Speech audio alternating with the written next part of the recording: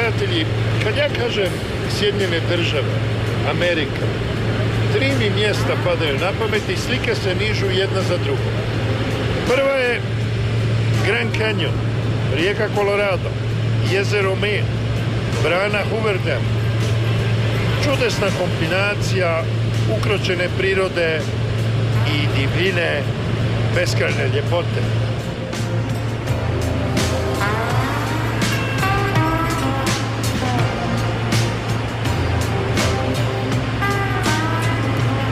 Drugo je mjesto New York. To nije najveći grad na svijetu ni po površini ni po broju stanovnika. Ovdje na Manhattanu stanuje 1,5 milijuna ljudi, ali ih 5 milijuna dođe svakoga dana radi posla ili radi zabave. Od Alan Fordovskog preživljavanja do milijardera i nepojmljivog hedonizma.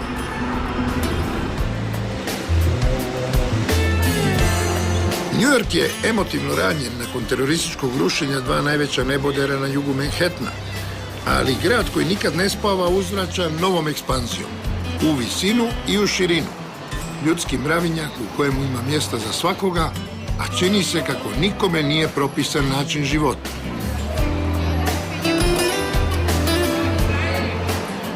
I treće je mjesto Las Vegas, ali ne zbog kocke, blude i hedonizma, nego kao dokaz čvrstog američkog uvjerenja da se iz ničega može napraviti sve.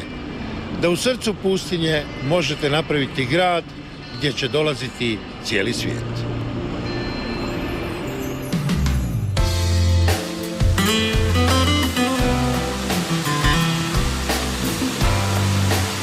Izgraditi malu Veneciju, mali Rim, mali Pariz. To sve nekome može sličiti na kičeraj, ali kad ste tamo, uzbuđenje je neponovljivo. Na 20 km od Las Vegasa je neplodna pustinja, jer nema ničega osim kukaca i čegrtuša. A pogledajte ovdje, vodom se razbacuju. Pojedini hoteli plate $1 milijun godišnje samo za trošak klima uređaja.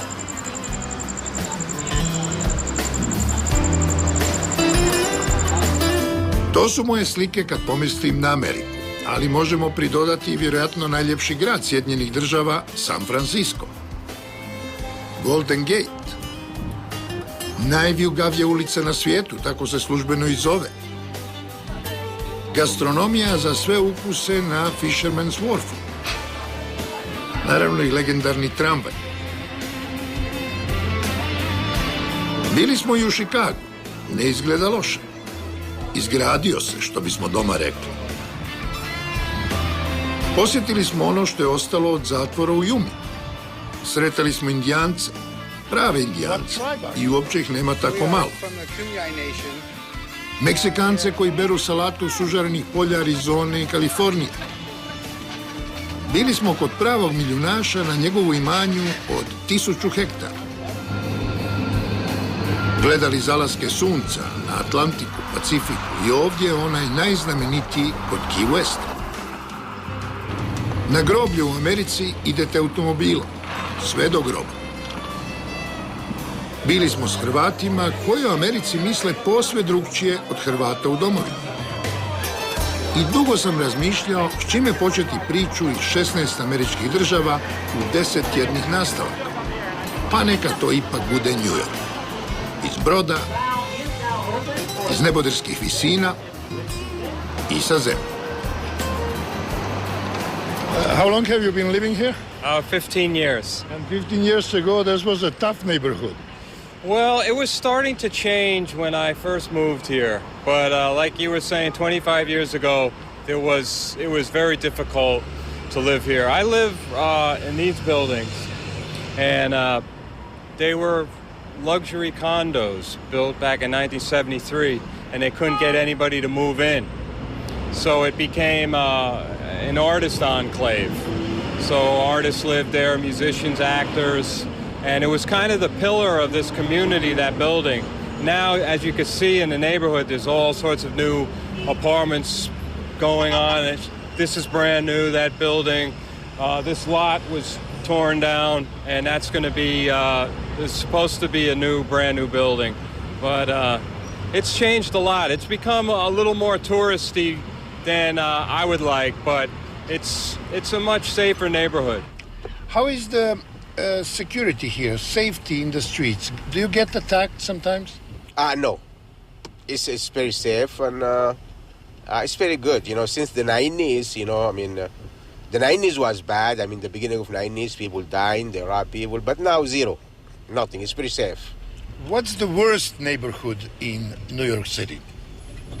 Well, actually, it's no more, you know, like I told you before, it used to be.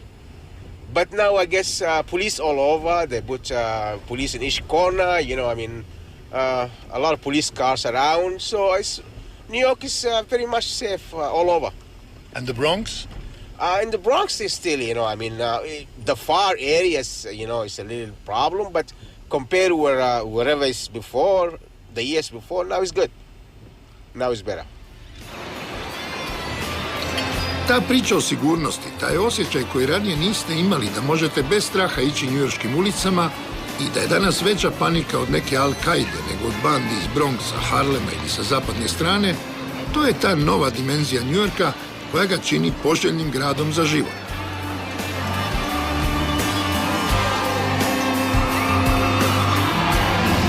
New York je veliki grad, ali u njemu se lako orijentirati, možda lakše nego u jednom velikom gradu na svijetu. Sve su ulice numerirane brojevima i recimo nalazite se na 65. i Madison Avenue. I sada trebate ići na 45. zapad, broj 232. Vi znate da je to negdje kod 8. avenije. Vi izbrojite da do 8. avenije avenijama ima ih 5. Puta 160 metara, 800 metara. A 20 ulica puta 80 metara, 1600 metara. Dakle, 2400 metara, 2 km 400 vam treba ili pješačiti ili uzeti taksi. Taksi će vam za tu razdaljinu uzeti oko $6, otprilike koliko i u Zagrebu. Kad sve to gledamo s vrha Empire State Buildinga, onda 5. avenija dijeli Manhattan na istočni dio, do istočne rijeke, i na zapadni dio do rijeke Hudson, koje se oba dvije ulijevaju u Atlantik. Na cesti to izgleda ovako. Na prvoj aveniji je zgrada Ujedinjenih naroda, a oko nje diplomatske misije, hoteli i stambene zgrade. Primjer nerazumnog rasipništva. Dok je bio na vlasti, Idi Amin dao je izgraditi ovu zgradu, Uganda House. Uvjet je bio da bude viša od dvije susjedne. Otišao je Idi Amin s vlasti, susjedne su srušene, iza je nastao hotel UN Plaza i Uganda House više ne dominira susjedstvom. Druga njujorška avenija je raj za samce. Oni stanuju po ovim okolnim zgradama, hrane se u malim dućanima, deli, Subway i tako dalje, gdje za $2-3 mogu ručati, a navečer idu u ovakve barove. Kic je jedan od najpoznatijih i onda po principu samac-samica čovjek priđe djevojci za šankom, ponudio je piće. Izgovara se točno: "May I buy you a drink?" Mogu li vam kupiti piće? Svaka druga ponuda njima zvuči čudno i žene se udaljavaju jer se boje raznih neobičnih tipova. Kada žena prihvati piće, to jedno razgovor započinje. Ako prihvati drugo piće, to je jamstvo da želi nešto više. Ne prihvati li drugo piće, niti se samac muškarac, niti ona imaju pravo ljutiti. Ali nakon 2 pića, ako žena odbije muškarca, onda je to već malo profiterstvo i to se ne smatra u redu.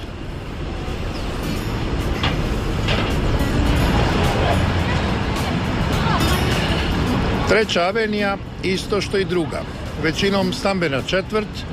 Jeste li znali da više od 50% ljudi koji žive na Manhattanu imaju svršeni fakultet ili više od toga? Zato je ovdje skupa radna snaga, zato je sve skupo, a najviše stanarina. Na Lexington aveniji već počinju prve poslovne zgrade, banke, male trgovine i to je već sada prometno za shopping. Sad smo na Park Avenue, raskošna, široka, dvosmjerna. Desetljećima je ovo bila zgrada američke zrakoplovne tvrtke Pan American, ali sve propada, pa i ta tvrtka. Međutim, i dalje, ako pogledate niz Park Avenue, idućih 10-15 ulica, idući kilometar, tko ovdje ima stan može se doista smatrati bogatim čovjekom. Ja ni za jednog Hrvata nisam čuo da je ovdje vlasnik stana, ako ih ima, neka se javi. Sljedeća, prema središtu grada, ako se ovdje uopće može reći središte, jer ovdje je sve centar, je Madison Avenue. Tu je sve manje stambenih zgrada, sve više banaka, trgovina za kupce srednje klase i više srednje klase i slikarskih galerija.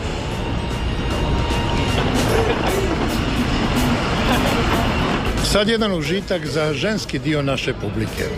Saks 5. avenija. Skupo, skupo, ali ne košta ništa pogledati.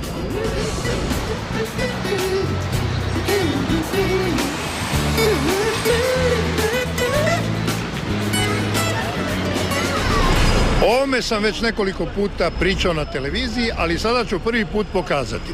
Vidite, ovo je katedrala St. Patrick, glavna crkva u New Yorku. Možete li zamisliti crkvu u Europi koja bi za susjedne zgrade imala sve nebodere koji su viši od njezina tornja? Tako da crkvu St. Patrick možete vidjeti samo iz helikoptera ili kad priđete neposredno blizu kad vas iznenadi da ovdje postoji. You wanted to sing? Go ahead. It's been a hard day, night. I've been working like a dog. It's been a hard day, night. I've been sleeping like a frog. But when I get home to you, you'll make me feel all right. When I'm home, everything seems to be right. And when I'm gone, darling, you holding me tight. Tight, tight. Hey, been a hard day and night. I really like that. Not bad, not bad. Very good. Enjoy your day. Yeah, you do the same.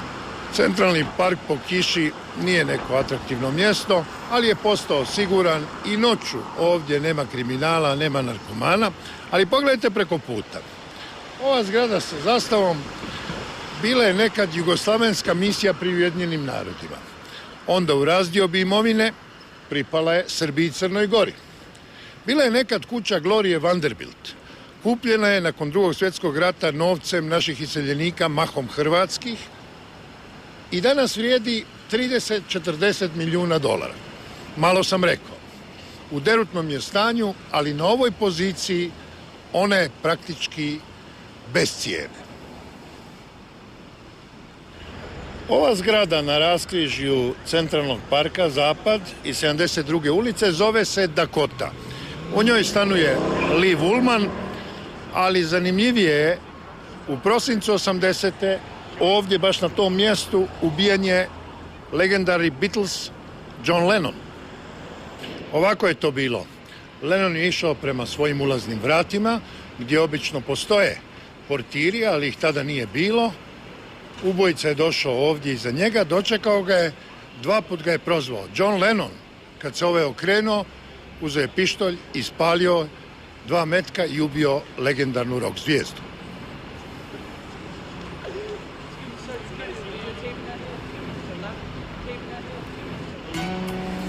I još jedan centar njujorške kulture, nacionalno kazalište, Metropolitan opera, za koju je kamen temeljac položila velika naša operna diva Zinka Kunc, i Avery Fisher Hall.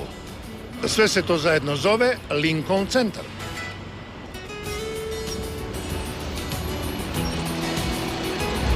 Šesta se avenija zove Avenue of the Americas. Točan bi prijevod bio na hrvatskome Avenija dvije Amerike. Ali ovi sjeverni Amerikanci to vole spajati još od vremena Monroeve doktrine. Amerika, američki kontinent, Amerikancima.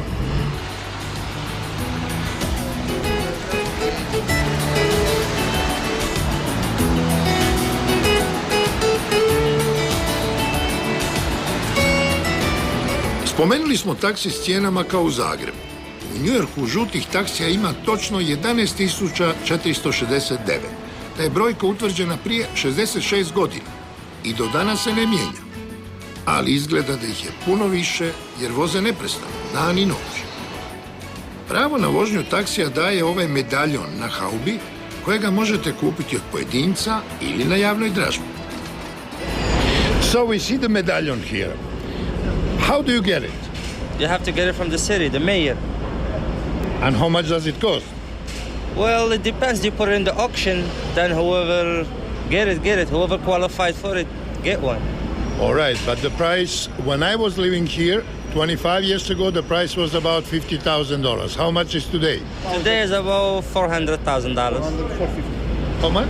400, 450. So you get the medallion, and it's yours for 24 hours. Yes. Can you rent that medallion half time? Yep, you could. Yes, you could do that. You could do that. So you find a friend or somebody else, you work 12 hours, and you give him a medallion for another 12 hours. And he pays you for those 12 hours. How much, more or less? Well, it depends on the driver. More or less $100. So if you have a medallion, you can make $200 a day without working. Yeah, you could do that. But the point is, if you just buy it, you have to pay the mortgage, you have to pay the car, there's a lot of expenses. So by renting it, you will not get no profit in the beginning, but and after a few years, then you could get the profit. Is it true that a taxi driver, after 20, 25 years of work, can have more or less 2 medallions, and that's somehow his retirement? If he put his mind to it, he could do it. But if he don't, then it's all up to him. It's all up to anybody. If you want to buy a medallion, you have the cash in your pocket, you put down payment, and you start your own life. But it's not easy. It's not the way it seems. It's a little bit tougher than the way it is. But they say medallion is like gold. It's better than the money in the bank. It's better than real estate. It always increases the price. Well, it's the way you see it. When you own a medallion, it's like you own a company. Your medallion is your company. It's like, you work in it, that's where your money is, thus you have to care for it. Ovaj taksist iz Zapadne Afrike nema vlastiti medaljon, radi za vlasnika i ne misli da dobro živi. You consider yourself being a middle class in New York, upper middle class or lower middle class? Well, taxi driver is low class. No doubt about it. The gas increased, the price of the gas increase, and the fare as is still no increase in the fare. Plus no health insurance and no union, so all this adds up and makes it a very hard job. So it's low class, yeah. Plovite li brodom 2 sata za $25, vidite položaj Manhattana kojega mi pogrešno nazivamo New York. To je samo jedna općina od 5, jer imate još Staten Island, najveću općinu Brooklyn, koju povezuje 120 godina star Brooklynski most, pa se s druge strane istočne rijeke nastavlja Queens, gdje živi većina Hrvata New Yorka, i onda dalje Bronx. Sad smo u srcu Bronxa. Nekada je ta njujorška općina bila divlji zapad, mjesto s najgorom statistikom kriminala u Americi. Kažu, danas je to puno bolje, imamo alibi, pada kiša, pa nećemo probati izaći na cestu. Slikat ćemo iz auta.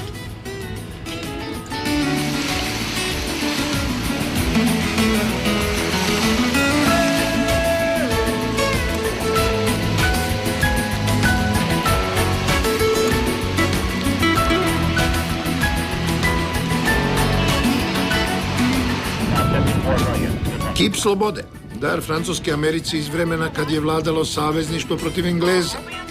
Premda bezbroj puta opisan, uvijek malo zadrhtite pred snagom te simbolike.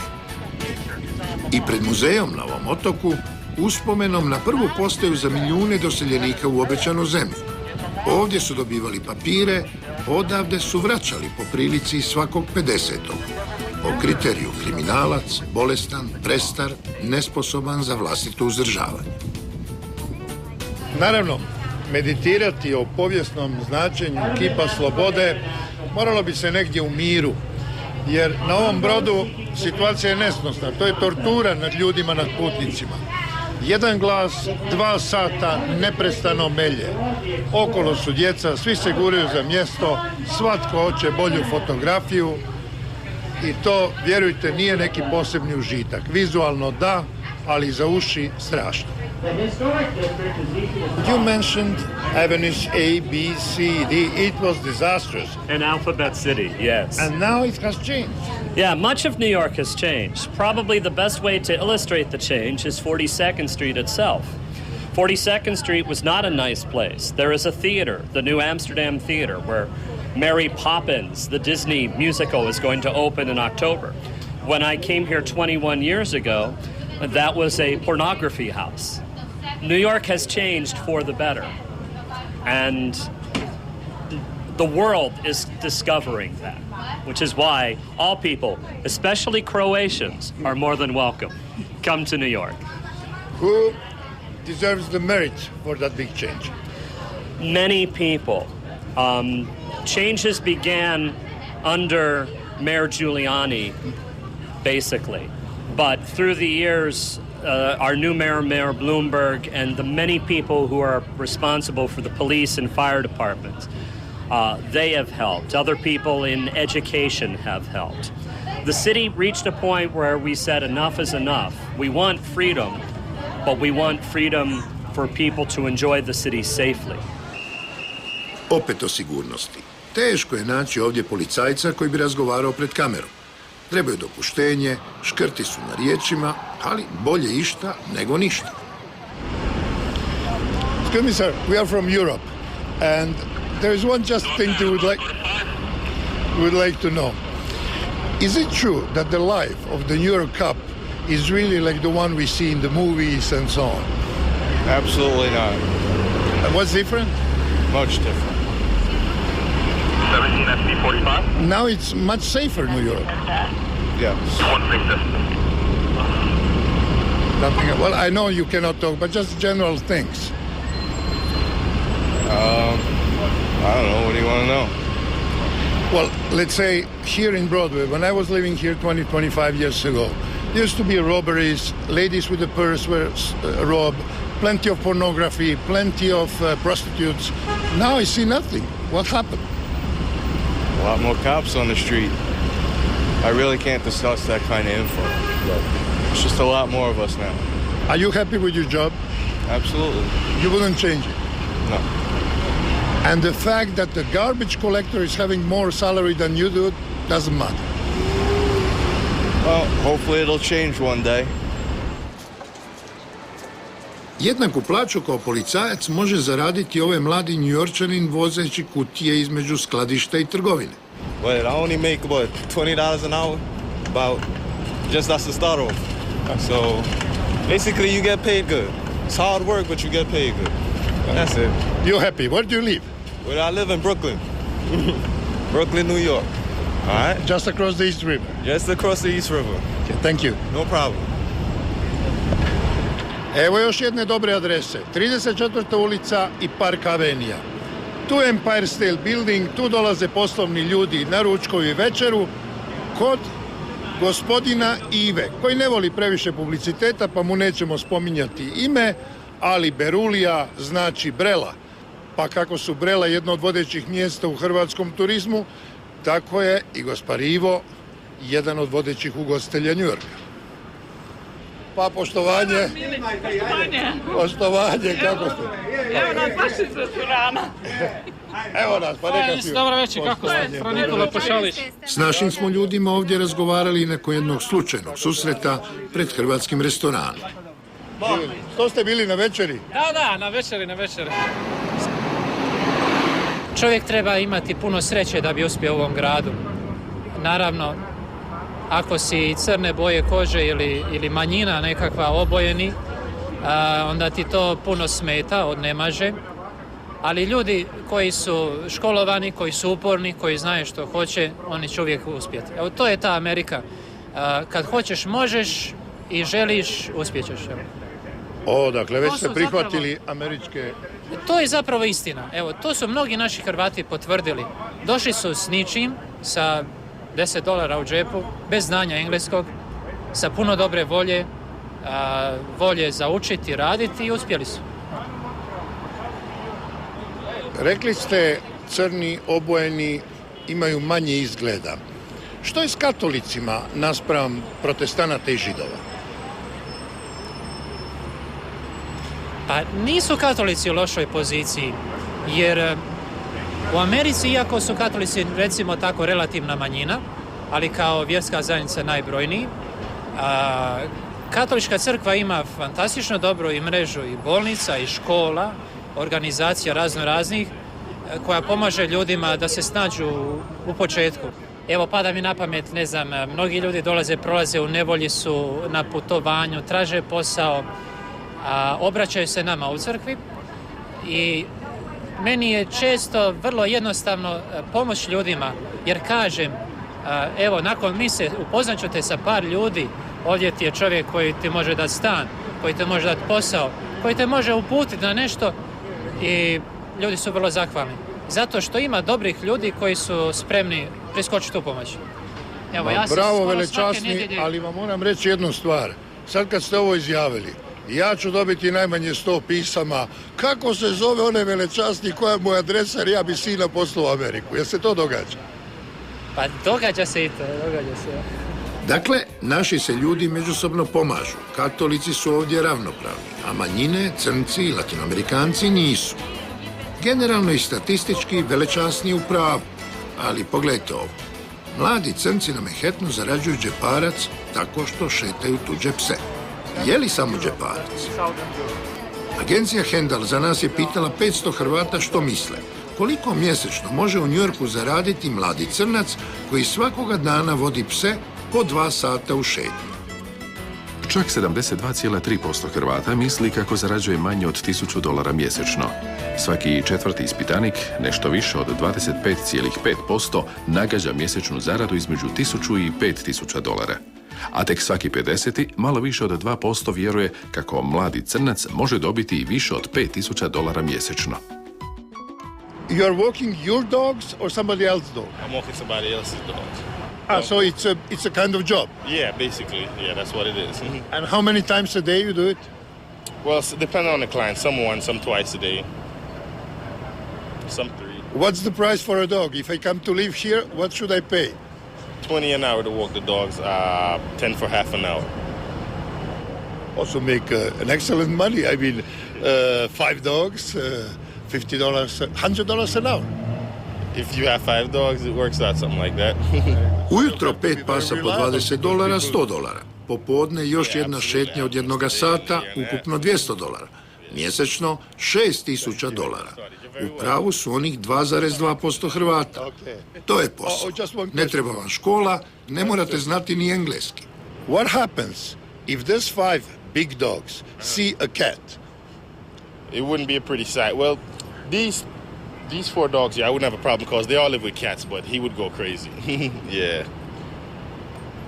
All these other guys live with cats except for him. He would really tear a cat up. Well, that's an excellent job. Hey, sorry. Don't worry, they all like microphones. No, he got his legs on the wire. Okay, thank you. Ali znate što je? Znate što je još? U ovoj zgradi živi glavni tajnik Ujedinjenih naroda, Kofi Annan. Tu je živio i Perez de Cuellar, kod koga sam išao doma, tu je živio i Kurt Waldheim i ja ne znam pošto je to stanarina, ali vjerojatno ne manje od $20,000 mjesečno.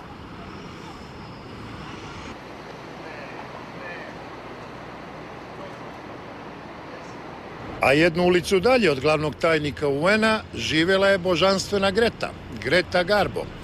Znao sam je vidjeti kako sva zamotana ide niz ulicu, već je bila dosta stara, izbjegavala je kamere, prezirala je reportere.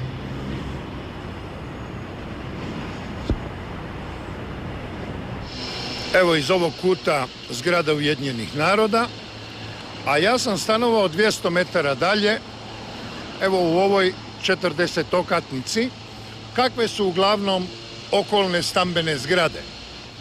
Sad ćemo napraviti jednu kalkulaciju. U ovoj četvrti do 3. avenije ima otprilike 5 zgrada sa po 40 katova. Svaka ima na katu po 10 stanova.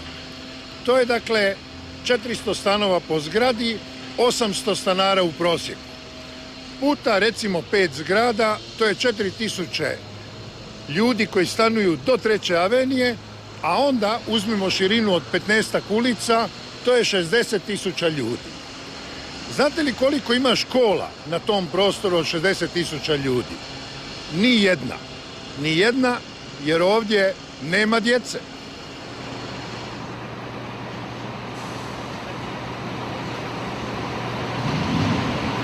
Evo, konačno smo našli jednu školu. Za 100.000 stanovnika tu je istočno od 1. avenije. U Zagrebu na 100.000 stanovnika bilo bi bar 100 škola. But usually, if someone lives in Manhattan and has a normally 1 bedroom, when he gets kids, it's too expensive to have 3 bedrooms here. It's very expensive to have 1 bedroom here. You pay over $1 million to have a 1 bedroom here. But, you know, the school system is very good, and the people still, even though they have $1 million homes, they still send their kids to the public schools because the system is good. Kad sam ovdje bio televizijski dopisnik, snimatelj mi je bio Beograđanin Vladimir Bibić, ugledni dokumentarist, autor filmova o Kini i mnogim afričkim zemljama, koji je svojedobno kupio ovu kuću u koju sada ulazi. Koliko je platio 80. koliko danas vrijedi. Vlado, moj dragi, nastavio si snimati cijeli život, ali si i kuće vlasnik. Ovo tvoje. Da, jeste. Ja sam to kupio 80. godine, baš u vreme kada si ti došao u New York. Otprilike, kada si ti došao? 80. A koliko si platio ovu kuću tada? Platio sam je $43.000. Sad bi vrijedila? Pa, negde između 1,5 milijuna i 2 miliona, recimo. Sad zavisi sve. Ako bi se razvio ovaj ceo ćošak, onda bi može da vredi više. Sve zavisi kako će to da se upotrebi. Da. Dobro, ovo nije impresivna kuća kao svi ovi neboderi okolo. Ali koliko košta jedan jednosobni stan, mjesečna stanarina ovdje kod tebe? Kod mene sada, ja to izdajem, imam 3 stana, izdajem ih namešteno i oni se izdaju za otprilike $2.000 na mjesec, čisto, malo više, ali kad to ispadne oko $2.000. Dakle, 3 stana, $6.000. I radnja $3.000, da. $9.000 mjesečne rente. Ali je li to baš tako lako? Dobije se $9.000 i ne radi se ništa. Da, to izgleda jako lepo. Međutim, ja kad pogledam, taj novac stalno negde ode, pre svega porez na kuću je $16.000 godišnje, postoje neki troškovi i tako dalje, mada ja dosta toga radim sam. Zagrebčanin, glazbenik Nenad Bah, znao je da sa 3 djece nema te zarade koja će ga pokrivati na Manhattanu. Trebalo bi mu $10.000 mjesečno samo za pristojan 4-osobni stan, pa živi u lijepom gradiću uz rijeku Hudson, 50 kilometara sjeverno od New Yorka. Ima tu i bazena, i vrta, i domaćih kokoši, i stambenog prostora, ali i daleko od velegrada život je ipak veoma skup. Želite li živjeti s evropskim navikama u Americi?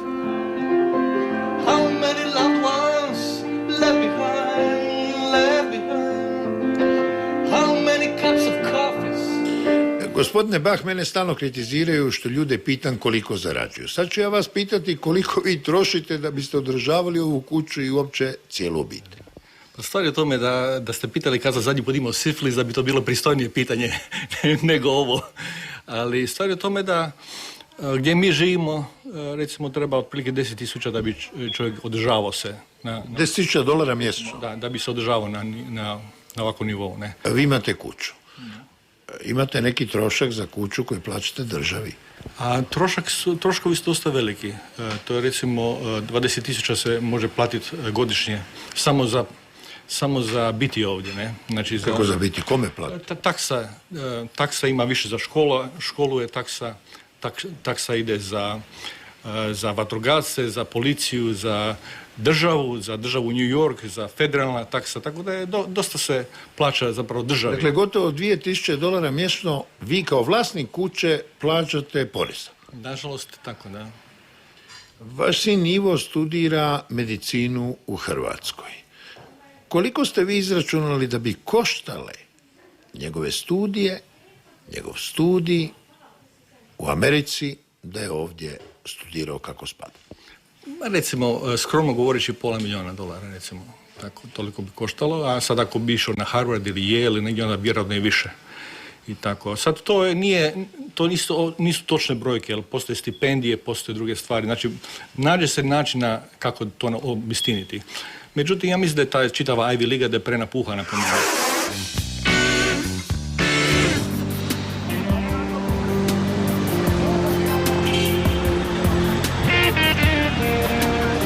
Vratimo se sjaju Manhattana. Pogledajte ove dijamante. I ove cijene. Oni najskuplji nisu u izlogu. They're already cut. Yeah, we have them cut in Belgium and we have them cut in Israel. No, Amsterdam no more. No more? Amsterdam is just cut. Jedan od najboljih poslova na svijetu kontroliraju američki Židovi ovdje u 47. ulici. Ideja je otkupiti dijamante kad nekome ponestane novca i onda ih prodati skuplje. Koliko je to skuplje?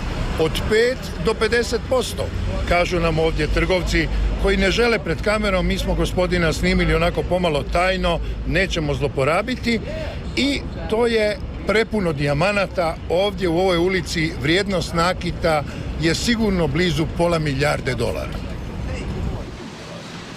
It looks like a bit like a ghetto, one street and all diamonds of the world. Well, it's a ghetto for diamonds. You basically save a lot of money here buying the diamond. You buy the best diamond and you save all the money.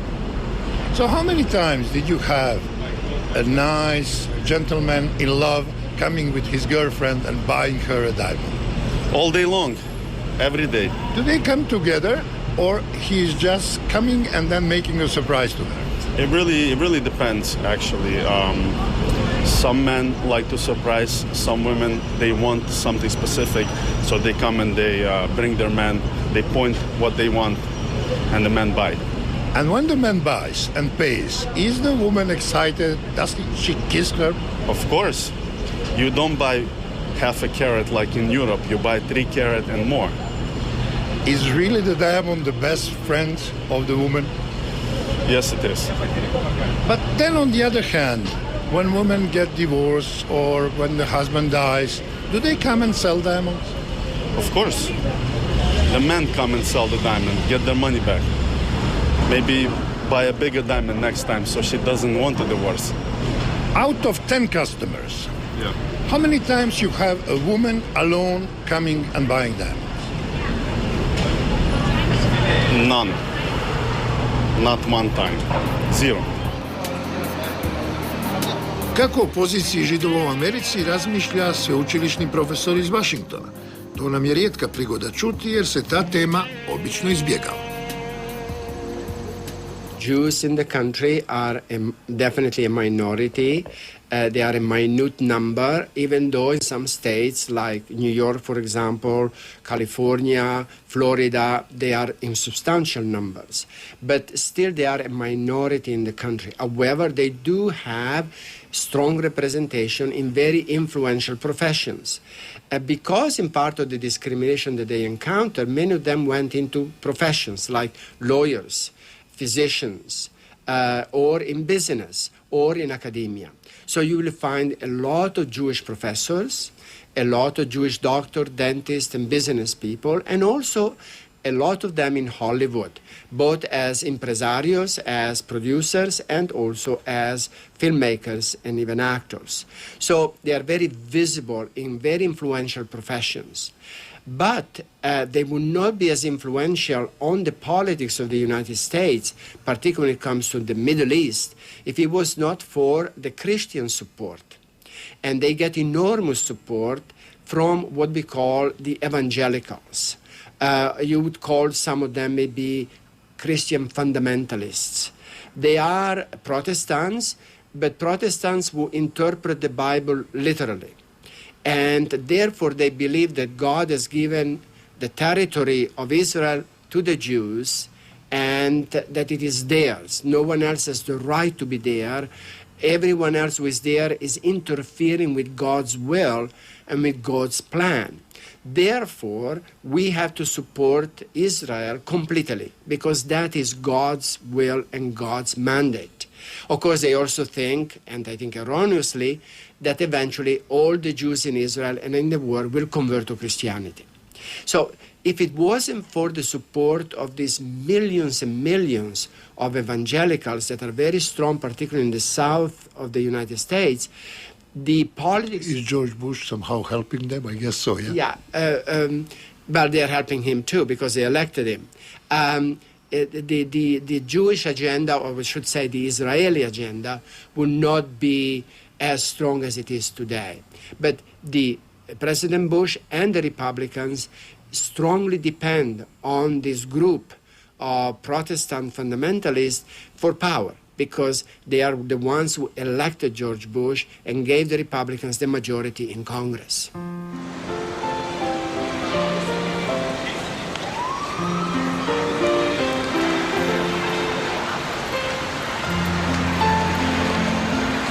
Ostaje uvijek ista forma, musical, ali se traži više agresivnosti. Recimo, kombinira se musical sa thrillerom.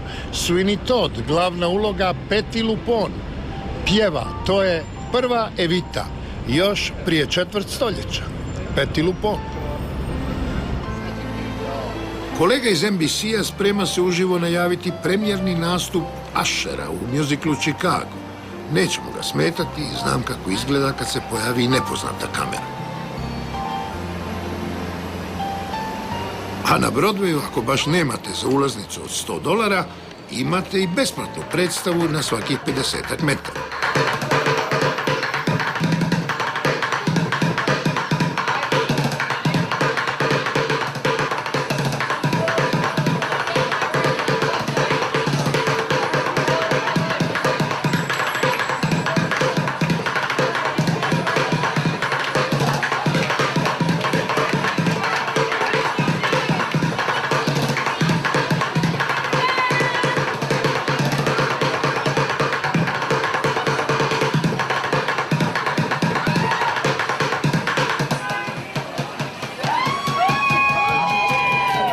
Grad u kojemu se miješaju sve vjere, rase i nacije dobiva svakoga dana novi izgled. Zapadna strana bila je pusta, prepuna skladišta, opasnih mjesta. Tu nitko nije stanovao na potezu od 20. do 70. ulice, a pogledajte sada, neboderi sa skupim stanovima, sjajnim pogledom preko Hudsona na New Jersey, koji je do prije nekoliko godina asocirao na zbijeg. Ni onaj po zlu i siromaštvu legendarni Harlem više nije mjesto opasnog življenja. Nije još to park Avenija, ali i ovdje cijene nekretnina stalno rastu. Mjesto za mlade je Greenwich Village. Tu su slikari, studenti, to je središte njujorškog liberalizma. U jesen 1980. bio sam možda prvi Evropljanin koji je javio kako se u Njujorku širi misteriozna, smrtonosna bolest koja pogađa homoseksualnu populaciju. Najviše mrtvih od AIDS-a bilo je u ovoj ulici, Christopher Street, koja je poznato homoseksualno okupljalište i gdje oni žive, tu im je i zastava. Ali od onda mnogo se toga promijenilo. Na bolje. Well, I think it's getting better in general. I think over the last couple of decades, of course, things have changed dramatically. We've got treatments. We recognize the virus. We've got treatments that work.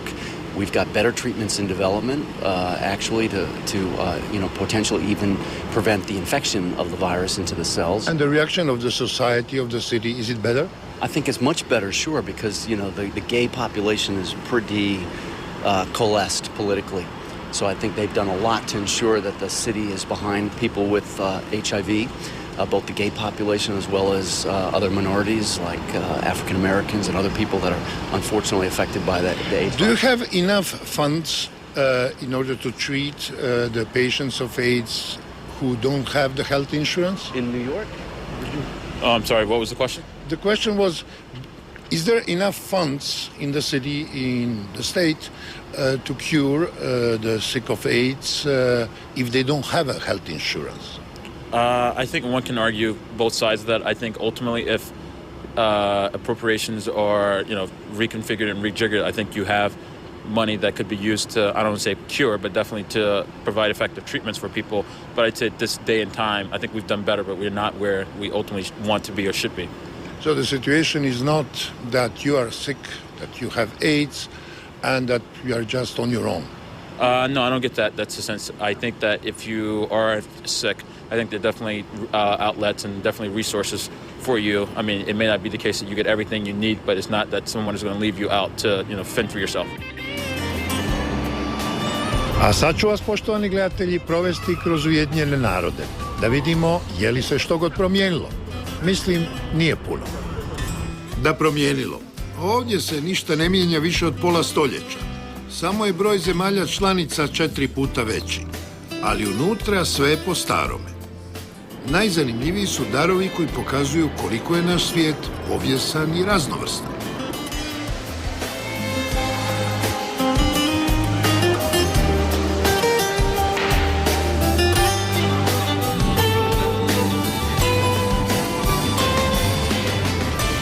Evo nas u glavnoj skupštini Ujedinjenih naroda. Ona nema izvršne ovlasti, ona nije moćna kao Vijeće sigurnosti, ali tu je moralna snaga svijeta. Nije ugodno ovdje biti u manjini. Ovdje su govorili svi najveći državnici u posljednjih 60 godina. Tamo, s one desne strane, Nikita Hruščov je lupao cipelom. Premda te snimke nigdje nema. Ona je negdje skrivena i nestala je. Govorili su sa tribine i predsjednik Tito, i Eisenhower, i Reagan, i Kennedy, i Carter. Svi američki predsjednici gotovo su nastupili u Ujedinjenim narodima, govorili su i državnici iz ostalih zemalja, nastupio je Fidel Castro, koji nigdje nije mogao nastupiti jer ovdje je. Ujedinjeni narodi su mjesto gdje je mogao govoriti i Jaser Arafat, i iranski predsjednici, i irački premijeri i svi drugi ljudi. Ovo je mjesto nekog konsenzusa da se ispod ovog krova mogu sukobiti najkonfrontiranije politike. Dvije zemlje koje međusobno ne govore ovdje će u kuluarima razmijeniti pozdrave, porazgovarati i obično nešto dogovoriti iza zastora, iza kulisa. Dar samostalne Hrvatske nije neke impresivne veličine, ali od impozantnog autora Ivana Meštrovića. Donio ga je predsjednik Mesić 2000. godine.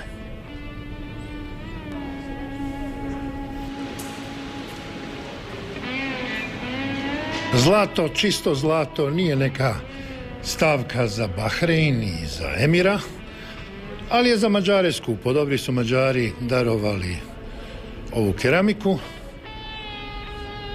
tako slično i Ukrajinci.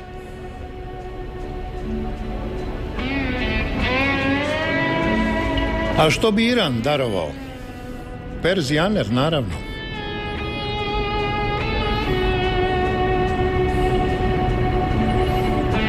A ovo je dar Saudijske Arabije. Velika, velika tapiserija od čistoga zlata i srebra.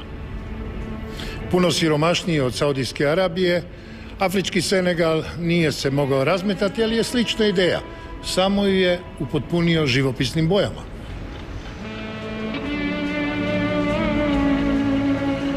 Svaki dar na neki način predstavlja vrijednosni sustav jedne države.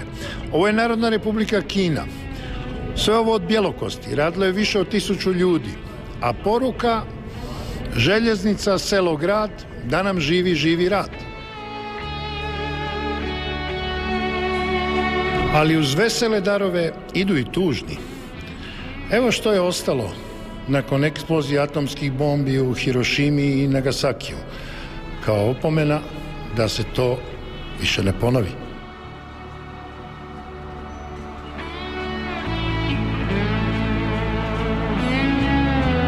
A čudesno, možda kao Božja poruka, eksploziju u Nagasakiju preživjela je statua sveca s janjetom.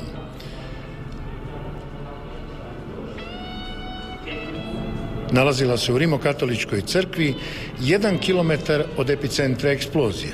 Vidite, naprijed je sačuvana, natrag su tragovi razaranja. Kažu da još zrači.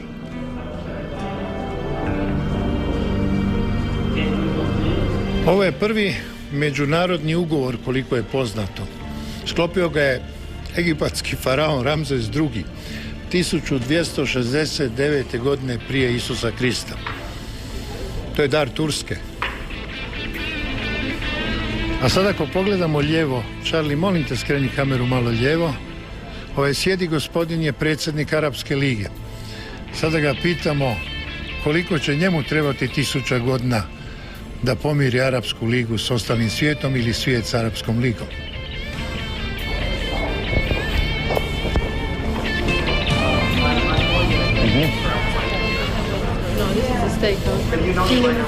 We are from Croatia. And just one question.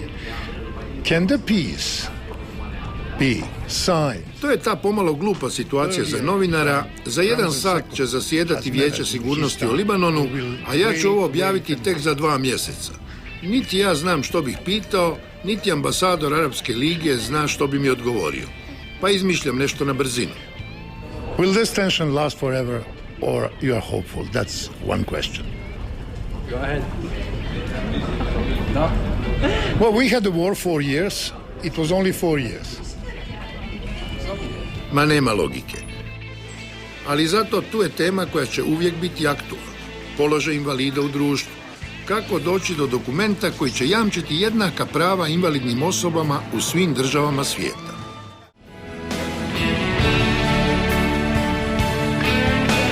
Ima još darova svjetske organizacije koje valja spomenuti, vitraž Šagala, a iz čudnih razloga, valjda su znani policajcu koji s dresiranim psom traži moguće bombe pred UN-om, nisu nam dali snimiti statue Henrya Moora i samo iz daljine konjanika našeg kipara Augustinčića, koji je službeno dar Jugoslavije, a naša diplomacija traži da se preimenuje u dar Hrvatske.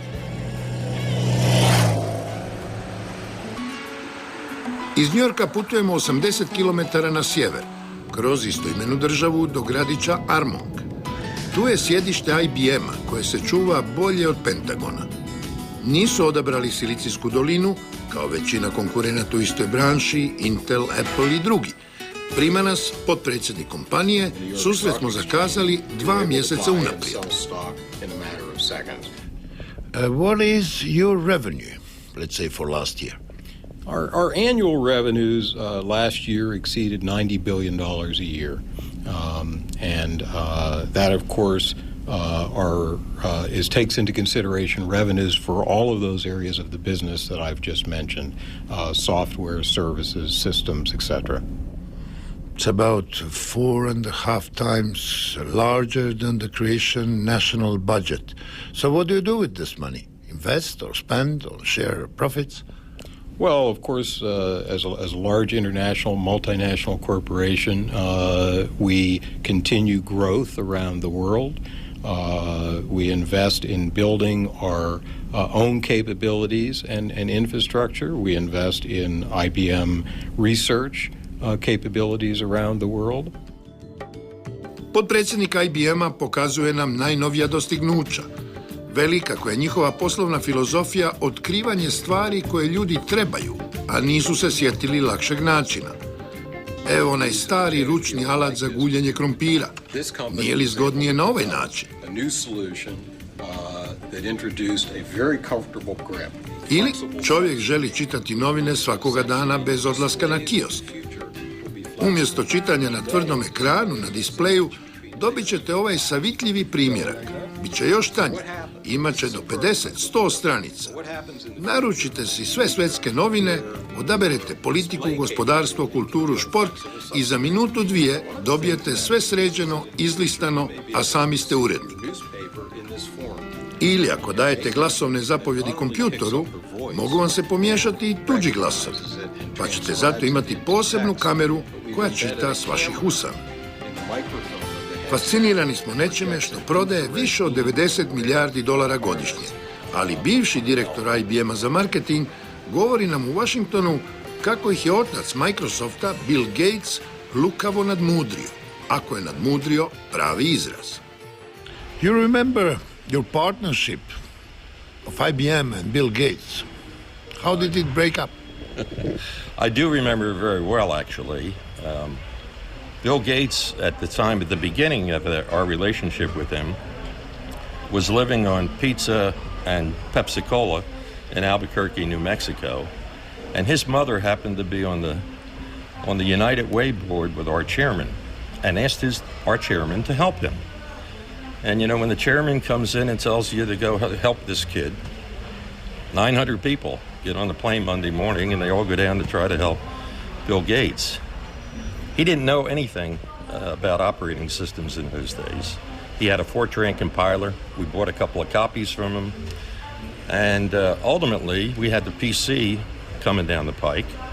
And when we acquired the operating system that we wanted and it needed changes, we said to him, we'd like you to make these changes. He said, I don't know anything about operating systems. We said, we're the experts in operating systems. We'll teach you how to do it. So we put 20, 100, 200, ultimately 500 people working on this thing to show him how to do it and helping him. And we never signed a contract. It was a friendly agreement. It was friendly. It was handshake. IBM does that quite often, especially with this kid whose chairman said, help him out. So when the money started to roll in, there was a question about who it would belong to. We thought it belonged to us or that there would be a sharing. You mean to IBM? To IBM. And he claimed, no, it belonged to him because he owned the code, even though we did the work for him. And ultimately, he took us to court and proved that he was right. So I don't see Bill Gates as this great creative person. I see him as an opportunist. And in fact, in those days, there was a lot of sharing of software code. People gave it away. In Silicon Valley, they would share everything. He came in and he tried to control everything and put a price on it.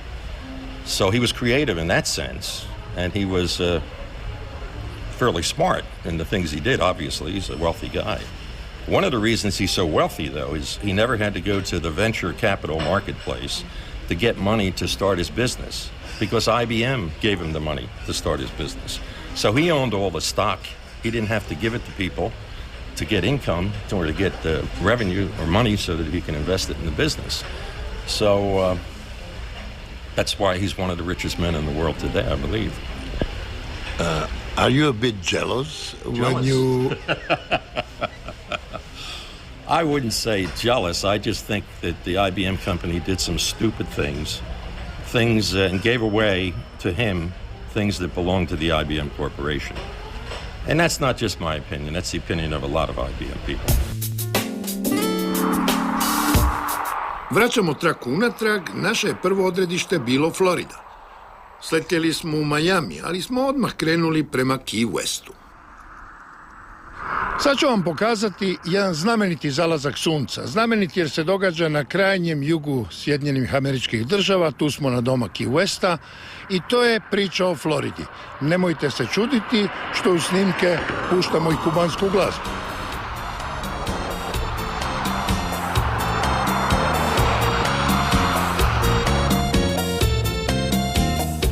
Key West je jedino mjesto na jugu Floride gdje nije izrazita brojčana nadmoć Kubanaca i drugih Latinoamerikanaca.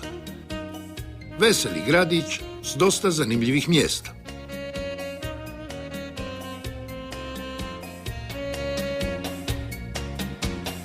Sad smo ispred kuće velikog pisca Ernesta Hemingwaya. Bićemo tihi da mu ne uznemirimo njegove mačke, čije su nasljednice ovdje u količinama žive u ovoj prostranoj kući, koja sigurno ima oko 300 četvornih metara.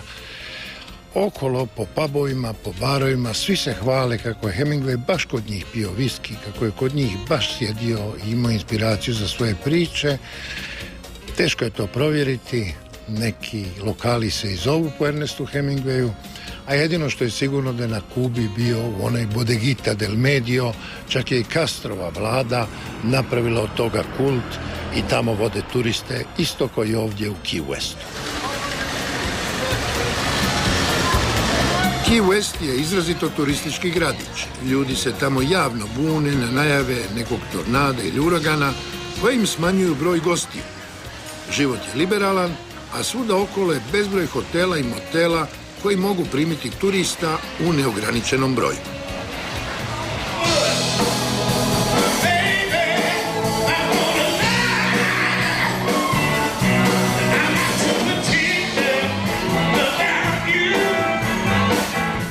Kako sam davno, prije 4 stoljeća, zimovao u Sugarloaf Keyu, sjetio sam se jednog američkog izumitelja koji je i danas bistar i živahan u svojoj 92. godini.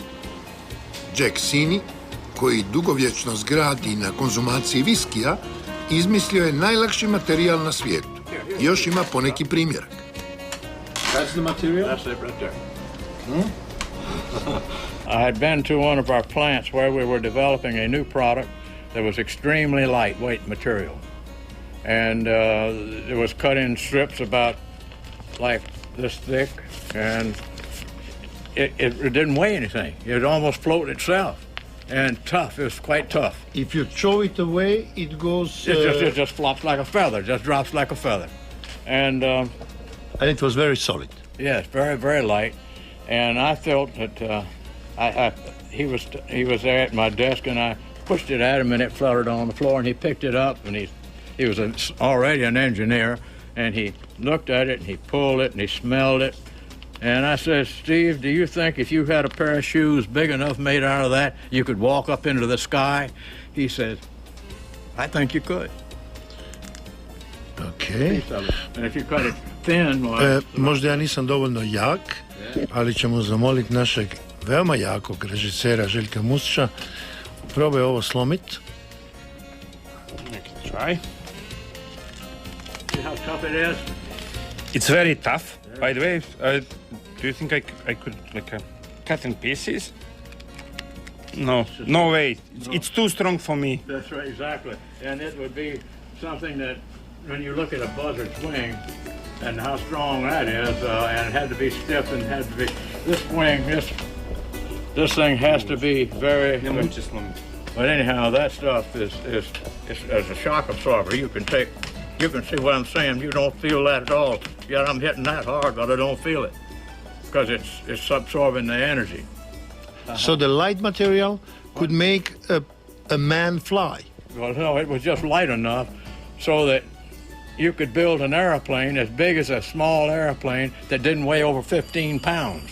And why didn't they produce ever? Because it was flammable. Now, that was the problem. DuPont did not go on any further with it because it was a flammable material.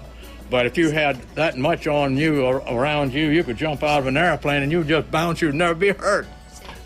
So, but anyhow, it was still flammable. And as such, that is why that they didn't produce it.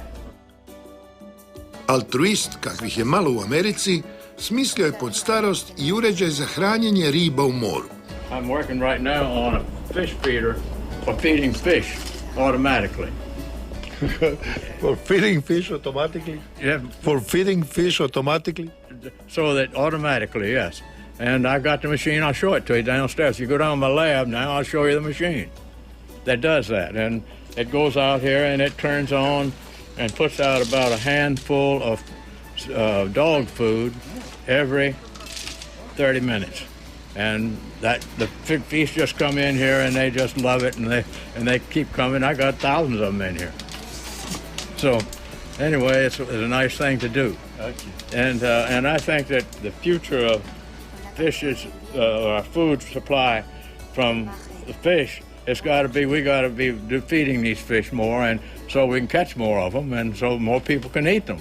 And so I have to say that fish farming has got to come, instead of us taking them out and throwing food. The restaurants that have waste materials after you leave the restaurant, that ought to be ground up and fed the fish, and so that the fish start feeding us back again. So that's the way I'm looking at things. Da svi na otocima Floride love ribu, to je opće poznato, ali ne vjerujem da su se ovi ljudi za sad previše usrećili. Is it possible to spend 6 hours on this place and not to catch a single fish? Yes. But I think the best bait is a live bait. Live bait. That's what they really go after. You can't fool these fish sometimes, especially when the water is so clear. They can see everything. They'll come up next to it, they'll see it, and they'll poof, and they know. And what was your record? Let's say in this place, did you catch 5-6 pounds of fish? Oh yeah. I mean, 30 years ago, we used to fill up buckets, and now this place is so overfished, you can't catch nothing out here. But there's different places out here. When I was a kid, we used to come out here, never leave without a fish. Never. Now that's why they have rules now. You can catch snapper only so big, right? And you only catch so many. Before you can catch everything you want. Now they stop and stop that. And what's the limit? What's the maximum? It depends what kind of fish it is. Different fish, different sizes. You watch all the fishing channels, you'll see them, catch them every once in a while. Not all the time. It takes them a long time to get a shot like that, you know? Well, it's easy. In the editing room, you make it fast. Yes. Yeah, of course. You spend out all day and you catch a few.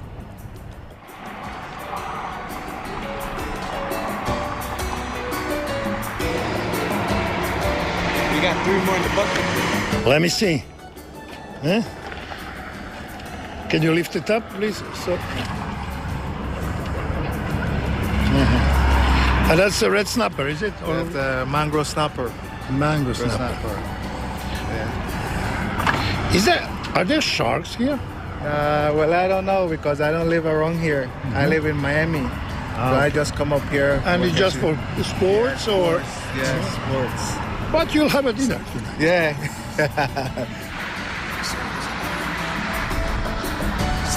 Lots of lobster here. The season doesn't start till August the 1st. Okay, but what's the way? I mean, you catch them practically with your bare hands. You can catch them with your hands, or you get a little tickler stick and catch them with a net. They swim backwards, boom, into the net, and you have them. Now, how many can you catch every night? Let's say 5, 6? Oh, if you work hard, but you can catch 2 or 3 very easy. No?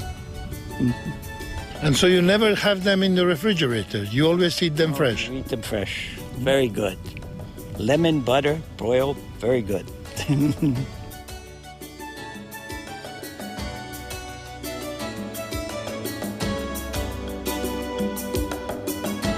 Do ovih bogatih kuća koje vrijede po $1.000.000, ako su uz more, vode ogromni mostovi koji doista prikazuju moć Amerike. Dok mi dvojimo vrijedi li napraviti most do Pelješca, ovdje se grade kilometarski mostovi s po 3 trake u 2 smjera koji spajaju otočiće na kojima je po 100-tinjak vikendica. A sad prema Majamiju, nakon što smo prespavali u Maratonu u jednome od tipičnih obiteljskih motela. Sad ću vam pokazati kako izgleda turizam za obitelji niže srednje klase. Evo, ovo je jedan motel. Uđete unutra, frižider ne radi, to je jedan manjak, ovdje imate lavabo, kupaonice su posve u redu. Imate 2 velika kreveta, može vas spavati 4. Za istu cijenu svih 4 će platiti 450 kuna. Televizor ima 30 kanala. Air condition uvijek radi i hladi do točke mržnjenja, tako se to čini, jer su ovdje vrućine nesnosne preko ljeta. I vani je veoma ugodna atmosfera, u suncobran možete popiti besplatnu kavu, doručka nema za tih 450 kuna, zapaliti cigaretu, jer je inače pušenje u sobama strogo zabranjeno, i ispeći vlastiti roštilj, tako da vas taj dan može koštati do $100 za 4-članu familiju. To je ono otprilike što privlači nižu srednju klasu ovdje na Floridu i zato je Florida jedno od omiljenih odredišta američkih turista.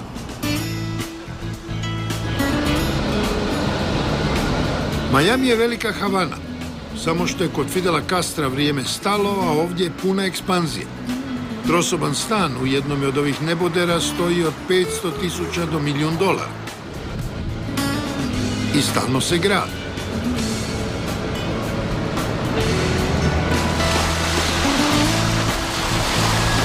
Miami Beach je opet ono što je bio. Nakon dužeg razdoblja, kad je ovdje bilo utočište za umirovljenike, kad su hoteli pretvoreni u staračke domove. Kad je ta generacija otišla, opet su otvoreni centri za zabavu. Cijene hotela su otišle u nebo.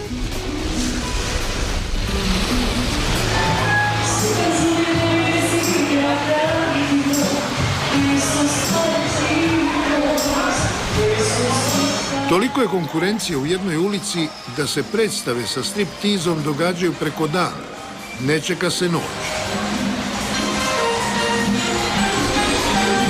Ovo smo snimili u 11 sati ujutro.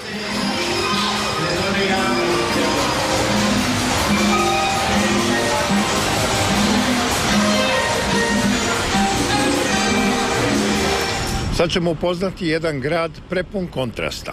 Evo ovako, u tropskoj vegetaciji, uz puno betona, uz travu koja sliči na Englesku, uz nebodere i hotele koji kao da su preseljeni iz New Yorka, uz nevjerojatnu ljepotu ljudi, sirotinju i bogatstvo, ovdje koegzistira liberalni američki kapitalizam s katoličkim puritanizmom i katoličkom većinom. Can you compare Miami and Rio de Janeiro? Oh, people say that Miami is like Rio de Janeiro, but safer. But I think nothing compares to Rio.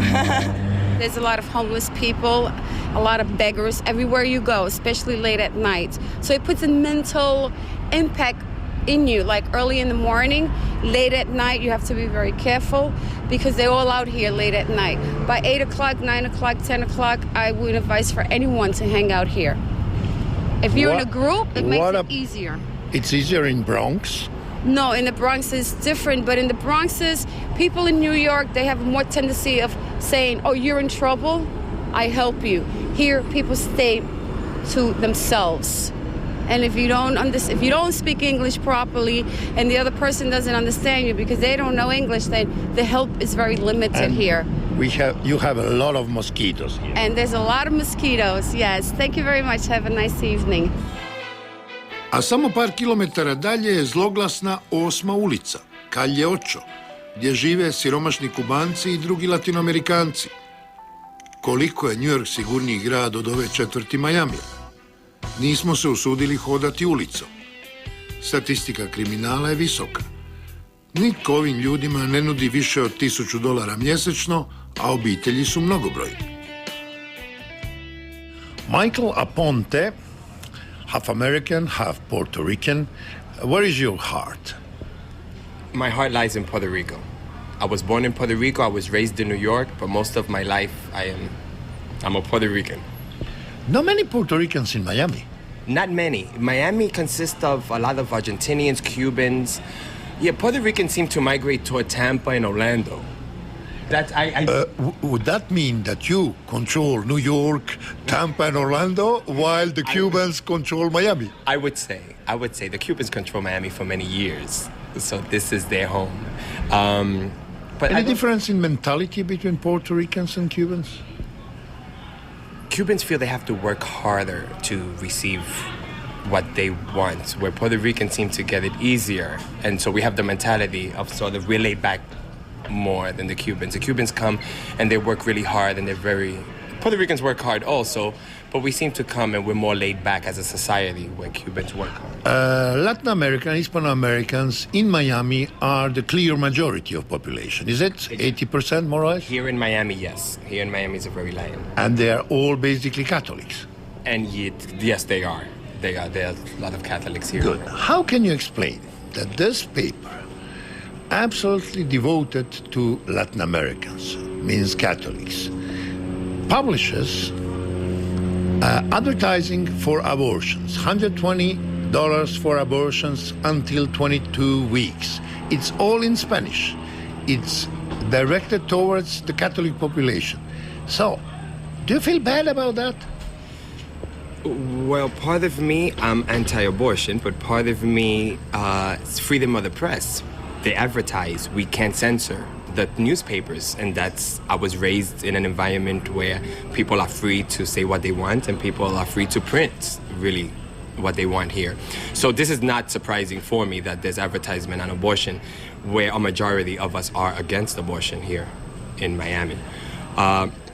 But once again, the freedom of the press and freedom of speech have always won over. Sloboda medija i javnog govora, jedan od temelja na kojemu počiva Amerika. Drugi bi bio poštenje pravosudnog sustava. Upoznajemo Kristinu Pekić, pravnicu koja je u Majamiju, u gradskom poglavarstvu, zadužena za korupciju. A ima li korupcije u Americi? You know what? I don't think we're ever going to get rid of corruption. I mean, I think that is with us till the end of time. I think what we can do, though, is, and this is what's important, it's one thing you're going to have corruption. You're going to have people who are always going to try to cheat the system. I mean, we used to do a presentation with our officials and government employees where we had 3 different types of people. You know, you have this group here. It doesn't matter how strict the laws are, how much enforcement, they're always going to find a way to break the law. Then you've got this side. They don't need ethics training because they're always going to do right, regardless, even if the opportunity to be corrupt or, you know, engage in unethical behavior. And you're struggling for those in between. In the middle, and that's the biggest pool of people. Let's say corruption in construction, in building, that's something that is universal. Did you ever heard of cases of corruption in social welfare when they take money from poor people, underprivileged people? Well, there was a recent case with Camilla's House, which is a homeless shelter in Miami, and this was about a year ago, where the director was caught stealing money from the homeless shelter and eventually was prosecuted and removed from that position.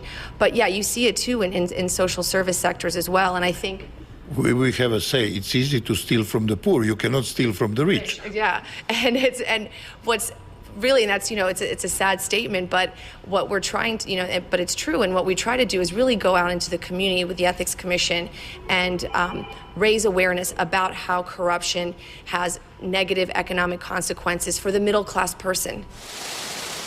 Razmišljanja o korupciji čuli smo i od predsjednika Američkog federalnog suda za žalbe, također našega podrijetla, pa je zanimljivo kako ovdje ljudi koji se prezivaju na ić lako formuliraju suštinu problema. Kao da se na engleskome to lakše kaže nego kod nas doma na hrvatskome. Capitalism is an economic system, it is not a moral system, so that it has to be practiced within a moral system to really succeed. Otherwise, it is simply rapaciousness and corruption. And one of the difficulties that I think all developing countries face, especially in the transition from a socialist economy, is to make sure that authentic capitalism is practiced, not a kind of oligarchical capitalism that arises because politicians simply change their uniforms from a party member to a capitalist. It has to really unleash the entrepreneurial spirit of the individual. And that, I think, is the basis for true prosperity. So the advertising say, we make the money the old-fashioned way. We earn it. Yes, that's a very good slogan, and hopefully it's true. I think there was an impression for many immigrants who came to the U.S.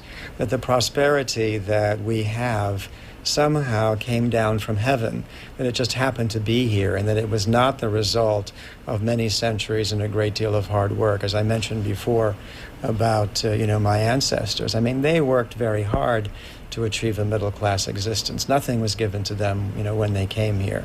But the important thing is none of that will succeed. A small businessman will not succeed if he has to pay off some official in order to get a license to open up a cafe, for example, or has to pay protection money to a mob or something like that. That's not, in that kind of system, capitalism will not thrive because it's only a person who is dishonest who will be able to make money.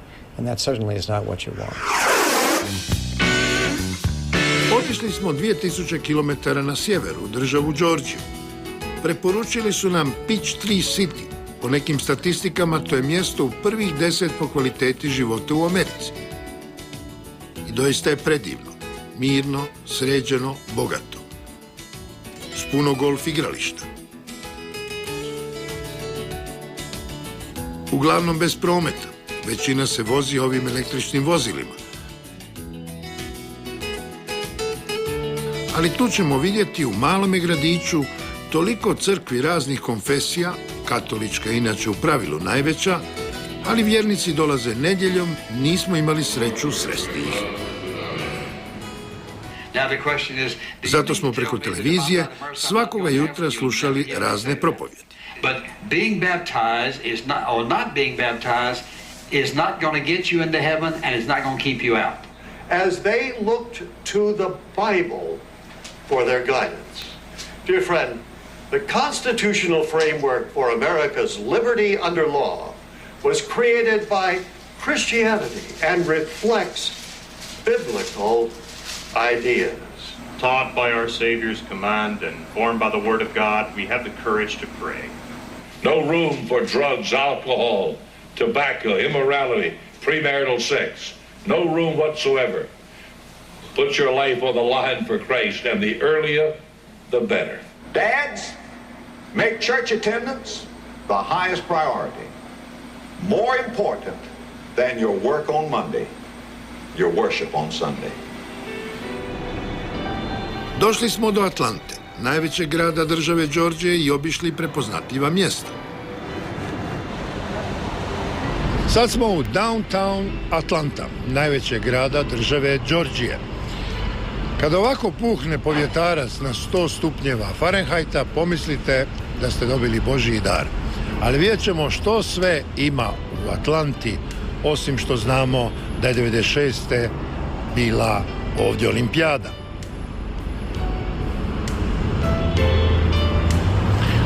Ovdje je i sjedište globalne televizijske mreže CNN Teda Turnera i Christian Amanpour. Sve smo ih dobro upoznali tijekom rata u bivšoj Jugoslaviji. Čak je bila i ona kletva da Bog da ti kuća bila na CNN-u. Kasnije mnogi su hrvatski novinari dolazili ovdje na usavršavanje i rezultati se vide na našim ekranima.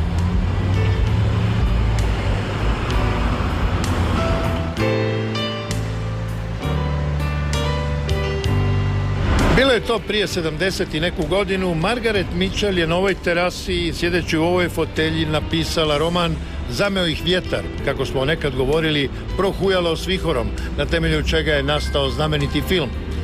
Roman je objavljen 1936. godine, a Margaret Mitchell dobila je Pulitzerovu nagradu.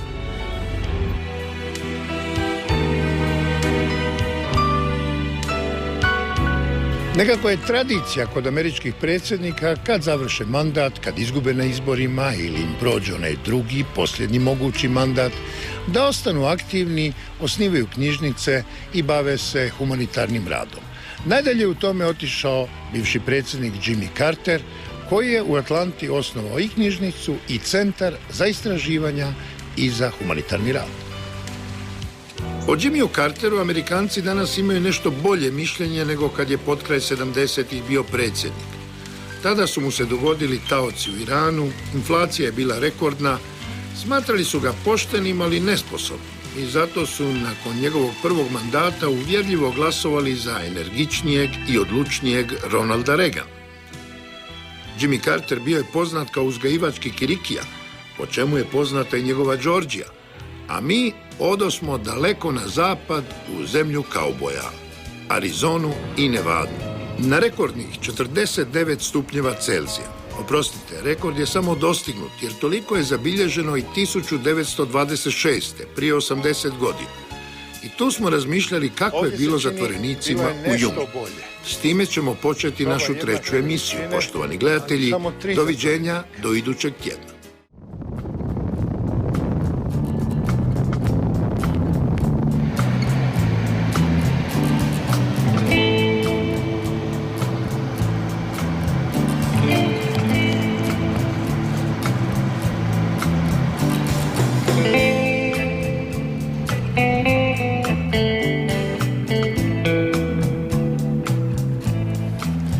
Negdje ovdje čekao se onaj vlak u 3:10 za Jumu. Može kad se pomisli koliko povijesti na svakih 10 kilometara koje znaju mlade generacije cijeloga svijeta, a starije poglavito. Taj Wyatt Earp, taj Kit Carson, taj Tex Willer, svi znaju za Wichitu, svi znaju ovdje za Jumu, za Nogale, za meksičku granicu, kako su kriminalci tamo bježali i kako je Juma bio najozloglašeniji zatvor na svijetu.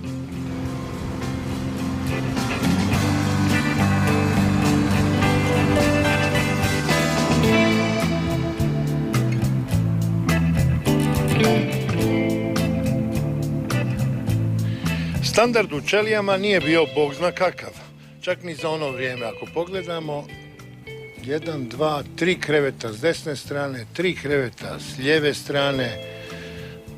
Svaki zatvorenik imao je Bibliju i zajedničku kiblu.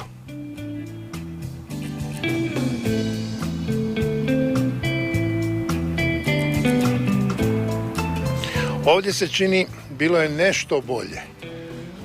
Soba jednake veličine, ali samo 3 zatvorenika. To su oni koji su počinili manje zločine, a opet su robijali jedni do drugih. Za posebno opasne zatvorenike dvostruke rešetke.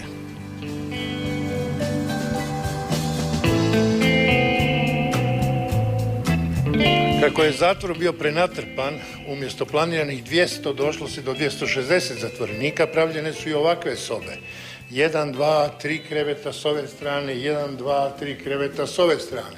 I onda opet 1, 2, 3, 1, 2, 3. Dakle, za 12 zatvorenika jedna soba.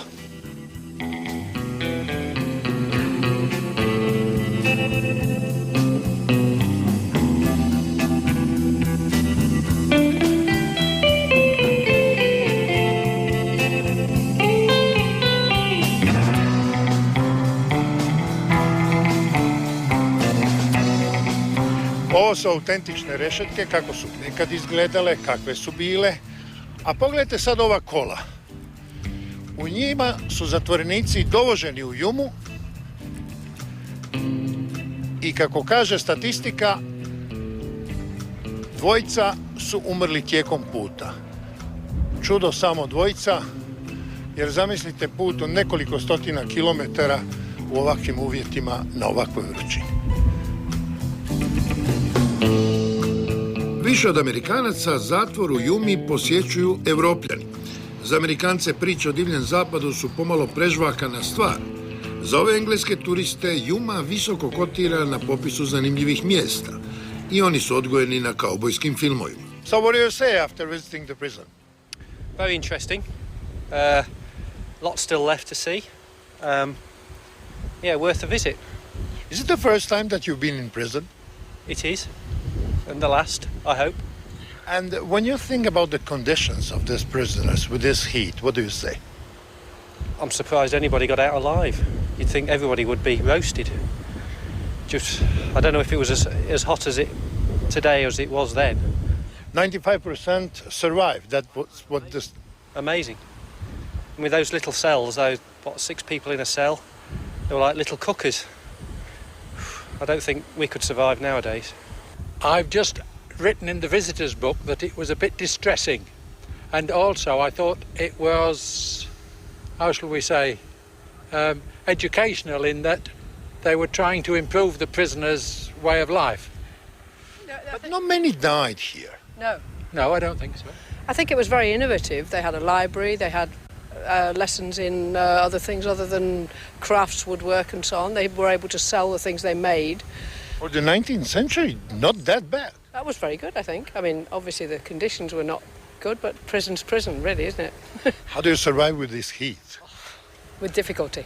A lot of water, I think. And a lot of air conditioning. Ovo je povijesna Juma, ali grad je povećao broj stanovnika za najmanje 100 puta u jednome stoljeću. Kad je zatvor izgrađen, bila je to pustinja, središte ničega, rupa pakla, kako su zvali Jumu. Do Tucsona na istoku 300 km, do San Diega na zapadu 250 km. Između samo vrućina, pjesak, zmije i apači. Zato nije čudno što je bijeg uspjevao samo jednom zatvoreniku godišnje.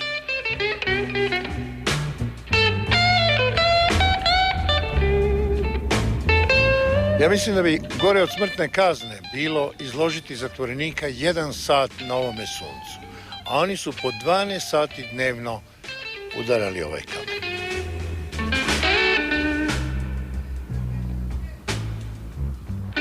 Ovdje je bila samica. Oni su je zvali tamna čelija. I tamna je. Ulazi su unutra. Mislim da više ništa nećemo vidjeti. Potpuni mrak. Mogu vam samo opisati, ja nešto vidim. To je bez kreveta.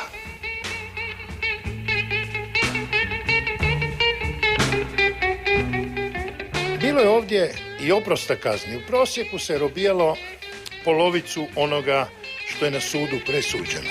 I mogu zamisliti kako je izgledao trenutak kad se iz mračne čelije izađe na slobodu, na sunce.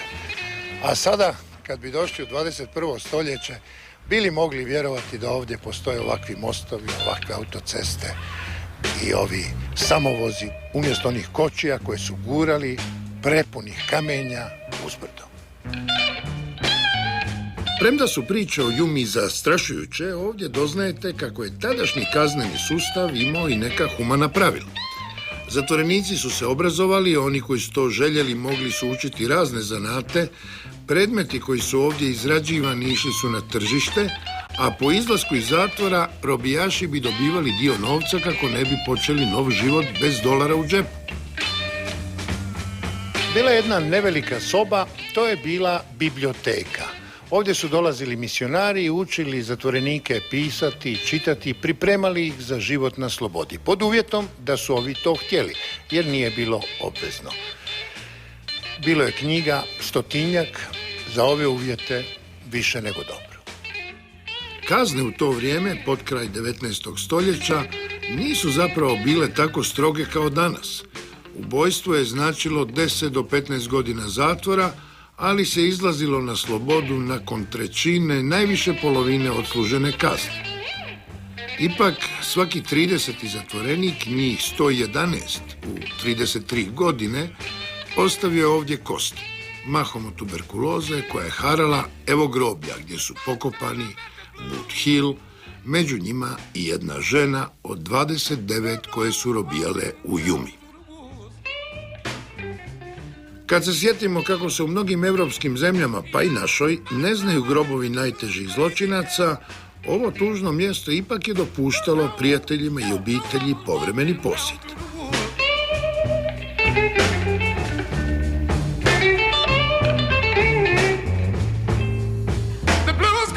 Kasnije, početkom 20. stoljeća, izgrađen je ovaj novi dio zatvora, ali su ćelije bile jednako neudobne i surove, a zatvorenici su opet pili vodu iz zajedničke bačve.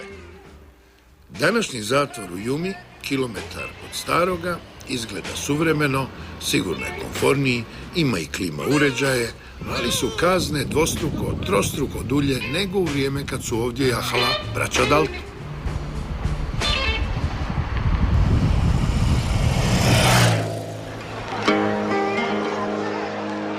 Kaubojska tradicija nošenja oružja nastavila se do danas u Arizoni. Slobodno kupujte i nosite pištolje, ali kad ih nosite, nek se dobro vide, inače morate dobiti posebnu dozvolu. What is the law in Arizona? Can you wear weapons easily or it's very restricted? Oh, no. In Arizona, if you can carry a weapon on your side, and as long as it's in public and people can view it, you can carry it. As a matter of fact, here at the Territorial Prison, every winter months from October through April, we have Old West reenactments here where they use real guns with blanks every Sunday. But a private person can carry a gun? Yes. Yes, sir, he sure can. Private person can carry a gun in Arizona. But you must issue a permit. No, you don't need a permit in Arizona to have a gun. If you're going to carry a concealed weapon, then you do need to go through a concealed weapons class and then get a permit. What is the concealed weapon? Concealed weapons, that's when you have a gun where, like under your jacket or under your shirt where people can't see it. Those are good like for people who run businesses and they make bank deposits at night, that type of thing. So you just carry a gun in the street? That's correct. Yes, sir. This is the Old West. And that's not like that in New York, no? Oh, no, definitely not. As a matter of fact, Arizona is one of the few states where we still have quite a number of our freedoms, which is kind of good because the way that, the way things are now, you have the Patriot Act, which kind of restricts you quite a bit. And you can drive almost 80 miles? Oh, yes, sir. Just about, I love Arizona. Well, thank you. Glad you do. U Nevadi, za razliku od Arizone, sustav ovako funkcionira. Morate imati prijavljeno prebivalište u državi Nevada. Morate biti državljanin Sjedinjenih država ili imati zelenu kartu. Onda možete kupiti bilo koju od ovih pušaka. Cijene ovih Winchesterki i starih američkih pušaka koje sve rade su od $110 do $800. Trgovac će vam prodati pušku ako na temelju formulara koji ste ispunili zaključi da ste dobar građanin. Dakle, on će nazvati neku policijsku postaju, neko mjesto, raspitati se o vama i u roku od 5 minuta reći će čovjek nije kriminalac, može kupiti jednu od ovih pušaka. Tu odmah kupite i streljivo. Dakle, streljivo nije odvojeno od puške. Međutim, ne možete ga javno nositi na ulici kao u Arizoni ili kao na Floridi bez posebne dozvole za oružje. Evo, to je ta razlika između Nevade i drugih država. Jest da se bore protiv terorizma, ali ovo nije zabranjeno kupiti u trgovini. Ruska stvar. Kako je stiglo ovdje, samo nagađajte. Could you tell us a little bit about the gun laws? So if I want to buy a gun and I'm not a resident of Nevada, no chance. You can buy, in certain states you can buy a rifle or a shotgun, but as far as a pistol, you can't buy a pistol, only from Nevada only. And they're very stringent and strict laws.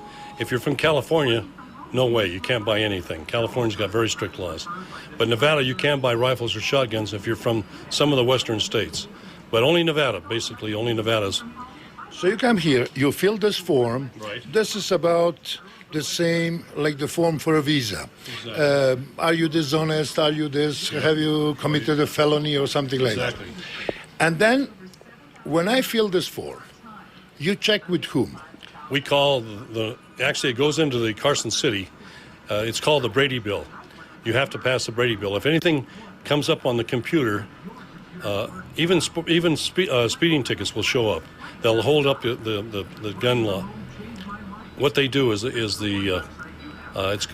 Nevada Highway Patrol handles this under their office, and it costs $25 to be investigated. If you want to buy a gun, you pay $25, and if you don't pass, you lose the $25. It goes right to the state. Good. Now I pass this exam. I'm a decent citizen. Right. You sell me the pistol for $300. Right. You sell me the ammunition. Right. And I take this pistol. Can I put it in my car visibly and drive with this pistol? Some states you can, some states you can't. Nevada? Nevada, in part of Nevada, in Las Vegas, you cannot have a concealed weapon. If you put that gun in the trunk of your car and they happen to stop you for something, they want to look through the car, and they find that gun in the trunk of your car, they can arrest you. You cannot have a concealed weapon. It's got to be. Now, you can get a permit in Clark County in Las Vegas to be able to carry that gun as a concealed weapon, but most people try to leave it out where they can see it. If a highway patrolman stops you in Tonopah, and if they happen to ask you, or if you happen to see a gun on the seat, you can say, I bought it at the hawk shop, it's registered at the hawk shop, and that's all it takes. But so it has to be visible. It has to be visible. You can't have it concealed. But not walk in the streets with it. No, not allowed to walk in the streets with it. Let's presume the policeman sees someone carrying a gun on his belt, walking in the streets of Tonopah. Right. He doesn't know him. Will he immediately stop him and ask for the permission, or he basically supposes that everything is all right? No, if the police department here sees a person with a gun on his body that's visible, he will stop him and ask him if it's loaded. He'll probably actually put a gun up to him and say, would you please drop your weapon so I can check the gun, make sure that, see if it's loaded, number one. Then he has to go ahead and remove the gun, either take it to his car or take it to his home. He cannot carry a weapon on his person. Unless you're a police officer and you carry a permit that you can carry that gun. Sometimes so the policeman is suspicious, basically. Oh, for sure, yeah. There's no doubt. You don't see many people around here walking with a gun. No. Once in a while, you'll see a person come in here that has a pawn gun, rifle or pistol. They'll be carrying it out this door after they pass the Brady Bill back to their car. Okay, can I ask you how many pistols and rifles do you sell a year? Not very many, really. We sell about probably about 4 a month is all, 4 to 6. That's that about would right. Be 60, 70 a year. Yeah, that's about it. Yeah, we sold about 300 in 4-year period. I just got renewed on my gun license, and I think I had to put down all the guns that were sold. I think it was 300 over the course of 4 years. I saw here a Soviet attack rifle. You don't have to answer if you don't want, but how does it come here? Well, it's legal, though. It's a legal weapon. It's okayed by... There's certain weapons that aren't. Machine guns, those type of weapons are not allowed. Bazookas, things like that. But the ones that are okay for the... have to pass the gun laws of Carson City. And like the AK that you looked at, that's a legal weapon. You can use that in the state of Nevada.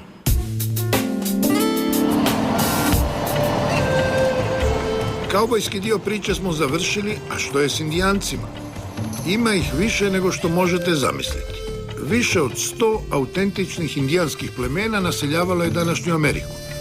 Evo ovaj dječak na rollerskateu je Indijanac. Vodi nas kod svoga oca koji živi u rezervatu.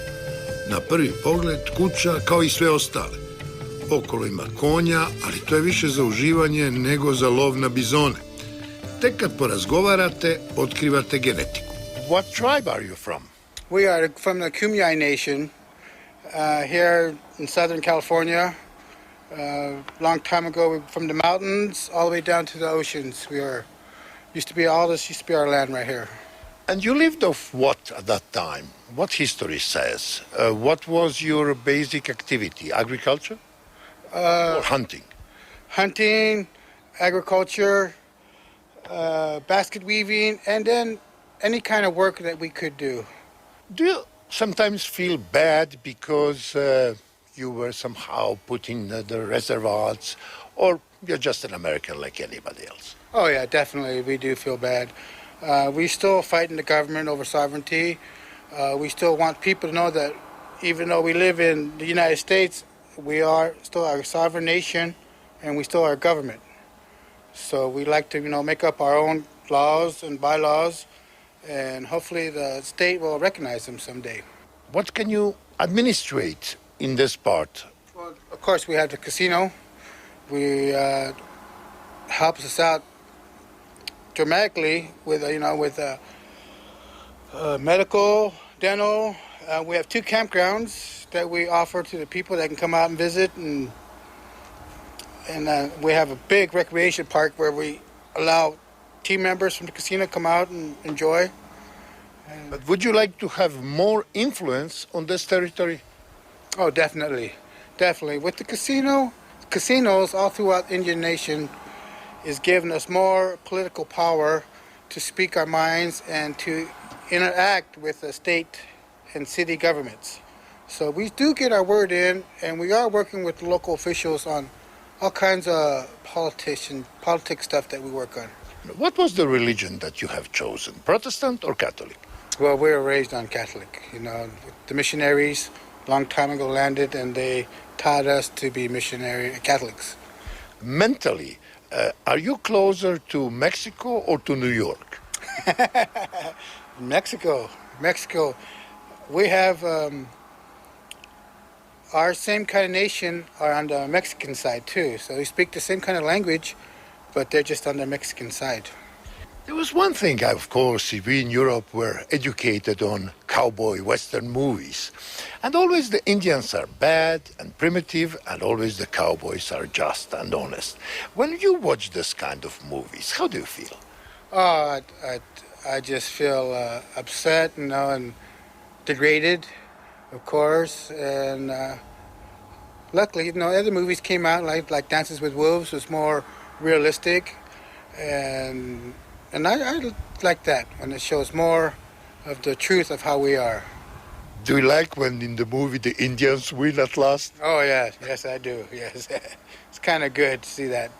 When they defeated General Custer? Mm-hmm, definitely. It's sad to say, though, but we're still fighting that kind of war, though, against government, so... Mada, ratna sjekira još nije zakopana u glavama tih ljudi. Svuda ćete od Indijanaca doznati kako su po njihovom viđenju priče o dobrim kaubojima i dobrim rendžerima izmišljotina bijelih kolonizatora. Is it true that Tex Wheeler and Kit Carson were Nevada Rangers? Well, Kit Carson, they named Carson City after him, and yeah, because the capital of Nevada is Carson City. That's named after Kit Carson. Yeah, but the Indians didn't care too much for him, but he's a famous Nevada, figure in Nevada history, But the Indians... They say, white people say that he was very good to Indians, and what's your story? That's their opinion, We didn't think he was. Yeah. Look, when you watch these Western movies, do you think that they're biased against the Indians? Well, they make the Indians look foolish and, yeah, I think they are. You know, the only authentic Indian movie that I liked was Dances with Wolves, you know. You like when General Custer was defeated from Sitting Bull? Oh, yeah, you know, because, like Sitting Bull, he's like one of our heroes, you know, whereas to the Americans, he might be considered a villain, but to the Native Americans, he's a, you know, hero, you know, just like, say, for instance, George Washington or somebody is to the Americans, you know. Sitting Bull's one of our heroes. I saw 3 posters, 3 candidates for a sheriff. Yeah. You as an Indian, who is the sheriff that you prefer of the 3? Oh, I don't care for any of them. I mean, you know, because Monroe County, they don't, you know, we don't, you know, this is a different town, a different reservation. So what goes on over there, it doesn't really bother me over here, you know. So I don't care who's the sheriff over there, you know, because it's, you know, it'd be different if they were running for our tribal council over here, then that would be something I'd be interested in, you know. But I don't care what goes on over there, you know. It doesn't affect us no way, you know. And if you had a choice between one candidate who's an Indian, and you don't know him well, but he's just an Indian, and a candidate who is white, you know him, you think he's not a bad guy, who would you vote for? Well, probably the Indian, you know, because, you know, the candidate that's an Indian, he knows what we're going through. He knows how, you know, how things are for us. So he, you know where we're coming from, you know. Whereas the person that's white hasn't had the same life experiences as us. He hasn't lived here.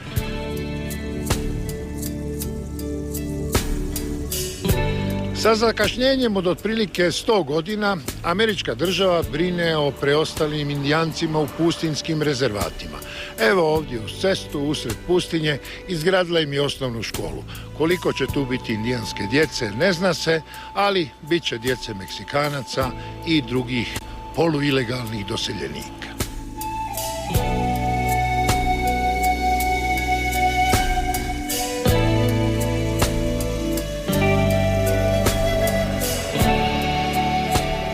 Kad čovjek traga za Indijancima po Americi, onda nužno po djetinji, jer Amerikanci od svega naprave komercijalizaciju, pretvore sve u trgovinu i onda izađete iz rezervata Čirokija sa rogovima od bafala, s majicom, s poglavicom plemena.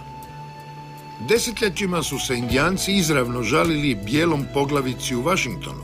Sad to čine preko Federalnog suda za žalbe, kojim predsjedava sudac hrvatskoga podrijetla. A very small percentage of our cases are actually Indian claims cases. I would say probably maybe about 3%, which would maybe be about 15 or 20 a year. They're particularly complicated, though, because I mentioned sovereign immunity again. The Indian tribes recognized by the federal government have a certain level of sovereign immunity themselves, so that they actually cannot be sued without consent. Now, in our court, they've already waived that, and so we have jurisdiction over their claims. And what do they request in general, the Indians? There are 2 main areas. The number one usually has to do with a land claim, where the U.S. government has taken their land without compensation. The second one has to do with trust. A trust concept doesn't exist in civil law. The idea, of course, is that the government holds certain funds for the benefit of the Indians. The government may actually hold the title to it, but all of the proceeds should go to the Indians. And there has been, unfortunately, a history of mismanagement of those funds, so that the Indians allege. Like in the time of cowboys, you give them foods and blankets, and somebody comes and takes it off. Is it like that? Well, I mean, it's unfortunate. We have an unfortunate history with the Indians. I think that they have been victims of a great injustice, largely on the part of the United States. Not entirely, but I would say certainly since the end of World War II, there has been an increased consciousness of this injustice and an attempt to rectify it, which is all for the good. Evo nas nakon federalnog suda natrag po pustinjama Nevade, Arizone i New Meksika, gdje se vozite satima, a pejzaž je uvijek isti. Pitate se kako je moguće da u najbogatijoj zemlji svijeta postoji toliko nenaseljenog prostora. Američki automobili i uvozni novije proizvodnje imaju cruise control za ovakve razdaljine, dakle uključite ovdje i onda povećate otprilike na dopuštenu brzinu koja je u Nevadi 75 milja. Automatski se to regulira, evo auto poljeće polako naprijed. Vidjet ćemo hoće li stići do 75. Malo je manje, znači dodat ću mu još. Sad je na 75, sad je točno i sad mogu mirno skloniti nogu s gasa i voziti se i odmarati se ovako idućih 200-300 milja, pomnožite sa 1,6, 300 milja, 480 i nešto kilometara. Ravne ceste, uglavnom bez automobila na mojoj strani, još manje iz suprotnoga pravca.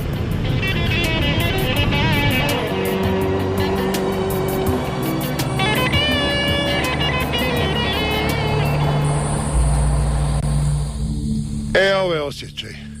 Biti na američkoj autocesti, šetati slobodno, uopće se ne osvrtati jer opasnosti nema. Prođe jedan auto na svakih 10 minuta.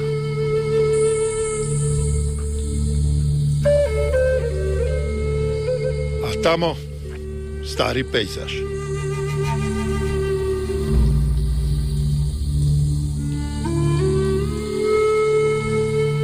Ako me pitate kako nastaje tornado, ne mogu to znanstveno reći, ali vjerojatno počinje ovako, kao mala pijavica, pa ako se uhvati, onda postaje sve veći, opasniji i razorniji. Što će biti od ovoga ovdje? Ali mi smo ga strogo pogledali, zaprijetili mu i on se raspao. Nije postao Katrin, ne.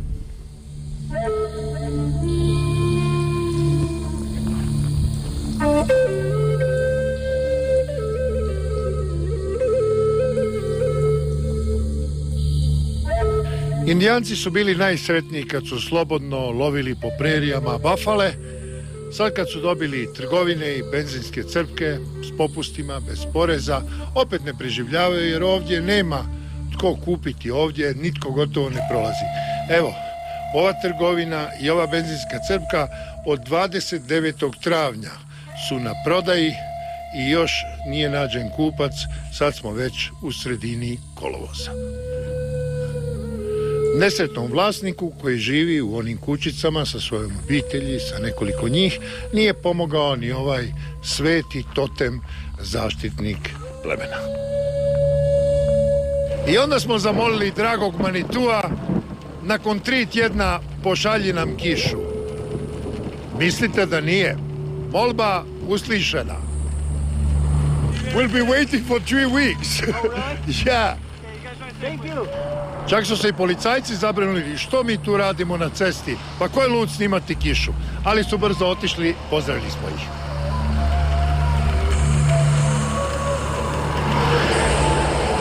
Kiša kratko traje u pustinji, za pola sata vraća se nesnosna vrućina, ali čeka nas novo iznenađenje.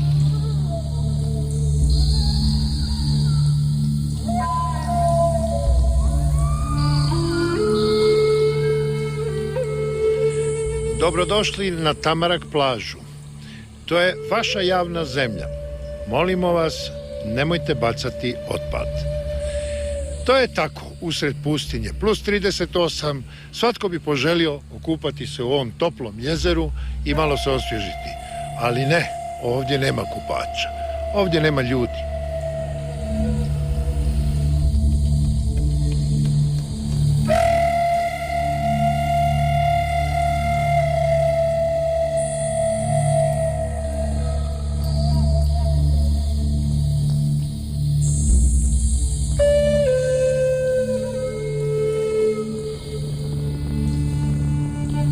Novih 50 km bez vode, a čim se pojave živopisna brda, Amerikanci to proglase parkom prirode.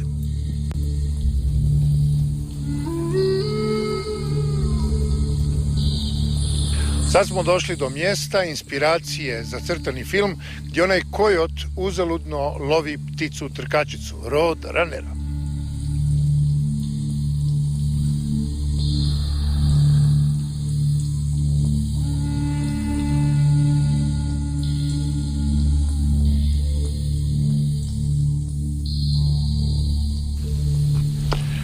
Pol jedan je, još je rano, još nije najtoplije, pa je zgodno vrijeme za snimanje, samo je 45 stupnjeva Celzija. Ovdje se i kamenje prepržilo.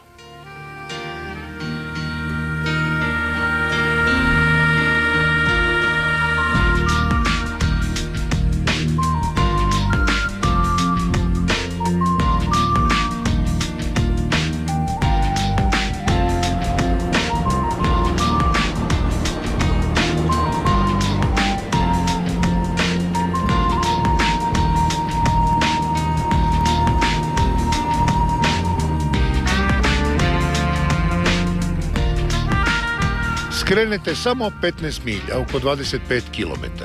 Promijenite pustinski u alpski krajolik. Temperatura odmah padne s pustinskih 40 na planinskih 20. Ovo je sada ljeto, inače preko zime ovdje su skijališta, a visina je 2600 metara.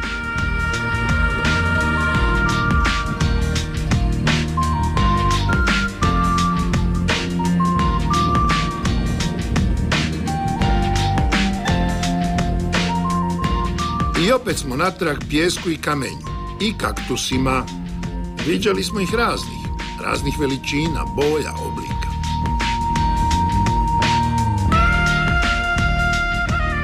Toliko smo ih se nagledali da sam prvom prolazniku u Tucsonu, Arizoni, postavio ovako glupo pitanje. What do you do with cactus? What do? We try to save it from all the development that's going on. But can you use it for something? I know that you can make a jelly out of some of the fruit of the saguaro. Other than that, I think you want to stay away from it. They use it for medicine as well. I don't know. It's possible. That I'm not sure about. Dakle, kaktus može biti ljekovita biljka, može ukrasiti vrt ispred kuće, a može postati i slastica. Ali još se nešto pravi od kaktusa. Kaktus shake. I sada eksperiment.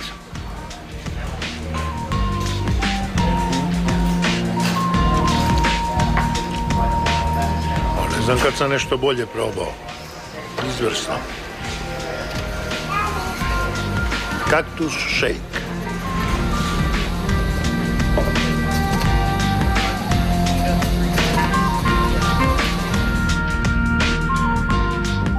I opet ta nepredvidljiva Amerika. Usred ničega golf igralište. Već se bližimo glavnom gradu Arizone, Phoenixu. Ne, to nikada nećete pogoditi. Koliko ima golf terena u Phoenixu? 10? 20? Ne, poštovani gledatelji, 380. Velim, 380. I vlasnik jednoga, rekli su nam naši ljudi, je Suad Rizvanbegović, bivši direktor Croatia osiguranja, ali nismo ga uspjeli kontaktirati. Ugodno iznenađenje, Phoenix, najveći grad u Arizoni, koji raste najbrže u Americi. Godišnje se ovdje izgradi 60.000 novih domova, a poslovni centar pogledat ćete sada. Uzbudljiv grad u punoj ekspanziji. S 4 milijuna stanovnika sad je 5. po veličini u Sjedinjenim Državama. Prešao je Filadelfiju. Na jeziku zapadnih Apača zvao se Huzdu, što znači ovo mjesto je vruće. Zime u gradu nikada nema, ali u blizini su dobro uređena skijališta. Zato se ovdje doseljavaju bogati Amerikanci, a i mladi školovani dolaze jer ima posla u vrhunskoj tehnologiji. Građani Phoenixa zovu se Feničani. Događaju se i neželjene stvari. Ovdje u Phoenixu predvečer malo je ljudi na ulicama. Jednostavno boje se manijakalnog ubojice koji je ubio 11 ljudi za manje od godinu dana, pucajući iz snajpera čak iz pištolja iz blizine i još je nedostupan policiji. Ovo nije njegov fotorobot, ovo je fotorobot jednog silovatelja koji je ubio 2 djevojčice. Tako da kad dođemo na temu kriminala u Americi, ona je javna. Svi mediji o njoj pišu, čak toliko da se misli da možda pretjeruju. Jer Phoenix je ipak grad od nekoliko milijuna ljudi. 11 ljudi ubijeno za godinu dana. Je li rizik doista velik šetati ulicom?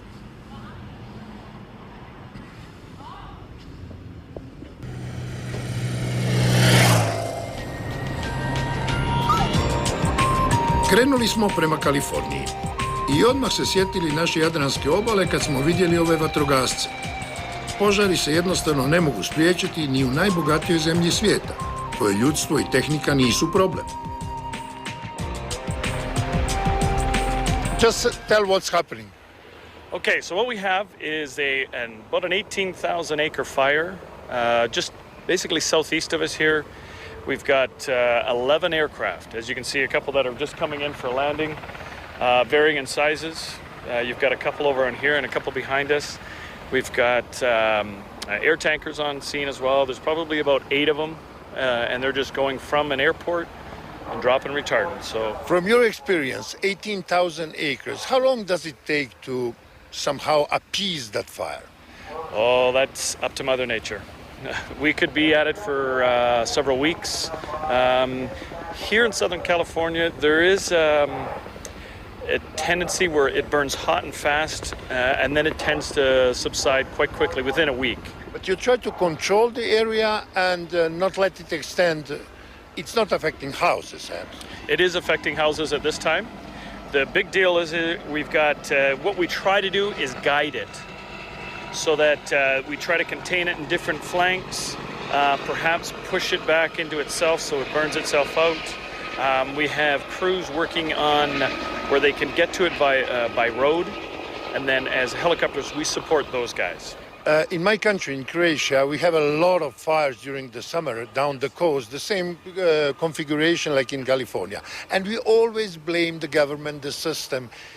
Is it really the system that is culpable, or it's Mother Nature?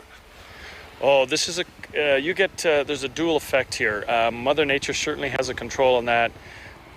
It's hard to tell if, the system has any crutches that will not allow it to do what it needs to do or not. Do you have sometimes fatal cases in the population or even with the firemen? Yeah, unfortunately, it's part of the nature of fire. Because it's so unpredictable, even with this fire, it has grown daily, exponentially, because of wind. And so there's where the eyes become a big factor. Where the problems or hazards are smoke. Smoke will cover a lot of our visual efforts. And the other part, of course, is the fuels. As you can see, this type here, if fire gets into this type of terrain and there's wind driven, it will travel extremely fast. And how fast? It can travel up to 20 to 30 miles an hour and spot ahead of itself, because sparks will jump. It closes in on people. It can catch a car at that speed. Absolutely. 2003, San Diego saw the worst fire in history in the U.S. We called that the Cedar Creek Fire. Started very small, but the wind picked up. It went from about 1,300 acres to 100,000 acres in under 24 hours. Where the problem was people trying to, again, get information that it was coming. And then, of course, with the road systems, anything else, or the unavailability of getting that information, got trapped behind fire, and people were lost. Yeah, we lost close to 3,400 homes or structures and 36 lives on that fire alone. So we could have the same here. Firefighters are concerned initially because they're in direct contact with the fire, and then obviously the homes and that. And we have the interagency cooperation is wonderful. The sheriffs, the police, and that cooperation is vital.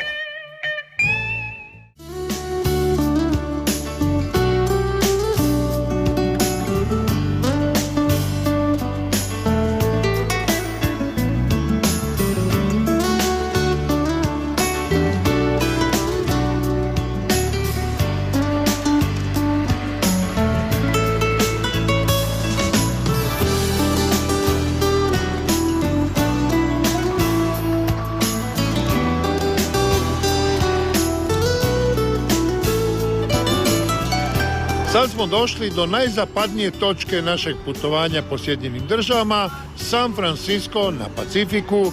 I evo pogledajte, tu je onaj čuveni zatvor Alcatraz koji je zatvoren odavno, sada samo služi za posjetitelje. Tamo je Bay Bridge koji spaja Oakland sa San Franciskom, daleko u pozadini je San Jose i Silicijska dolina i onda poslovni dio San Francisca s visokim zgradama. Dalje, desno tamo, je povijesni dio San Francisca s onim tramvajem, s onim strmim ulicama i sada prema zapadu najpoznatiji most na svijetu, Golden Gate. Zlatna vrata, Golden Gate, u svoje vrijeme najveći viseći čelični most na svijetu, a to je vrijeme 1933. godina. Velika ekonomska kriza i naredba predsjednika Roosevelta da most od 2 km bude dio New Deala. Izgrađen je za samo 2 godine, ima 6 traka za automobile i 2 za pješake. Veliki izazov za samoubojice. S mosta skoči u prosjeku 20 ljudi godišnje. Pad koji traje 4 sekunde preživi tek svaki 100. Dosad se ubilo 1218 ljudi. Dok ovo objavimo, bit će ih još 4, 5 više. Postavimo sad most, što ovdje vidimo? Automobil s registracijom bez brojeva samo piše Vukovar. Ništa se na engleskom ne zove tako. Vukovar je samo jedan. Tako upoznajemo Konora Vlakančića, koji je svoje hrvatsko podrijetlo počeo otkrivati tek kad je počela agresija na Hrvatsku. You have the plates on your car named Vukovar. What's your connection with Vukovar? My heart is connected to Vukovar. At the time that I bought my new Audi in 1991, and the war was raging in Croatia, and Vukovar was out on the end of a stick as the example of either success or suppression of the democracy movement. What could I do? I could not go there and fight because I would have been slaughtered, as I do not speak the language. So I said, I will put on my car for all people to see the name of Vukovar, and it has been large in my life since then. I was married in Vukovar.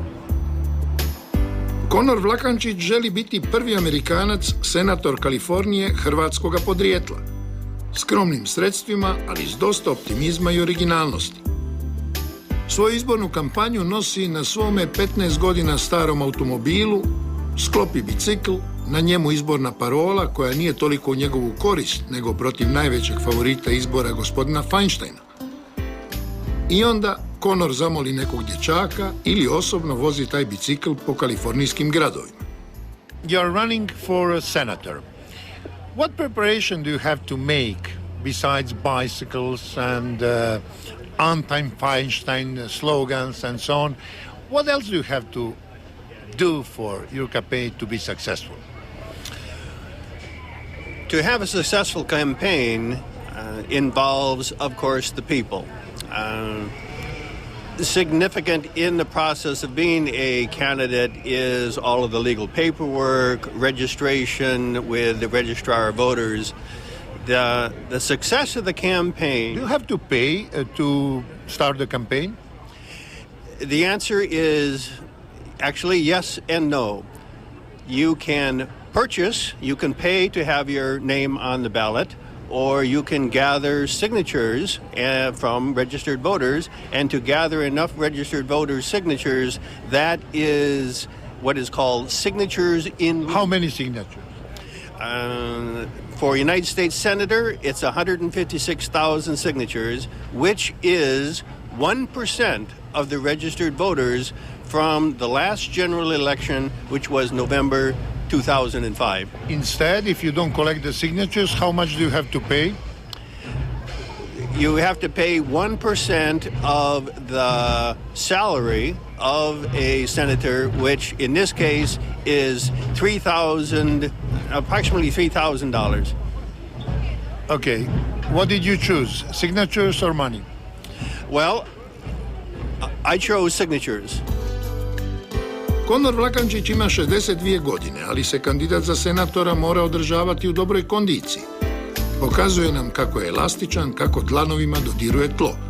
A mi smo ga iskoristili da nam malo pokaže znamenitosti San Francisca. Many of the hills are so steep that a motorized bus was not functional, and the cable car system was installed to provide the public transportation that was otherwise not available. Sve što je lijepo je teško i ostvarivo. Dakle, htjeli smo se provozati povijesnim tramvajem. Htjeli smo stati u red, čekati 1:15 dok dođemo do mogućnosti ući u tramvaj i provozati se 1-2 kilometra. I spremni smo bili platiti i cijenu, $15-20, ovisno, mi preko 60 imamo pravo popusta. I slušati čak i ovu groznu glazbu ovdje iza nas. Sve smo bili spremni. Ali onda su nam rekli da se karte kupuju na drugom kraju grada, a za parkirati naš auto 15 minuta je $5. Sad ga izvoditi iz parkinga i voditi ga na drugi kraj grada i ponovo platiti $5, mislim da ne bi trebali mi Hrvati financirati Amerikance. How long is the trolley wait? 1 hour. A whole hour, wow. Okay, well, I Will, don't know if it's worth it. will you wait for 1 hour for the trolley? I don't know, is it worth it? Of course it is. It is? Well, I guess we will. It's an hour wait, Barry. It's an hour wait. You don't want to wait? Should we just walk it? Can we walk that hill? That's better to walk? Oh, well, we'll walk it. Okay, we'll walk. Okay.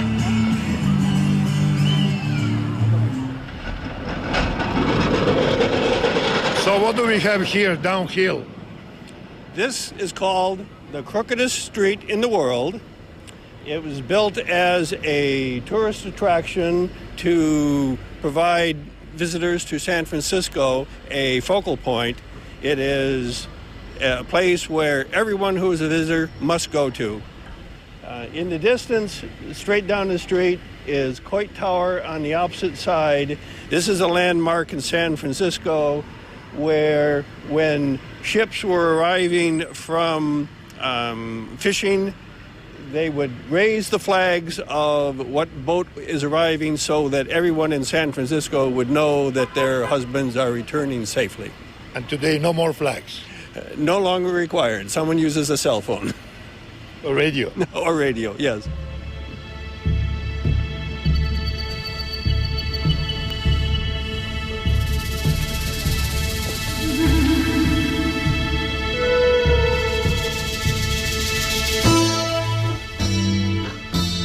Doista, ova vas ulica ošamuti gore nego 2 dupla viskija.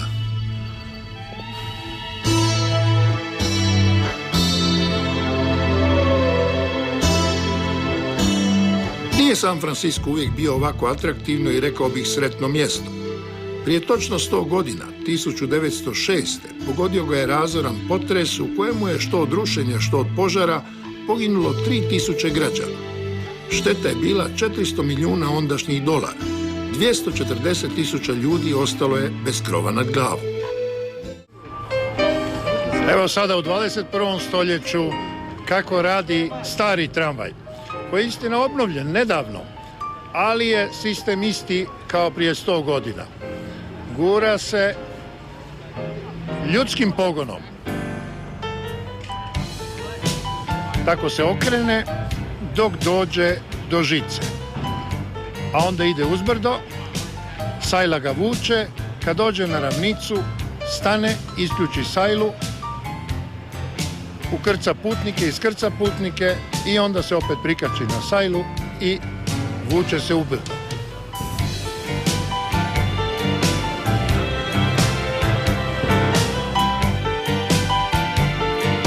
Mislite li da samo hrvatski građevinski poduzetnici varaju sustav? Čujte od Konora kako to lukavo rade Amerikanci. The Transamerica building is San Francisco's most recent high-rise. It was built at a very controversial time in the 60s. The protesters had managed to prevent its construction for 6 months, and very clever developer had hidden a bulldozer on the day that the judge was to make another injunction to stop the construction unless construction had already started. And just then the developer had the bulldozer start to dig a hole for the basement, and the judge said, "Okay, you must build a building now." San Francisco je središte američke gej scene. Procjenjuje se da je svaki treći par homoseksualne orijentacije. Došli su iz svih dijelova Amerike živjeti u ovom izrazito liberalnom gradu. I to ovdje više nije tema koja otvara društvene polemike. What is your attitude toward homosexuals and lesbians? I realize this exists. It's certainly not for me.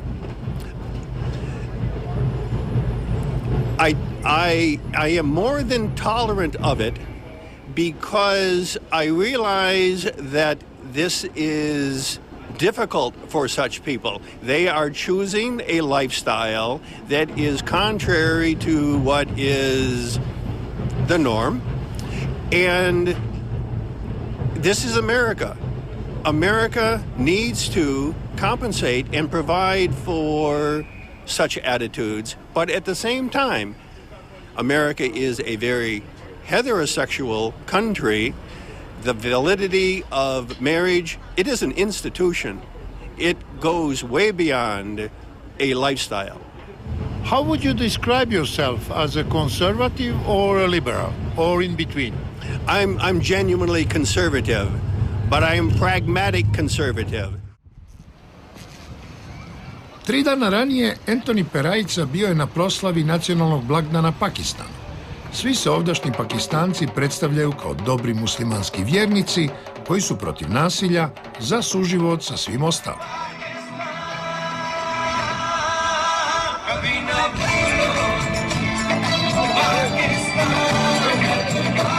U Americi koegzistira ono što bi rijetko gdje uspjelo. Evo ga, židovski obrazovni centar, usred pakistanske četvrti, tamo daleko katolička crkva. Any question? Yes, sir. Yeah. You are from? I'm from Pakistan. Okay, and you have today what? Today we have our Independence Day, and today Pakistan will be 59 years old. And you can see all these floats we have. It's going to be a big parade now very soon, and we're going to have about thousands of people in the parade and thousands of people in the festival. We call it Mela. We're going to have many floats, food floats and non-food food items over there. Kids going to be in Pakistani dress with the Pakistani flags, and they're going to celebrate very happily today. And you have Pakistani flags and American flags. Yes, we do. So you are very friendly. Oh, yes, we are very friendly, and like you know, we are the front ally with America in the war on terrorism. And our president, he always be cooperative with the American, and we are the Pakistani Americans. So we have our Pakistani flag as well as American flag together. And here we have a Christian from Pakistan. How is to be a Christian in Pakistan? Yeah, you know, there is some areas we feel and face difficulties and problems. But, you know, being a Pakistani, we are always there to celebrate birthday of Pakistan, regardless of whatever happened with some of our brothers in Pakistan. But we love Pakistan. Pakistan is our country, and we pray for Pakistan, and we also pray for America and for whole world for peace, and that is our dream, and that is we want to see in reality people live in peace and harmony. So in United States, you are all Pakistanis together, no fractions, no religions? No. I'm Muslim. I represent the National Bank of Pakistan. I'm Vice President with the Midwest region. And with Christians, how do you cope? How they go? How do you cope with Christians? I brought you a very dear friend of mine, didn't I? Because it's important that we don't look on the basis of the religion. I think media has a great responsibility on the shoulder to express the proper relationship between the communities. And I think, media can do a lot of damage. Media can do a lot of good to it. And just to answer to your question, he's one of my trusted friends. Not a good friend, trusted friend. So you can very well narrate, how the relationship is. Yeah, there are some isolated cases of all over the world. There one question, let's say. Here is a Jewish center. Yeah. In the middle of this multi-ethnic neighborhood. Did any Pakistani ever went to visit the Jewish center? I have. I consistently go and talk about the benefits of having open dialogue between Christian, Muslims, and Jewish faith. I serve as a liaison committee member for the Homeland Security and FBI, as well as... But you bankers, you work with money, you don't recognize nations. Well, in order for me to keep my money safe, we need to have a safe environment. And the way we can do it is provide a quality life to human beings around us so they can live happily and safely. So if all presidents were bankers, the world would be at peace. I personally think, they will do a better job on a traditional basis because I have a great respect for politicians. Politics has been changed from last 30 years. But I think if people will be given an opportunity, such as myself, to lead certain areas, we can do a wonderful job, and I have proven that. No tensions with the American community, with Americans, everything is fine? As a matter of fact, the Pakistan and Pakistani community are a great alliance and friends with the American community, American society, and American itself. Yes, no tension. I bet all the Americans would like to be a part of the celebration with the Pakistani community, and that's all that matters, the coalition. Ovo smo snimili kod jezera Michigan. To je glavni izvor vode za Chicago i okolna mjesta, gdje se u široj regiji smjestilo 9 milijuna stanovnika. Sam grad Chicago s blizu 3 milijuna građana treći je po veličini u Sjedinjenim Državama. Taj grad prodaje godišnje roba i usluga u vrijednosti od $400 milijardi. To je sve što stvori cijela Hrvatska u 10 godina. Naš Toni Perajica, ako pobjedi na izborima, imat će ogroman proračun. Ti kontrasti na svakom koraku. Sad ovaj kanal, ova riječica, sve to izgleda mirno, pitoreskno. Ovdje se ovaj most trese, ja odskakujem zato što je iza mene promet koji ga stalno vibrira, a ovdje iza je najviša zgrada u Sjedinjenim Američkim Državama, Sears Tower u Chicagu. Najviša od kako su srušene bliznakinje Svjetskog trgovinskog centra. To je taj simbol protestantizma. Čovjek zgradi zgradu što više u nebo da bi bio bliže Bogu. Tako oni vjeruju. Kod katolika je posredništvo preko crkve. Što veću crkvu pomogneš izgraditi, bliži si Bogu. Chicago je indijansko ime. Ovdje je živjelo pleme Potawatomi, koji su naselje nazvali Chicagan, a to je značilo divlji luk ili češnjak. Bijeli kolonizatori uzeli su to ime za rijeku, Chicago River, a onda su tako nazvali cijelo mjesto. Središte grada nije samo neboder do nebodera, kao u većini američkih metropola. Posljednjih godina centar je oplemenjen mnogim kulturnim i zabavnim atrakcijama. Ali nisu dirali u staro. Naš Meštrović ostao je tu sa svojim indijancima.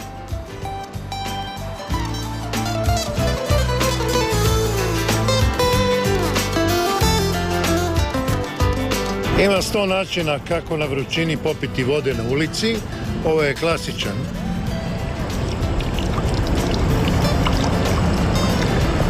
Nije hladna, ali nije ni topla. Puno bolje osvježenje bi čovjek dobio ovdje na 80 i nekome katu, gdje živi kolegica Opra na nekih 1200 kvadrata. Ovo je jedno od utočišta, ali je stalno prebiva u Chicagu. Bili smo i u Crnačkoj četvrti na 5 četvornih kilometara nijednoga bijeloga čovjeka. Osim nas, koji smo se čak drznuli tu prespavati u jedinom hotelu. I što se ne bih usudio prije 20 godina, čak smo ih intervjuirali. Ovaj gospodin sigurno ne izgleda opasno. What's your profession? I'm a paramedic in Chicago. So you work with these emergency cars. You are a doctor. Yes, well, along the lines of a doctor. So when it comes to a car accident, you're the first one to go there? The first one to go there, and what we do is we advise the hospital and the doctors, nurses, or whatever, what they have coming in, so they'll know how to treat a person. In Europe, the emergency cases are taken on the street basically always by doctors, and in the United States is paramedics. Are you well trained to assist the wounded people? Yes, I've been doing this for 12 years. So here in Chicago, Illinois, United States, we usually have the trained professionals go to the scene or what have you, and then we treat the person, and then we'll take the person to the hospital, and then the RNs and the doctors are there on standby. You work and you live in a black neighborhood of Chicago. You would know firsthand. Are there more accidents, more shooting, more criminal cases here or in other neighborhoods in Chicago? Well, that's an interesting thing. Can you hold on just a second? Yeah, you have a case? Yeah, my job. Hold on. Hello? On 173rd and Halsted. Yeah. You picking me up?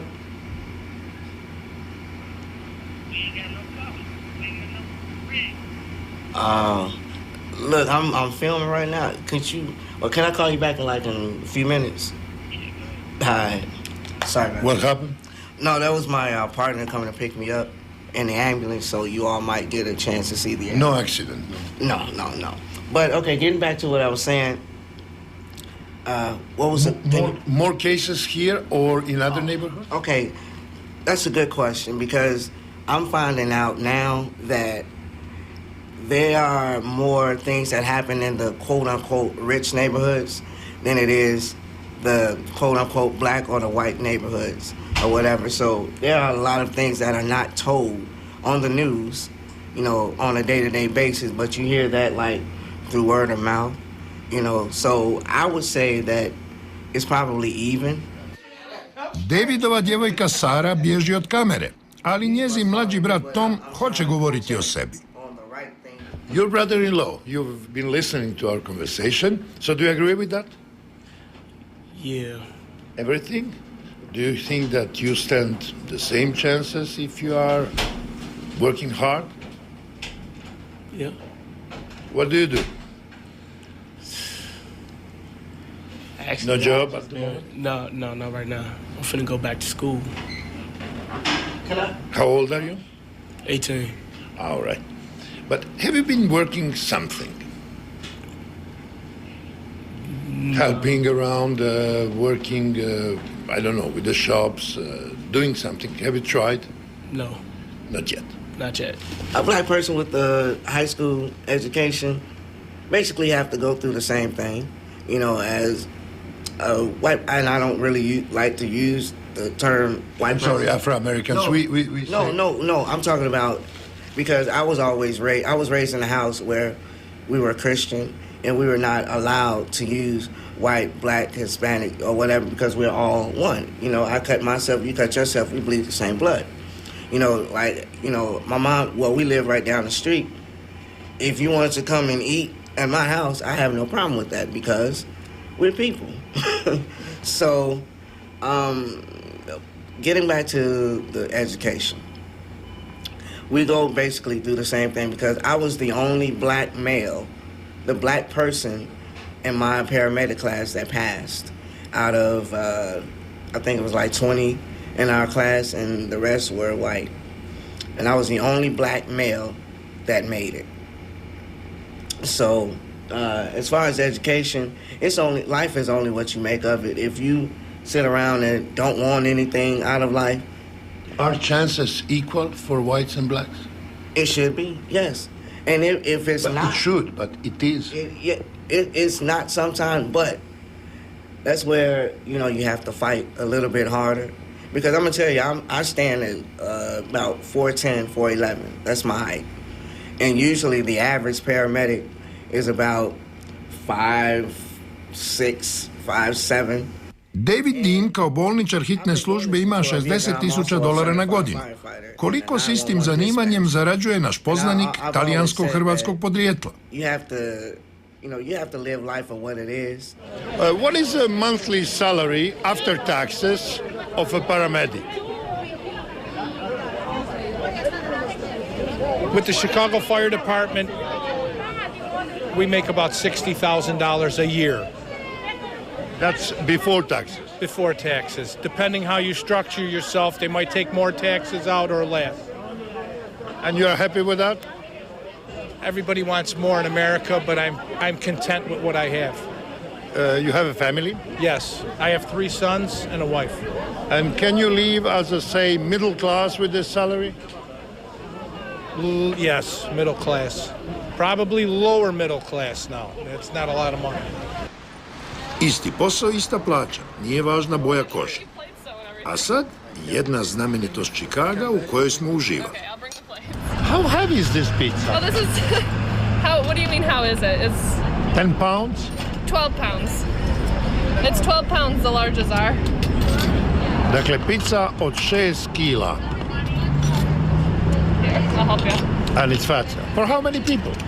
That feeds 4 people. That's 2 slices apiece. So it's a lot of pizza though. So. And it's called? It's called the Pizzeria Uno. It's numero uno is what the pizza's But called. it's a Chicago pizza. It is a Chicago style deep dish pizza, yeah. You want me to help you? Yes, please. This is how we serve it. Here.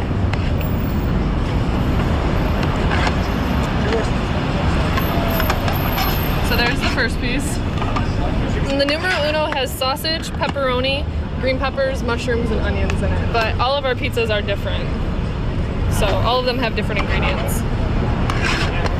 There we go. Can I get you gentlemen anything else, or are you all set? We are fine, thank you. Good. Enjoy.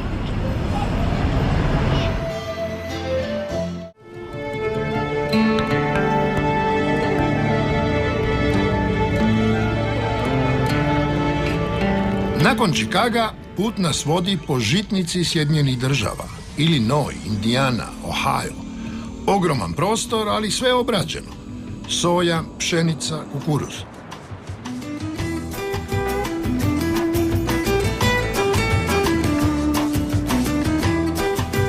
Srednji zapad je američka žitnica. Tu se ne angažira jeftina radna snaga iz Meksika, tu su obiteljska gazdinstva. Vidimo koliki je kukuruz ove godine, negdje 2,10 metra do vrha. Ali odmah preko puta su polja od soje koja će se koristiti za biodizel. Dakle, Amerikanci već unaprijed planiraju energetsku krizu i traže rješenja. Sve se to radi u jednoj obitelji, rade otac, majka, sin, kći.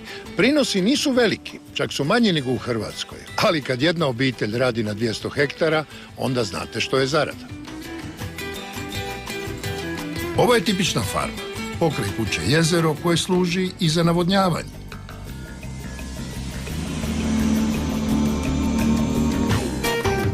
Ima li koga doma? Ili su svi u polju? Naravno da nema. Ljudi rade. Tamo gdje smo ih zatekli kod kuće, bili su iznenađeni, ali veoma ljubazni. Dobri domaćini, kao da su naši. So what are you producing? Corn and beans, and we got hogs and cattle both. On how many acres? 560 acres. That's a lot. Can you do it with your family alone? Yeah. You don't employ others? Yeah, I got a young boy that's 16 that helps me once in a while. And you can do 560 acres alone? Yeah. So what do you do with the corn, with the other products? We dry the corn and feed it to the livestock. You have livestock also? Yeah. How many? Oh, I don't know. We got 40 cows and about 100 sows. And you do it alone again? Well, with the family here, yeah. Good. And is the state, the government, subsiding for something? if the grain prices get low enough, they got LDPs that raise the price to the county average, so what it is. So they pay the difference? Yeah. If the grain prices are low and if they're high, then they don't pay anything. So, okay, so it's better if it gets high. Yeah, yeah. As a farmer, are you satisfied with the system of the economy in the United States? What would you change? I don't know. I can complain, but we got it pretty nice, I guess. Is it true that in this area, some people are getting paid in order not to produce corn, not to produce something because it's already too much? Not here. There's other areas where the ground isn't quite as good. They got conservation acres they have. But here we don't. You consider yourself being a middle class, lower middle class, upper middle class, with your standard of living? Oh, middle class probably. And you can afford to send your kids to college if they want? Probably, but none of them did. And do you have a chance to travel around the world sometimes, or around the United States? No, never have. Well, in the United States we have a little bit, but not around the world. So your longest trip is to Chicago? We got relation in Kansas, so we go out there once in a while. So you work on how many acres? About 800. Alone with the family? Pretty much by myself. I hire a little part-time help in the spring to put the crop in and in the fall to take the crop out, but it's pretty much me, and my wife helps me some.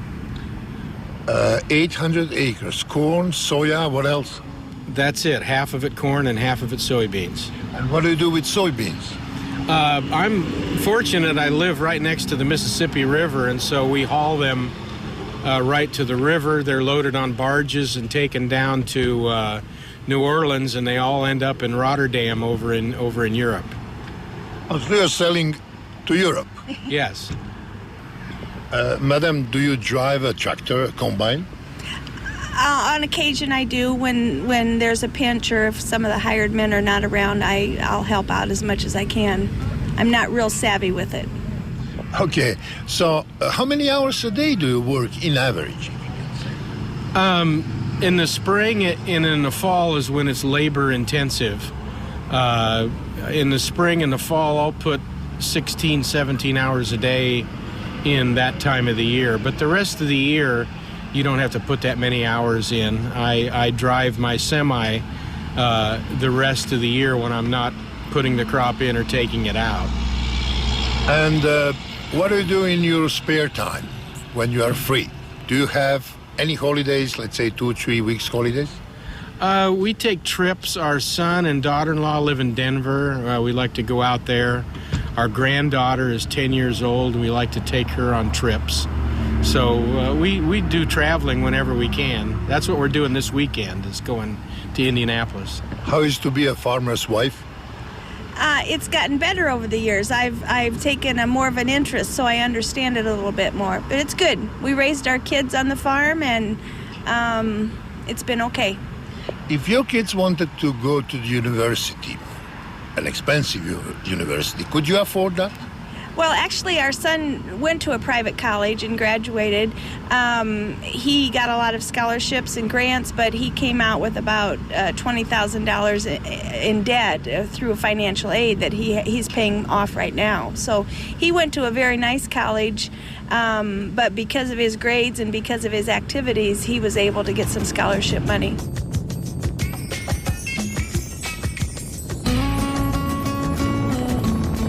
Nije na Srednjem zapadu samo biljna proizvodnja. Ovdje se uzgajaju i domaće životinje.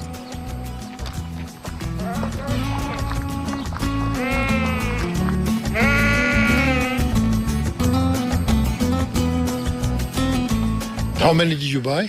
I just bought these 5. Actually, I leased my building out to a guy, and he bought 170 yesterday. Okay, what's the price for the 5? These 5, these were pretty cheap because they were too big. Usually they buy them about 50 pounds, and they'll bring, I don't know, around $1 a pound. But these here weighed 140, and I paid about $55 a piece for them. Da prevedem na hrvatski, svinja od 70 kila stoji ovdje samo 300 kuna. Mogu samo reći da američke svinje imaju isti miris kao i hrvatske svinje. Znate onaj miris svinjski. Ide po kozu koja se onesvješćuje. Nije do kraja uspjelo, samo je čudno poskočila. Just something in they're bred that way. There's only, I think I read there's like 2,000 purebred fainting goats in the United States. And she's not registered, but she's got the genetics because she does that. Most of them will, like I said, fall over on their back and their legs will stand straight out, but she's a little milder version of that. Od običnih i neobičnih životinja otac i sin prave socijalni život. Posjećuju školski razredi kojima daruju zanimljive primjerke. Tako farma nije samo rad od jutra do večeri, nego i druženje sa zajednicom. They're like pets. I mean, they come when you come. Oh, yeah. Because we feed them bread. We get bread, day-old bread from a store, and we throw them out here, so they're waiting to be fed.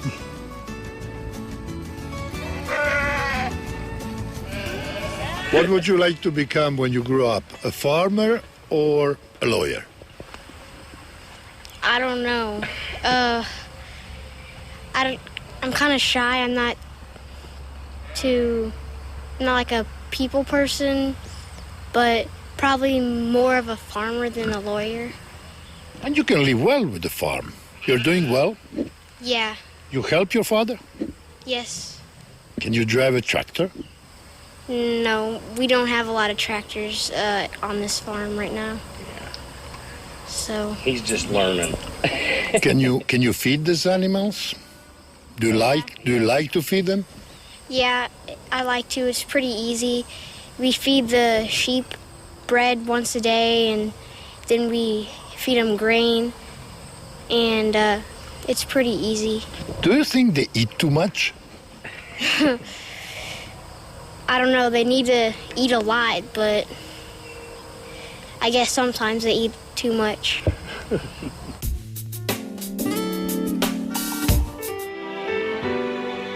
Posve drukčija filozofija poljoprivrede je na američkom jugoistoku. U Đorđiji kombiniraju produktivnost i znanost. A ovdje u Đorđiji sve u znaku breskve. Peach tree, drvo breskve, ima najmanje 80 ulica u okolici Atlante koje se zovu Peach Tree Street, Peach Tree Avenue, Peach Tree Square i tako dalje. Znaju se oni odužiti voćki koja ih je pothranila i na koje puno zarađuju. Međutim, Amerikanci ne bi bili Amerikanci kad ne bi nešto napravili što donosi veći profit. Pa onda pogledajte ovu bresku. Ona izgleda ovako. Zagrizete i pogledajte, koštica gotovo da je nema. Kad cijelu bresku pojedete, koštica je ovolicna. Ko zna kakve je sve genetske transformacije doživjela ova breska da je bila ovako ukusna, ovako bez koštice. Ne znam hoće li biti uvezena kod nas, znam ko će biti protiv. Kolegica Branka Šeparović prva. Ali odemo li dalje na američki jugozapad, u New Mexico, Arizonu i Kaliforniju, vidjet ćemo ogromna polja navodnjene pustinje, gdje rezultat ovisi najviše o Meksikancima. Ovo je jedan dio američke poljoprivredne filozofije. Ogromna polja, dobro navodnjavanje i vrhunska salata, vrhunski proizvod, sve su iste, sve su jednake boje. A da vidimo ko su vlasnici.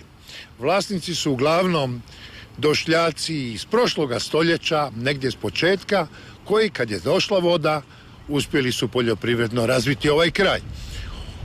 Vlasnici izgledaju ovako, kao ovaj gospodin, ali sve je bazirano na jeftinoj radnoj snazi koja stiže uglavnom iz Meksika. Koliko ovi Meksikanci mogu zaraditi za jedan dan, berući salatu na užarenim poljima? Se gana bien? Sí, se gana bien, se gana bien de todos modos. ¿Se pueden ganar $1,000 por mes? Oh, sí, sí.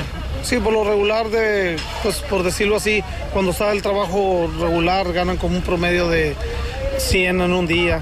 O sea, 90, 80, 100, está variado, depende de lo que se trabaje. Pero no trabajan el sábado y el domingo en general. No, casi por lo regular. El sábado a veces sí, 4 horas, un rato, pero por lo regular no. Por lo regular, el domingo sé que sí, casi por lo regular nunca. Porque se va a la mesa, ¿no? Sí.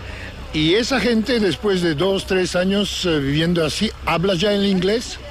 No, casi por lo regular no se acostumbra mucho el inglés. O sea, aquí por lo regular casi es español lo que hablan. ¿Y los niños tienen niños ellos? Sí, tienen niños, van a la escuela, los niños pues sí hablan inglés, eso sí, no están en el field, esos están estudiando para trabajar en otra clase de trabajo. Entonces el chico viene a casa, habla inglés y la mamá dice, pará, hay que hablar español, ¿no? Hay que hablar español para entender. To je ono što se promijenilo u Americi. Meksikanci više nisu teška sirotinja koja radi za par dolara dnevno. Ovdje se može zaraditi 100 svakoga dana. Rad je težak, ali u Meksiku je težak, a tamo se plaća 5 puta manje. Ovi ljudi rade 4 mjeseca ovdje na jugu Kalifornije, pa se sele na jug u Jumu, u Arizonu, na još pakleniju vrućinu, a 2 su mjeseca doma u Meksiku. Dok rade u Americi, stanuju u ovakvim kamp prikolicama.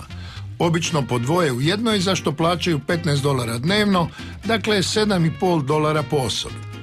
Za taj novac imaju klima uređaj, besplatnu struju i vodu.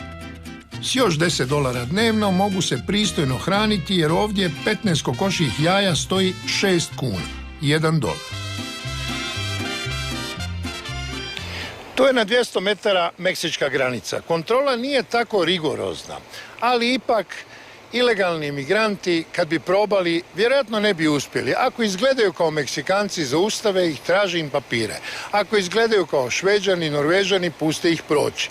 Kako mi imamo puno opreme i trebamo puno carinskih prijava, nismo prelazili tu granicu jer bi izgubili pola dana.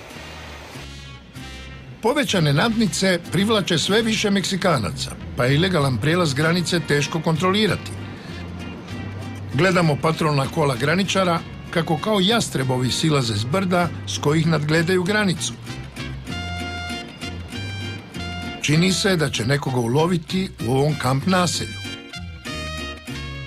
Evo, privode ih. Yo tengo entendido, my understandings are that they actually work and they send money to Mexico, as well as we have some tenants are actually, sending money, and I guess you can say so they can better themselves, in Mexico. Mexico is, I guess they need a new government. I'm not so sure. I can't really, that's my opinion, because of the money, the income is not coming in very well. So that's where we have a lot of them coming across, trying to, find a better job so they can actually, make a better living out there as we are. Like I say, it's an American dream. We all want that dream and we look for it. How close are you from the American dream? Actually, within 2 years, hopefully, so I get my bachelor's degree. So I can be working a bit in a different area, maybe with the criminal justice. So let's see. Great. Thank you very much. No problem. It was good talking to everyone. Hi, everyone. Zanimljivo mišljenje o reguliranju ilegalnog useljavanja iznio je naš Konor Vlakančić, neuspjeli kandidat za senatora Kalifornije. I have a specific solution for that. It is dramatically emphasized on my website, my campaign website. What you are describing about immigrants and comparing that to the current situation, there are immigrants and then there are migrant workers. They are not necessarily the same people, and they differ dramatically from the Europeans that came here. My grandfather, when he came here, such immigrants came to the United States, leaving behind everything. They came here to be Americans, to assimilate into Americana. My grandfather did not teach me my Croatian heritage because he only thought in terms of here now in America, this is what we are. The migrant workers from Mexico that are coming here, Yes, some of them are coming here to be immigrants, but the vast majority come here to be migrant workers.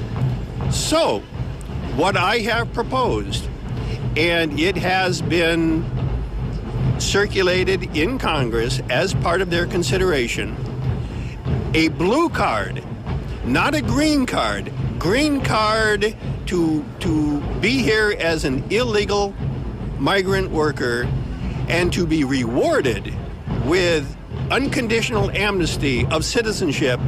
That's not okay with Americans.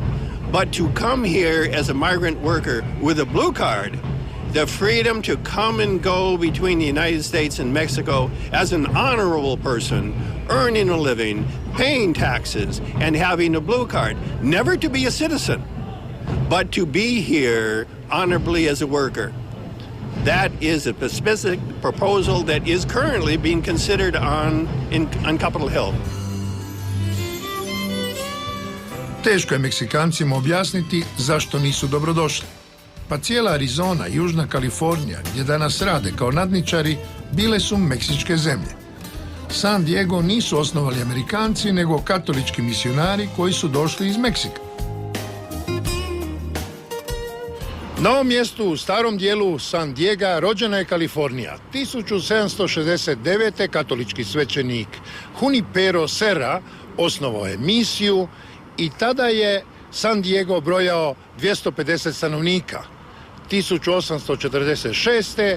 Amerikanci su potjerali Meksikance i katolike i podigli američku zastavu. A kako se u Americi dolazi do legalnih papira, do takozvane zelene karte, koja daje pravo boravka, gotovo sva prava kao da ste američki državljanin, osim mogućnosti glasovanja na izborima? Odgovor smo tražili u ovoj zgradi u središtu Čikaga kod odvjetnika koji je bio prvi predsjednik gradskog Rotary kluba, a koji zna kako se vara sustav, premda se veli osobno time ne bavi. Some 20 years ago when I was here, I knew a Macedonian guy, and he was able to provide a green card for $2,000. You would pay him $2,000 and you would get the green card. All right, he went to jail. He went to jail for 4 years. He served 16 months. But how did he do it? He never told me. But you should know as a lawyer, how do you buy a green card for $2,000, or today it would be probably $10,000?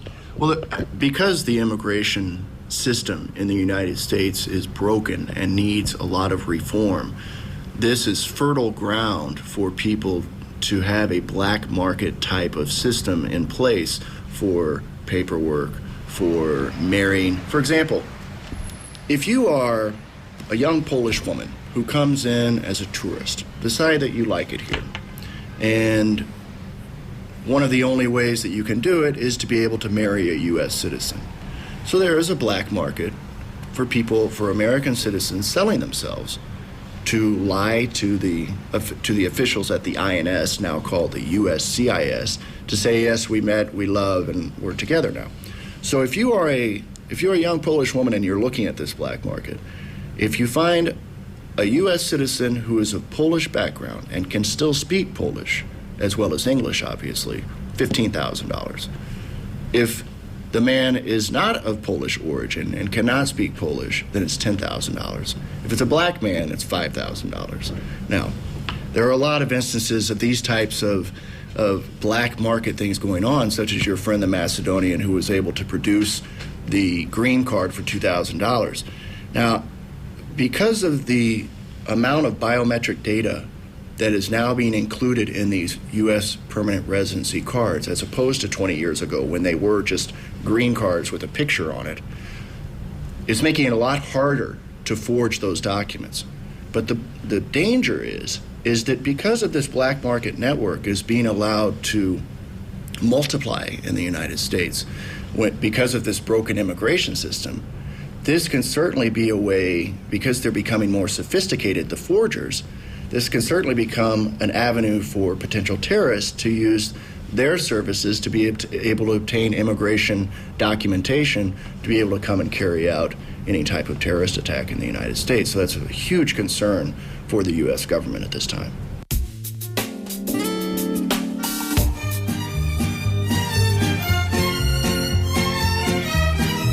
I opet idemo na američki zapad. U San Diegu je toliko Meksikanaca da je američkim vlastima teško razlikovati tko je tu ilegalno, a tko ima uredne papire. Od 1.300.000 stanovnika San Diega, svaki treći je Meksikanac ili Latinoamerikanac. Ovaj se restoran reklamira kao najstariji u gradu, najstariji u San Diegu. Sad ćemo vidjeti, to je meksički restoran, mali meksički restoran La Piñata. Ući ćemo unutra i provjerit ćemo koliko je doista star.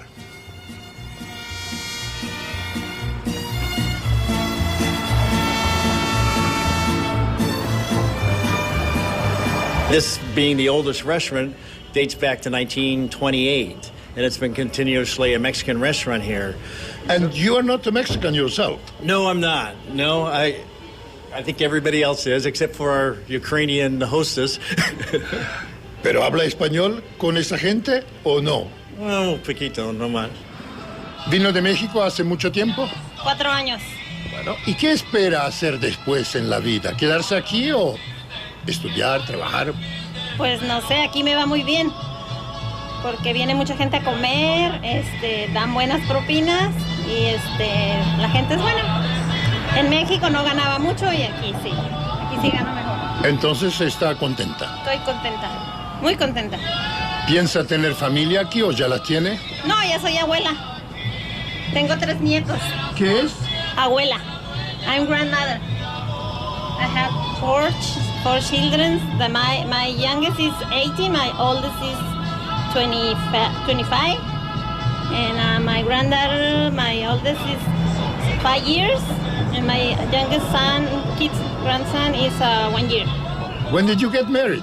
Oh, when I was young, 17 years.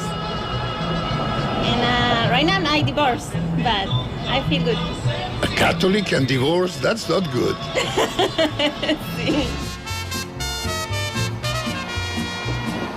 Ugodna je šetnja San Diego. Vidi se da ovaj grad ima povijesti. Starosjedioci su bili Indijanci iz plemena Kumeljaja, ali su grubo iseljeni nakon zlatne groznice sredinom 19. stoljeća. Zgodno je gledati tržnicu sa suvenirima u starom dijelu grada.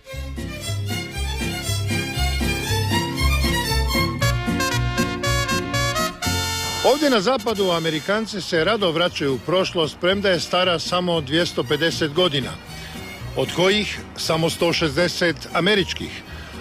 Ali uvijek su tu zastave da podsjete tko je ovdje gazda, premda je većina natpisa na španjolskom jeziku.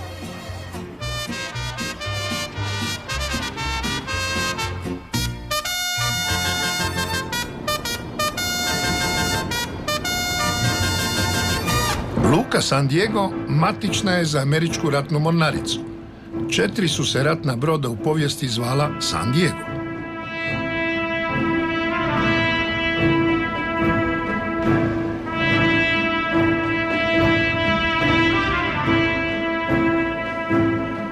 Oko grada su plaže u dužini od 100 kilometara.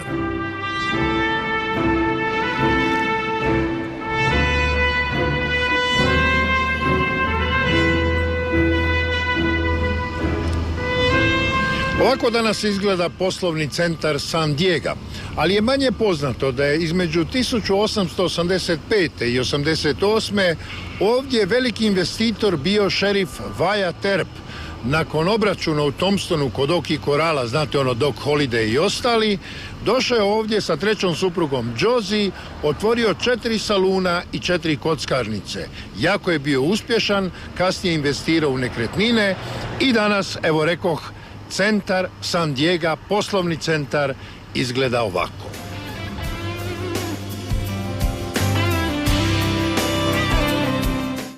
I dalje se vozimo prema Los Angelesu. Cesta je široka, po 6 traka u svakom pravcu. I uvijek je gužva.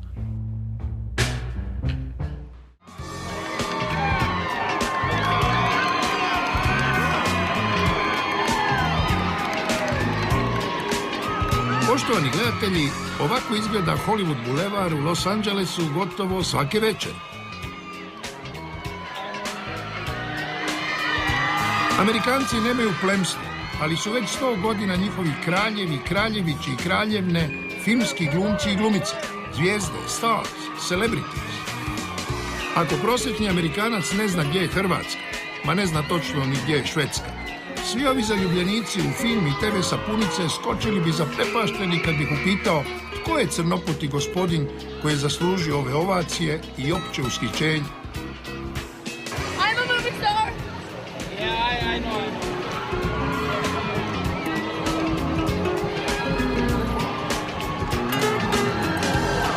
Glamour, smokinzi, limuzine, dom Perignon i kavijar, to su hollywoodske večeri.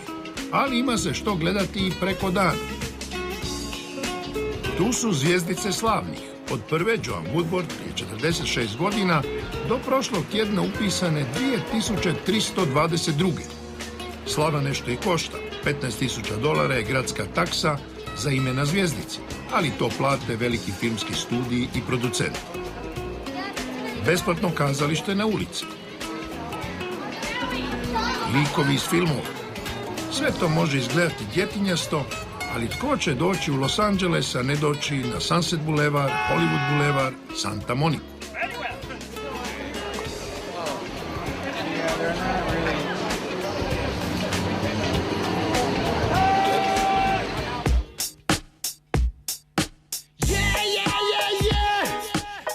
Nemam uvijek osjećaj da je protok krvi u mišiće usklađen s dotokom u mozak, ali ima iznimke. Ovaj nabildani je i školovani glazbenik. Izdao je i svoj CD, koji sada slušam.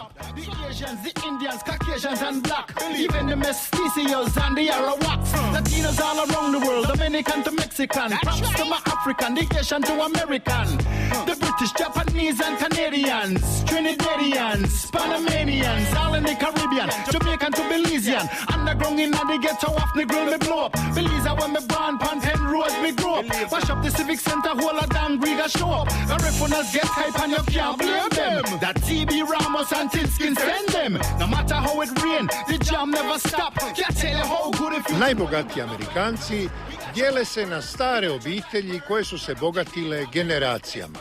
One nisu eksponirane u javnosti, kriju se iza debelih visokih zidova i ne razmeću se u javnosti. Što se tiče novih bogataša, oni biraju Beverly Hills. Tek je svaki 100. vlasnik ovih kuća crnac, tek svaki 30. latinoamerikanac, ali su oni u većini kad treba raditi oko kuće. ¿De dónde son ustedes? De México. De México. ¿Hace mucho tiempo que están aquí? No soy de migración, no se preocupe, no. No, tenemos un poquito de tiempo aquí, pero estamos con un poco de calor. Sí. Más calor que en México, no. Sí, un poquito más que allá. Sí. Pero usted sabe trabajar con este pasto, con estas cosas, con las flores. Con el jardín, sí, un poquito, a eso nos dedicamos. Sí. ¿Trabaja mucho? Pues casi todo el tiempo. Y en muchas casas, ¿no? Sí, en varias casas tenemos varias casas de jardín, sí. ¿Cuánto se paga más o menos por hora? No, la verdad no sé, no sabría decirlo. Sí. $7, $8 por hora. Como $8, más o menos. $8. Sí. Nedavno se u ovu četvrt doselio i hrvatski filmski glumac na stalnom radu u Hollywoodu, Goran Višnjić s obitelji. Ali i on i velika većina stanara ovih vila ne rade preko ljeta. Što ne znači da će se u njihovoj izočnosti travnjak osušiti. Ovdje voda nije stavka, zapravo dvostruko je skuplja nego u Hrvatskoj, ali za filmske bogatune to je prava sitnica. I višak granja se odmah obrađuje i vraća u vrt, sve će se to počistiti jer ovdje ne trpe opalo lišće, a kamoli papirić ili, ne daj Bože, opušak od cigarete. Nije lako, a još manje jeftino, dobiti plat za gradnju na Beverly Hillsu. Ali stalno se gradi. Imamo dojam, kuće su sve veće i veće.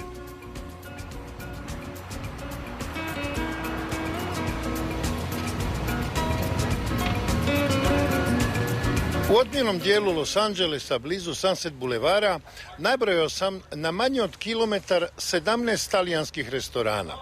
Većinom su vlasnici Italijani, ali ima tu i Hrvata, Srba i Crnogoraca koji ne ističu nacionalne predznake pred svoje restorane. I sad je uvijek pitanje kako je ime, Maserati, Mancini ili tako dalje. I'm sorry to interrupt you. Who is the owner of this restaurant? Goran Milić is the owner. Goran Milić, that's me. No. Owner of the restaurant is Goran Milić. And you are? My name is Goran Petrović. Pa onda recite čovječe, otkud ste vi? Iz Beograda. A Goran Milić? Iz Herceg Novog. I ja sam Goran Milić. Italijanski. Znam vas od ranije i znam da ste Goran Milić, ali vlasnik ovog restorana je Goran Milić iz Herceg Novog. Talijanski restoran. Talijanski restoran, naravno, kao i mnogi ovde, ali vlasnik iz Herceg Novog. Niste razmišljali o tome da stavite srpski restoran, crnogorski restoran, kao što ni Hrvati ne stave hrvatski restoran? Zašto je to tako? Verovatno marketinški deo. Italijanski restorani su najpopularniji, to je neka priča koja dugo traje na ovim prostorima. Oni su prvi došli i nadovezujemo se na kuhinju njihovu, sličnost i mediteranska kuhinja, blizina, samo smo tu preko mora, tako da koristi se ta prednost. Vidim ovdje imate i malu terasu vani, što znači da bi ljudi ovdje mogli i pušiti, jer se unutra nigdje ne smije, ali vani može. Ne može ni vani, ne može. Ova terasa jeste na polju, ali je deo restorana i ovdje je zabranjeno pušenje. Znači, ova ograda je granica, tu se ne smije pušiti. Dobro, a da ja uzmem recimo sad ovu stolicu i iznesem je tamo 5 metara dalje, recimo od ovog drveta gdje stoji pored ovog cvijeća i da želim nakon kave, kapućina zapaliti cigaretu. Što se događa? Neko će garantovano krenuti telefon i prijaviti to miliciji koja će doći i naplatiti kaznu i to jako veliku i za ove ovde uslove, a kamoli za one druge uslove naše.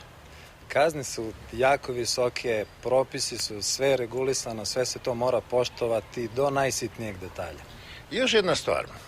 Ovaj restoran je popularan. Puno je ljudi ovdje za večeru, dobre su cijene, ali je mali. Jeste li ikad razmišljali dolje u podrumu da prokopate, da ga proširite, nešto tako? Ne dolazi u obzir. Opet iz istog razloga sve je regulisano propisima. Kad bi se to uradilo, posle par dana bi restoran bio zatvoren. Kazna za tako nešto, to niko ni ne pomišlja da uradi. Šta je kazna? $1.000, $1.000? Oko $200.000 je kazna za proširivanje bez dozvole.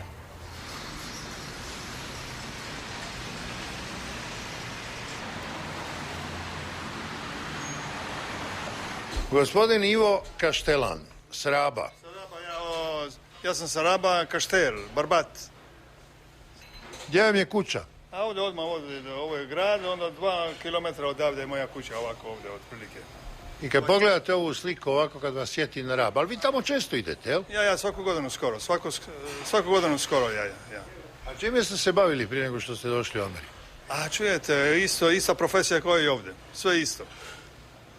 Ste ovo zakupili ili kupili? Ovo smo zakupili, ja. Ovo je naše mjesto, ovdje već imamo 8 godina, ja i sin, i tako ali sve ide lipo, ja. Dobro, velika je konkurencija među talijanskim restoranima. To je čudo, svi se zovu talijanski restorani. To su najpopularniji sada restorani ovdje. Konkurencija je jaka, ali čujete, ja to najviše volim kad je konkurencija, onda se bolje radi. Najviše volite. A zašto Hrvati svi vole konkurenciju vani, a doma ne vole? A ja zato ne znam, ali ovdje u Americi, čujete, treba, ako je veća konkurencija, treba više raditi. Mislim reći, treba, onaj koji je bolji, on je bolji i tako sve, razumite me? U čemu ste vi bolji? U čemu sam ja bolji? Mi hoćemo da je dobra hrana i da nije baš preskupo i tako, zadovoljimo ljudi, ja i ovdje, sin je ovdje, ja sam ovdje i tako, sve treba da je u redu, razumite me? Sin je tu, ne govori baš hrvatski dobro, mati je Grkinja, ne govori baš ni grčki dobro, ok, let's speak in English or in Spanish. Why did you learn Spanish and not Greek or Croatian? Is Spanish so important here?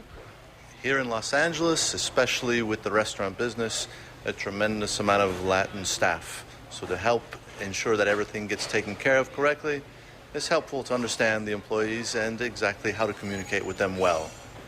Is it important to present the quality of food? Is that number one, or the price is number one? What's more important? Let me answer with this. The complete experience is what the guest leaves with. There are a tremendous amount of details that go into the complete experience of the evening. However, the quality of the food and the presentation of the food is what bring guests back. Price, it would be a secondary issue, but it comes down to the food. Okay, if I want to be satisfied, have a scotch in beginning, then a soup, then a decent entree, then a good meal, and then a good dessert and the coffee. With all the tips and all the taxes, what would that cost me? For a couple to dine, as you mentioned, to enjoy everything that you enjoyed, it would be approximately $60 to $70 for two, all inclusive. E zbog ovoga je tiramisu uvijek pun. Dolaze režiseri, producenti, glumci. Hajde da i mi intervjuiramo jednoga od celebritija. I would like to introduce myself. I'm Fred Dreyer. I'm an actor here. I live in Los Angeles, Sherman Oaks, actually. And I've been a very good friend of Ivo's and Peter's for many years. And I've been coming here for probably about maybe 12, 13 years before they owned the restaurant. And I'm loyal to great food and good friendship. And it's been an awful lot of fun for me to see how wonderfully the restaurant and the popularity has grown for Peter and Ivo's restaurant. And so I'm very... Seeing the excellent shape you are showing, in Croatia, women would say that they're not feeding you well. They're feeding me very nicely. That's why I'm so thin. It's got to eat all their salmon. Right, Peter? Wonderful taste of the salmon, vegetables, prepared your style. What do the actors consider being an excellent meal? Oh, I don't know. It all depends on the individual. I don't think you have to be an actor to know what's good to eat, or a lot of them don't eat very well. Some of them eat okay. I'm one of the ones that eat okay. Your favorite meal? Salmon. Salmon, vegetables, bean soup, excellent salads, maybe a little bit of cappuccino and a nice tiramisu. Svi bi postali Hunter. Svi bi bili Tom Cruise i Harrison Ford, koji su prvo konobarili, a onda postali hollywoodske zvijezde. Tako budućnost zamišlja i ovaj zgodni mladić. Your name, please? My name is Roy Oration. Sounds like a movie star. Maybe one day, we'll see. Are you a waiter in this Italian Croatian restaurant? Yes, I am. And you came all the way from? New York. Actually, you didn't come here to be a waiter of your life. Well, no, but I'm very happy to be here. It's a very nice restaurant, nice staff, nice ownership, so nice people, nice clients. Is it true that at least 100,000 people in LA aspire to become actors and to have their role? Well, I don't know the exact number, but it's possible. It's possible. And while they are waiting for that opportunity, they work as waiters, they work other jobs. True? Yeah, I mean, it certainly helps, to go on auditions in the morning and work at night in restaurants. Pay is good if you find the right place. So, yeah, as it turns out, a lot of people work in restaurants to support their acting careers. And that's what you do? That's what I do. Okay, we wish you the best to become an actor. You look great. Thank you very much. I'm working hard on it. Do you have as well to attend certain schools for acting? I actually just finished a 2-year program in Santa Monica called Joanne Barron D.W. Brown School for Dramatic Arts. Can I guess that all the savings that you get from your tips and working hard in this restaurant, you invest in your education as an actor? I certainly do, yeah. Yeah, it's not easy, but you have to do what you have to do in order to make it. And you pay lessons in dancing, singing, acting? Well, I'm certainly not much of a dancer, nor am I a singer, but actor, yeah, I think so. We'll see what happens. Is there any chance that somebody just from the street, without that preparation, without being taught certain initial important steps, becomes an actor? When it happened last time with Tom Cruise, I guess, or somebody? Well, I think it could happen.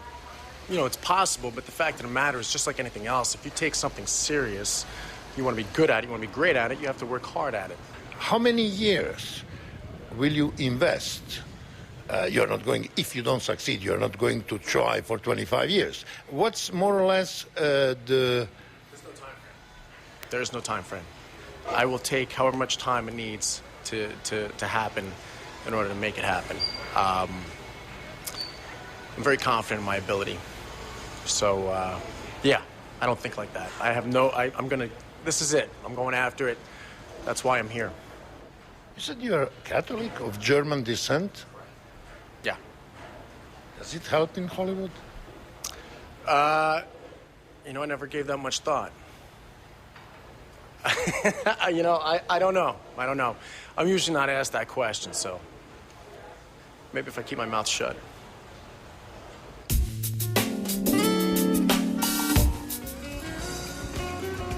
Los Angeles je velika varoš. Drugi grad Amerike, u široj regiji živi 18 milijuna ljudi, u gradu 4 milijuna. Etničkih četvrti je 8, kineska, filipinska, korejska i tako dalje, ali je za nas zanimljiva ova kineska, u središtu grada. Svuda su okolo Kinezi, a usred četvrti Hrvatska crkva Svetoga Ante s dalmatinskim smokom. Ovdje je 98% Kineza u ovoj četvrti. Jesu li oni ekspanzionisti? Jesu li oni ikada ponudili kupiti ovu vašu crkvu tako da se zaokruže da praktički bude ovo 100% kineska četvrta? A oni su gledali, niko se nije usudio kad smo pitati, ali ja sam kušao proširiti naše imanje, još doli kupiti njihovo. I on jednostavno nije htio prodati. Oni vole zajedno, oni ne vole sa drugim narodima. Ovo je zato njihova Chinatown sada, sad nek sele se. Ali oni su došli kasnije, dosta kasnije su došli oni. Iza drugog svjetskog rata su oni pojavili se malo više ovdje. Oni imali su 2 bloka mala, ništa više. Ali sad je to sve njihovo. Naime, grad je tražio da se kuće dovedu na neki legalni način gradnje, unutarnje elektrike, temelja, svega. I to je trebalo novaca koji ovdje nisu svijeti imali Meksikanci. I oni su onda prodavali Kinezima. Kinezi su vrlo dobro plaćali i gradili apartmane. I na tim apartmanima sad oni žive i iznajmljuju. A kad je bila ona revolucija u Kini, znate, i taj Vam problem, iza 50 godina, to je letelo posuda. A njih je teško kontrolirati, tolika je velika i toliko puno naroda, ko dolazi, ko odlazi, ko je komu žena, ko je komu muž, ko je komu rod, jedini Bog zna.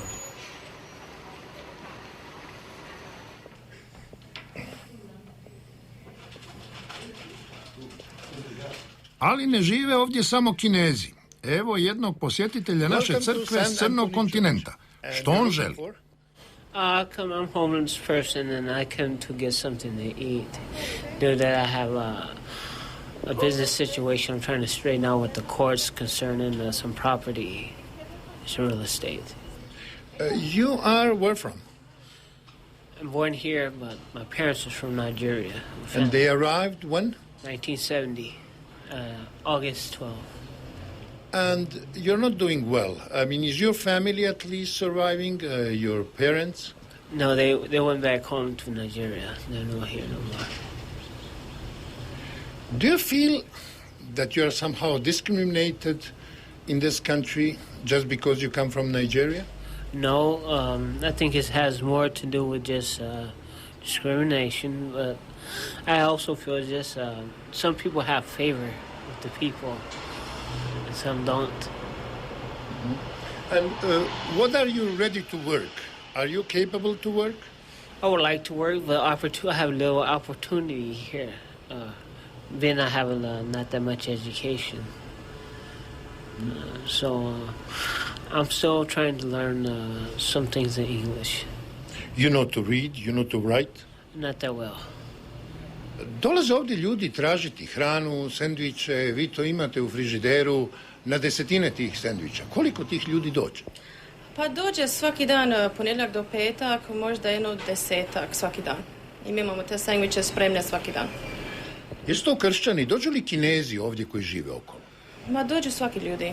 Kinezi? Kinezi, crni, bijeli, svakakvi. Najviše Meksikanci. Nijedan Hrvat? Ne ode.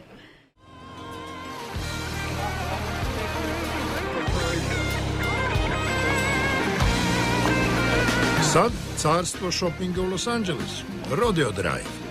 Nije to neka stara povijesna ulica kao što je Carnaby Street u Londonu, Champs-Élysées u Parizu, Via Veneto u Rimu.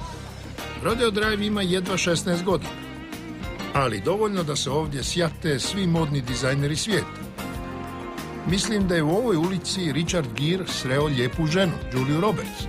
Ali ne držite me za riječ jer filmove slabo pamtim, ali sigurno znam da uz ovakve trgovine idu i lijepe žene. Želite se otmjeno obući? Ma kakvo bosovo djelo, to je sitniš. Ovdje je roba najskuplja u Sjedinjenim Državama. Cijene naravno nema, jer pravilo je tko pita za cijenu, taj nema za platit. Rodeo Drive, ne Rodeo Drive, nego Rodeo Drive, baš onako španjolski se izgovara i to je najskuplja ulica u Los Angelesu za glumce, producente i biznismene.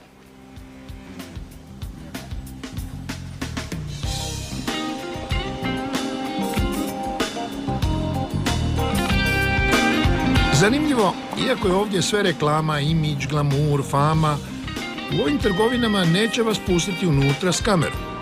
Objasnili su nam da je to njihova poslovna odluka jer mnogi dolaze iz Azije, poslikaju najnovije modele i onda ih jeftino proizvode u Kini ili Tajvanu.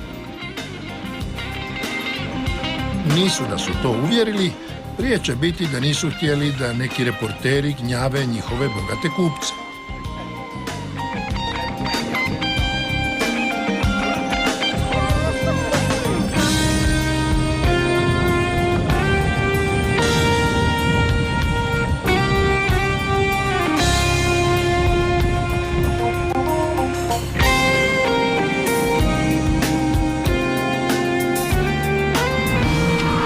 Vožnja uz kalifornijsku obalu, dođe mi nešto poznato, jer kao da se vozim Jadranskom magistralom.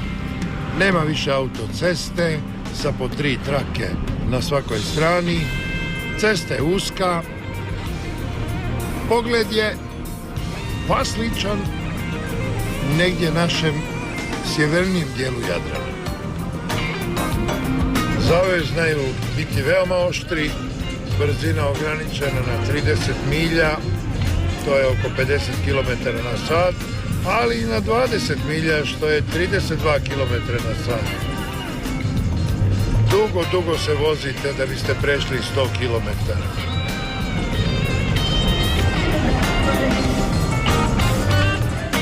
I bolje vam je znati engleski, jer vas neznanje neće spasiti ako ne poštujete silne zabrane na svakome koraku.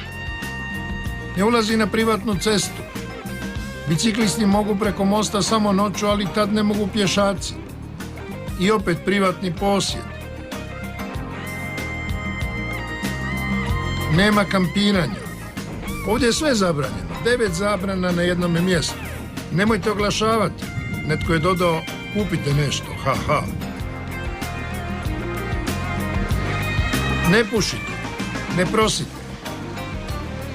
Ovdje je ekološka obnova. Ne bacajte rakove u kanalizaciju.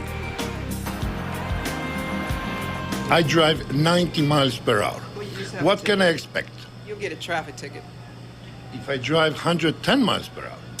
Depends on who stops you. But no, more like you'll get a traffic ticket. And then you just show up for court. So, if I throw a pack of empty cigarettes through the window and I'm littering? It's only like a fine. That's it. Not much. How much is here? I think it's like $20, something like that. Not much. Tako kaže zamjenica šerifa u Virginiji. Samo $20 za izbacivanje smeća iz auta. Posve drugčije u Kaliforniji. Pitali smo 500 hrvatskih građana što misle, kolika je u Kaliforniji kazna za izbačeni papirić iz auta. Do $100 odgovorilo je gotovo 40%. do $500, nagađalo je više od 46%.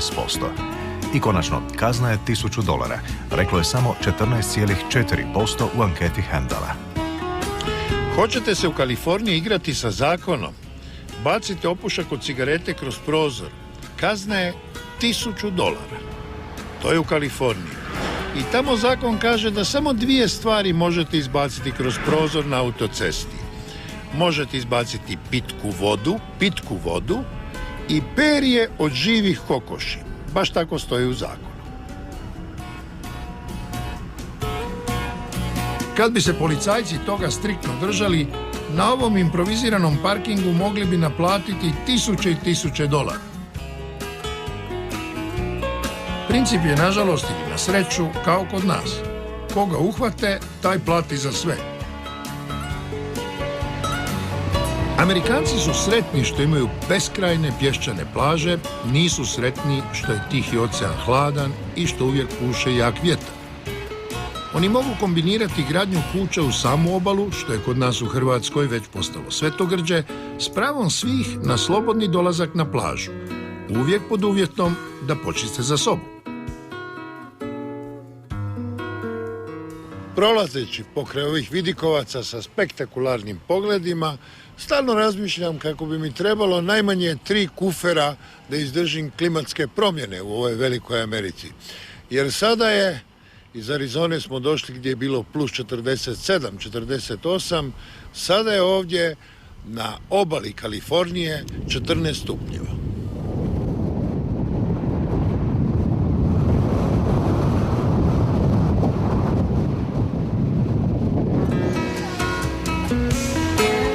Na svakih 20 kilometara po jedno je novo turističko mjesto. Amerikanci među najljepšima izdvajaju Carmel.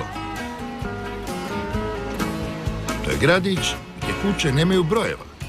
Ako vas poštar ne poznaje osobno, morate odlaziti na poštu 2 put, 3 put tjedno. Gostima koji vas posjećuju dugo objašnjavate preko telefona gdje točno stanujete. Nezvani gosti i onako nisu dobrodošli.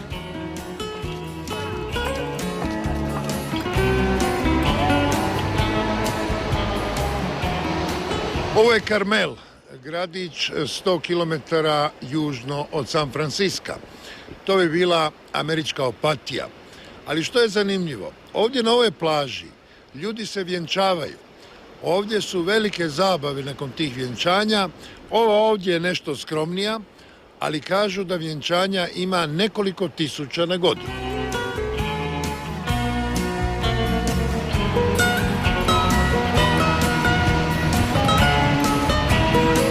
Vidite kako je hladno u Carmelu, u kolovozu. Je li ovo plaža ili zimovanje? Ima hrabrih surfera, ali oni su za to posebno odjeveni.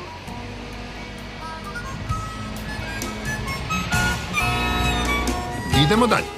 U Santa Barbari prima nas ugledni voditelj američke televizije, uvijek na popisu 100 najpoznatijih građana Kalifornije. A njegov novinarski standard prati lijepo uređena kuća. What is that the American television journalist is not allowed to do and will never do?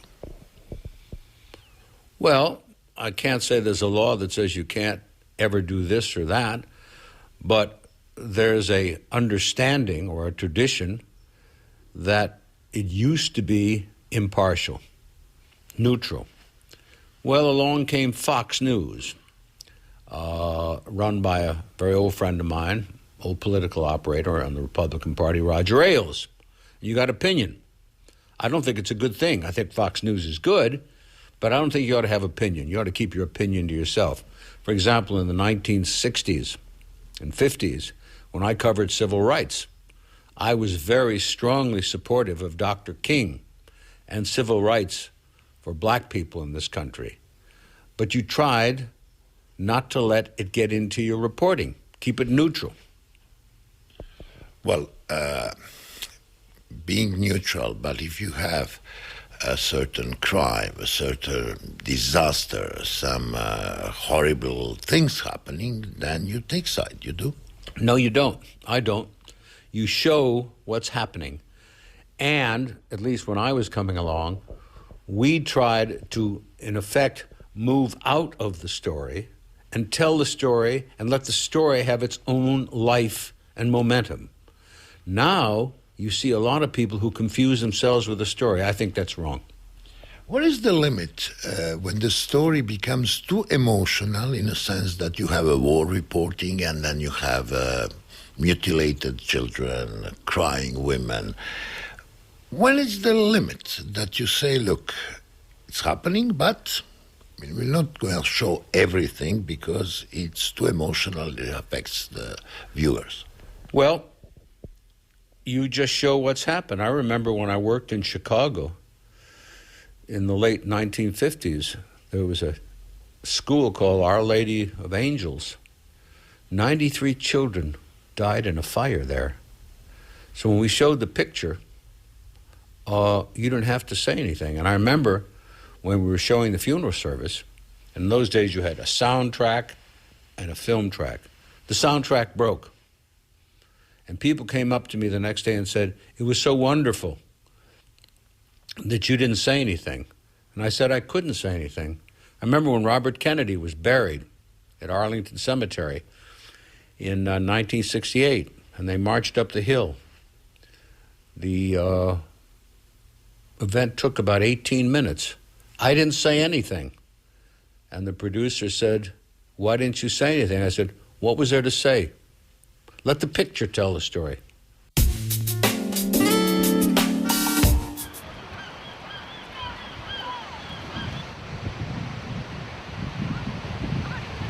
Kad preko ljeta putuju obiteljski Amerikom, Amerikanci štede na svakom koraku. Spavaju po 6 u jednoj sobi u jeftinom hotelu, ne idu u skupe restorane, idu najjeftinije ili nose hranu u automobilu, ali na jednoj stvari ne štede. To je obilazak mnogobrojnih atrakcija. Evo recimo za akvarij u Montereju jedna obitelj će za ulaznicu platiti više od $100, dakle negdje oko 700 kuna. A gledajte što za to dobiju. Možete voljeti zlatne ribice, brancine i zubace, ali uvijek je najveće uzbuđenje veličanstveni morski pas. Njega se jedino bojimo u moru, ne razmišljamo da ima i drugih opasnosti. Raža primjerice, po novim spoznajama.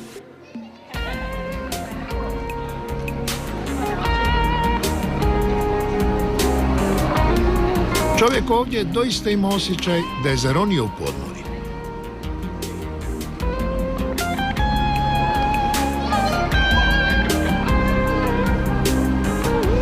Ovo je skuša iz Tihog oceana. Opasna je meduza kad dotakne plivača, ali u sigurnom akvariju više navodi na razmišljanje. Kako je tvorac ovako nešto mogao zamisliti? Naš najpoznatiji snimatelj pod morem, Miro Andrić, ovdje bi pronašao sigurnu inspiraciju. A što bi dali Japanci za ove tune?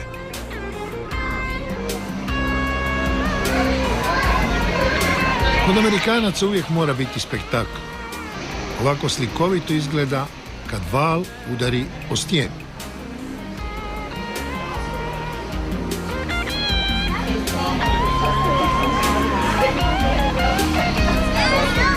Kad smo ovo snimali, još nismo znali da će podivljala raža ubosti repom lovca na krokodile u srce. Ovdje u Montereju dodirivanje raže koja pliva u bazenu najveća je atrakcija za djecu. Probao je naš režiser Željko Musić, ali se brzo povukao, raža je malena, ali udar repom moćan. Osim toga, raža bi radije dohvatila patku iza stakla. Oprezni roditelji radije drže djecu na uzici kao psiće.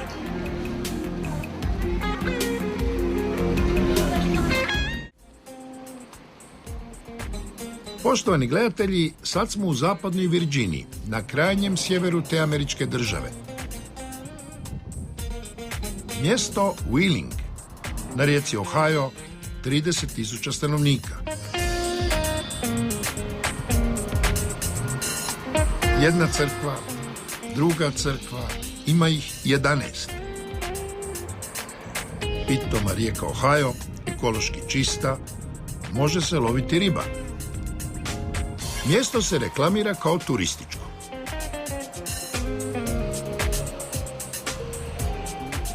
Tourists come all the time. Like Wheeling used to be real popular for like the suspension bridge. We have a racetrack, the Capitol Music Hall where a lot of the singers come to Wheeling and sing like the oldies and stuff. And what did you say? We are the first people from Europe that you met? Yeah, and Wheeling, yeah. So no Europeans ever came? Not that I know of. I have never seen any. No. That's why I was amazed. I was like, where are you from? You were like, Europe. I was like, yeah, I've been here. I'm 25 and I've been here all my life and I've never met anybody from Europe. And you?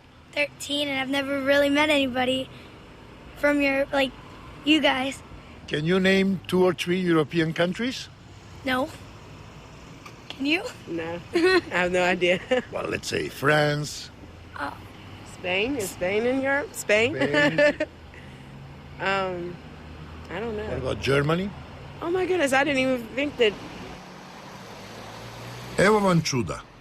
U gradu koji ima kazalište, glazbenu dvoranu, gdje dolaze turisti na odmor, 2 djevojke pojma nemaju o Europi, a nisu bez škole. You go to school? Yes, but not right now. We're on summer vacation. What grade in school? I'm in 7th and my sister's in 6th. And you? You went to school? Yeah, I'm graduated. I'm getting ready to go into cosmetology, which is doing hair, which is Scott's Cosmetology downtown Wheeling. What is cosmetology? Cosmetics? It's hair, doing hair, nails. And how long do you have to go to school to have that diploma that you can work with the hair and nails? Oh, wow. 2.5 years. After high school? Right. You have to have a diploma in order to go to college. Nemojte iz ovoga na prvu loptu zaključiti kako su svi Amerikanci neobrazovani. Razina opće kulture je niža nego u Europi ako završite samo srednju školu, ali diploma sveučilišta već znači znanje. Evo nas u jednom od jeftinijih sveučilišta, Eureka, u državi Illinois. You study here, you graduated from high school. How many years? And you have more to study, and what do you want to achieve? I'll be studying for 8 years, and I'm a chemistry major, so I want to eventually get into doing research for pharmaceutical companies. For pharmaceutical companies, that's a good job, I would say. Yeah. Easy to get one? Yeah, there's not a lot of people who go through the science programs over here, so once you finish it, you have more job offers and you know what to do with. And where are you from? Illinois. So it's close home. Yeah, I'm 2 hours from home, so. And you stay here or you travel? Yep, I stay here. I live in a sorority house here. Good accommodation? Yeah, I have a pretty big room, and we have a kitchen and living rooms in our house, so. Is it expensive to study here? No. Eureka has one of the lowest tuitions in probably any school in the U.S. Tuition is about $13,000, and then room and board is $4,000 for the year. Sad smo na sveučilištu Eureka, između Peorija i Indianapolisa, između države Illinois i Indijane. I ovdje je studirao i dobio diplomu veoma, veoma poznat čovjek. S leđa ga probajte prepoznati.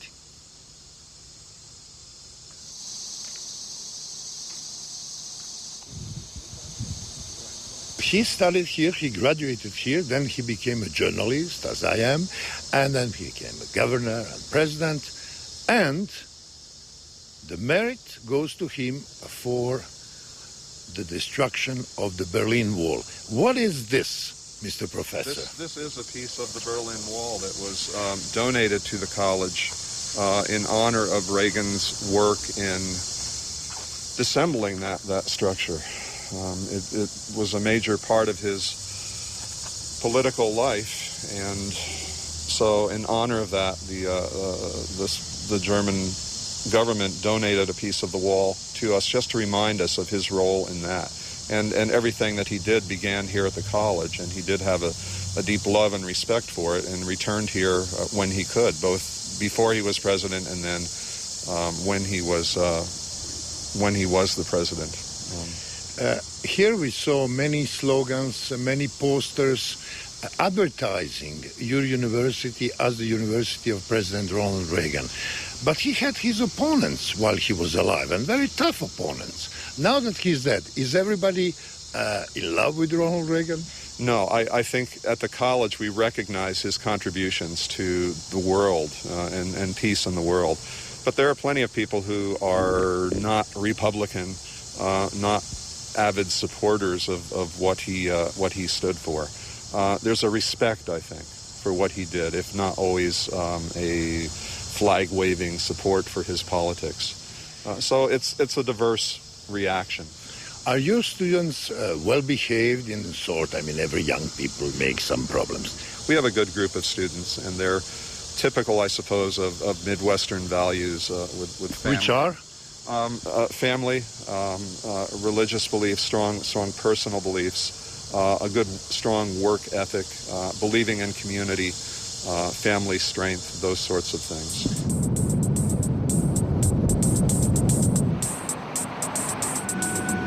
U Americi uvijek postoje stvari koje otkrivate na drugi pogled. Sad sam u Indianapolisu, u državi Indijana. Po nazivu reklo bi se nešto slično Bantustanu. Ali ne, to je grad kao i Zagreb oko 900.000 stanovnika sa županijom 1.200.000 i kad malo bolje pogledate, statistika je impresivna. U ovome gradu svaki 4. stanovnik ima završeni fakultet ili više od toga. 82% ima srednju školu. Na posao vlastitim automobilom dolazi 80% građana Indianapolisa. Samo 7% koristi gradski prevoz, a što je najsmiješnije, samo 2% ide pješice na posao. Indianapolis još zovu Indy, Naptown, The Nap, Circle Town, kružni grad. Impresionirao nas je središnji trg s velikim spomenikom od 64 metra, uspomena na sve američke ratove. Kad pretražujete po internetu, naći ćete milijune i milijune natuknica za američki patriotizam.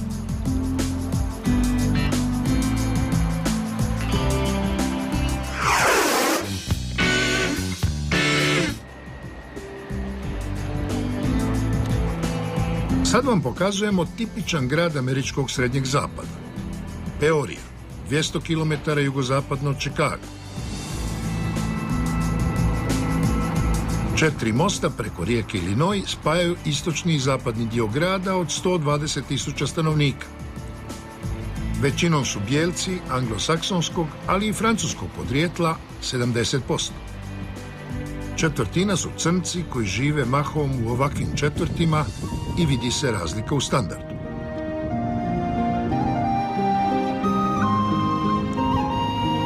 Peorija je gubila stanovništvo, propadali su biznisi, ali su onda izgrađene velike bolnice, klinički centri gdje se zaposlilo na 1000 ljudi. Jer ovdje je medicina biznis. Ovako to izgleda u centru jednog manjeg grada na američkom srednjem zapadu, u Peoriji. Ovo je centar, ovo je glavna ulica i zove se Main Street. Ljudi je veoma malo. Sad je 11 sati ujutro, svi su na poslu. Za 1 sat u 12 vidjet ćete drugu sliku.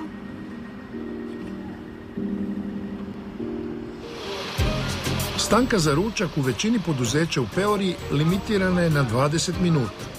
Bolje vam je na vrijeme stati u red i brzo pojesti. Samo djelatnici višeg ranga imaju pravo na cijelih pola sata za ručak. Međutim, navečer počinje hedonizam. Izvana ne baš ugledan prostor, iznutra je prepun gostiju koji mogu birati da sami spreme velike odreske ili da se prepuste mudrosti i vještini kuhara. Stejkovi su doista divovski. Ima ih od 30 deka do dvostrukog T-bona od 1,5 kg. Cijene su relativno prihvatljive taj najveći steak je realno za dvojicu, dobivate besplatnu salatu po želji, kolač, pa sve košta bez vina 150 kuna po osobi. Ali u Peori plaće nisu tako visoke kao u New Yorku, na istočnoj obali Amerike. Prosječna je $2000 na mjesec. Prosječno kućanstvo u Peori zaradi oko $3000. U Caterpillaru je to razumljivo znatno više, ali opet manje nego na američkom istoku ili u velikim gradovima. A sad ćemo o jednom američkom gradu za kojega Hrvati nisu puno znali do prije 11 godina, a onda je održana mirovna konferencija o sudbini zemalja koje su nastale raspadom jedne veće države i tada su se mediji s ovih naših prostora utrkivali ko će više ogaditi taj grad, govoreći kako je mali, kako je beznačajan, kako je tipična američka provincija. U tome su osobito prednjačili novinari iz Banja Luke i Sarajeva, pa hajdemo vjerovati kolegama i pogledajmo malo kako izgleda ta provincija. Možda je provincija, ali sa svojih 180.000 stanovnika Dayton je veličine Splita. U široj regiji živi blizu 1 milijun ljudi. Nismo dobili dojam da je to veliko selo, kako su ga znali opisivati. Ima tu nebodera, banaka, poslovnih zgrada. Ova gradska vijećnica nije baš sjedište mjesne zajednice. Osim toga, to je mjesto gdje je rođeno američko zrakoplovstvo. Svjedoči i ovaj veliki muzej. To je ono što čini dopunsko američko obrazovanje. One dvije cure s početka emisije nisu znale gdje je Europa, ali mnogi će Amerikanci doći uživo pogledati povijest avijacije, kupiti stručne publikacije i zapamtiti ono što ih zanima.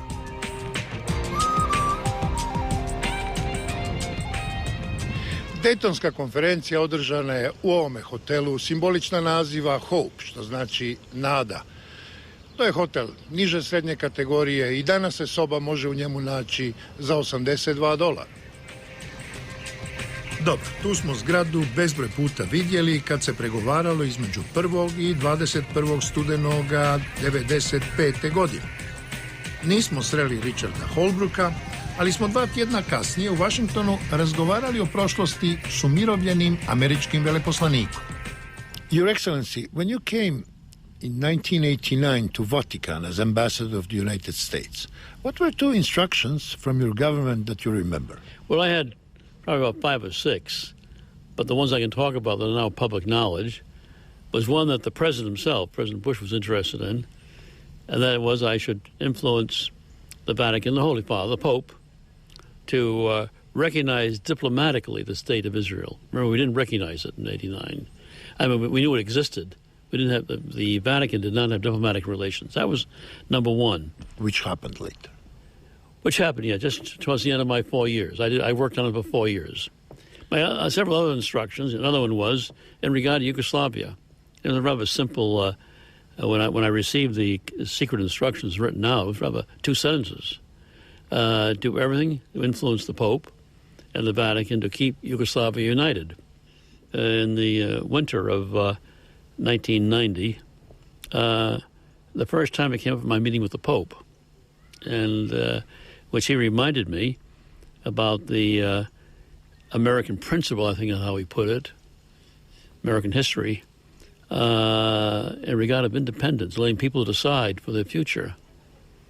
And he specifically mentioned Slovenia and Croatia and their culture. Actually, the culture was a key word in the conversation. Well, because both countries are Catholic. Yeah, the culture and its independent history.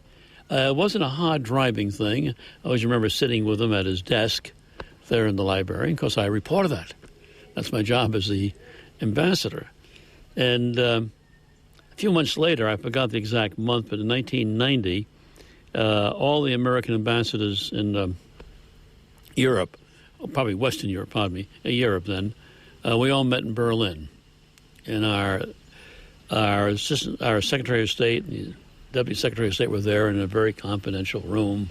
We got briefed. We go over all the problems, Russia, so forth, South America. And before going to the meeting, the U.S. ambassador to Germany, General Walters, Vernon Walters, pulled me aside. He said to me, he said, I think you and I have the same feelings about Croatia. And he said, that is that we really ought to look at the thing. Well, in the meantime, I had read, I can discuss this now publicly now, a very sensitive report out of the CIA, which said the country's heading, Yugoslavia is heading to dismemberment. There's going to be independence. Do you know the date when the extraction ceased and changed? 1990. When was the month that the independent Germany and Austria?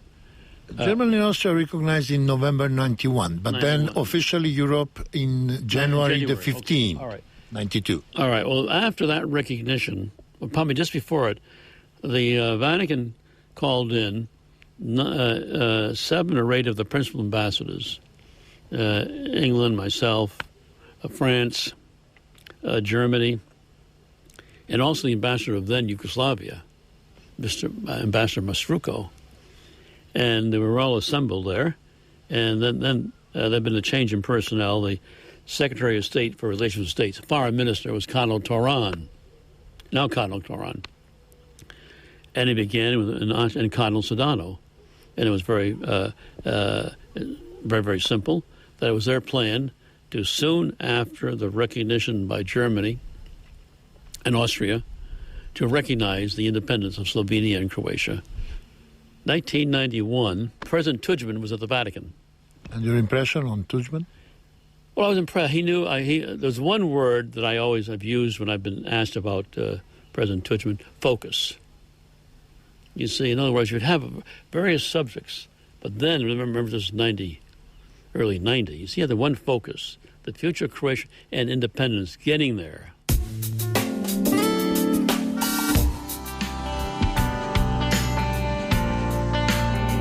Kako se ostvaruje američki san? Kako od $100 u džepu bez znanja engleskog jezika ovdje uspijevate doći do onoga što Ameriku čini drugčijom?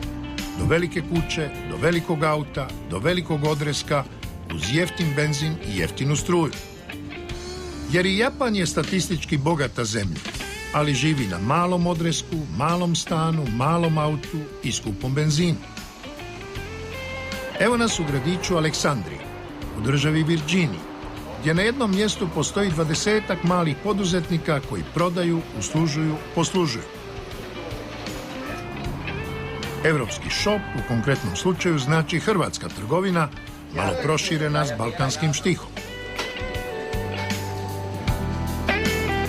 Sve ćete ovdje pronaći što i kod nas u konzumu, a kad upoznate kupce, vidite da mnogi imaju neke veze s jugom Evrope.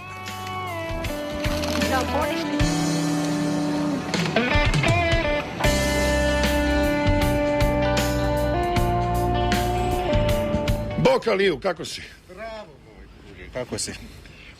I? Se sjećaš ti tvojih dana u onoj bivšoj državi? To ti je bilo najlepši dan za meni. Ja ne znam ako ću opet ili ponovo da imam takih dana što sam ja imao kad sam bio tamo u toj zemlji. A zato što si bio mlad, student, svi ste voljeli. I lud. Isto. Ja sam bio mlad i lud i student ali je bilo lepo. Tako lepo. Išao si na Hrvatsko more, išao si u Sarajevo, učio si u Novom Sadu i Somboru. Kako je bila ona pjesma u tom Somboru? U tom Somboru svega na volju. Ja se ne sjećam još. Jako dobro. So now in the United States, and you work for whom? I work for the Voice of America in Washington, D.C. for the past 17 years. Your business is radio and politics. Was this idea of non-alignment a stupid idea or a progressive idea? Oh, it certainly was an excellent idea at the time. You have to remember that the times when the non-aligned movement came, and it was organized by President Tito, President Nasser of Egypt, and that of India, I believe. It was a different time. It was shortly after the Second World War, and there was need for Europe, Eastern Europe in particular, to take a position on whether to be getting involved in all those conflicts or not. Today it is a different ballgame. At the time there was no words like terrorism. It was just major global politics. Today it's a different ballgame, and there are new superpowers. There was the Soviet Union at the time. It's no longer there. So I think it was a good idea at the time. I don't know if it will work today, because today everybody needs to get involved in resolving the problems of the world. Ali nisu svi vezani za Sombor, nesvrstane i stara vremena, pa zato ovdje kupuju. Dobra roba privlači raznovrsne kupce.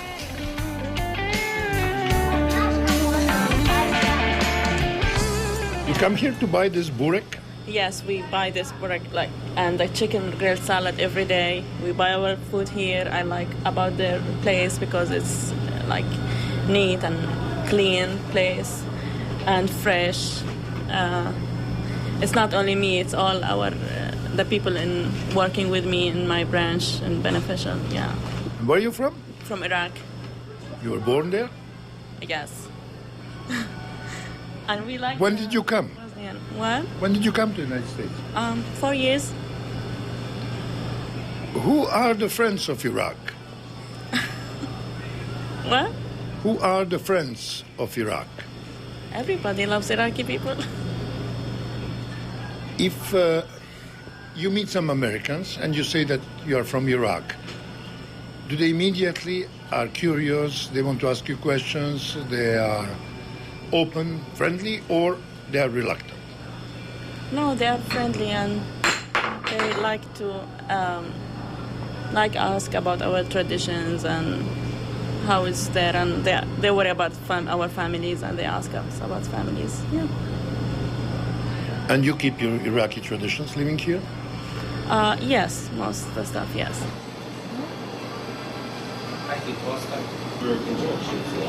Did you try this bread? All the time. It's really good. It's very good. Actually, the food is very, very, very good here. We come here quite like maybe 2 or 3 times a week. You know, when we come in the area though, and these guys are great, very, very friendly people. We recommend them all the time. You are a sheriff? I'm just a deputy. We're just deputies. A lot of problems? No more than anybody else.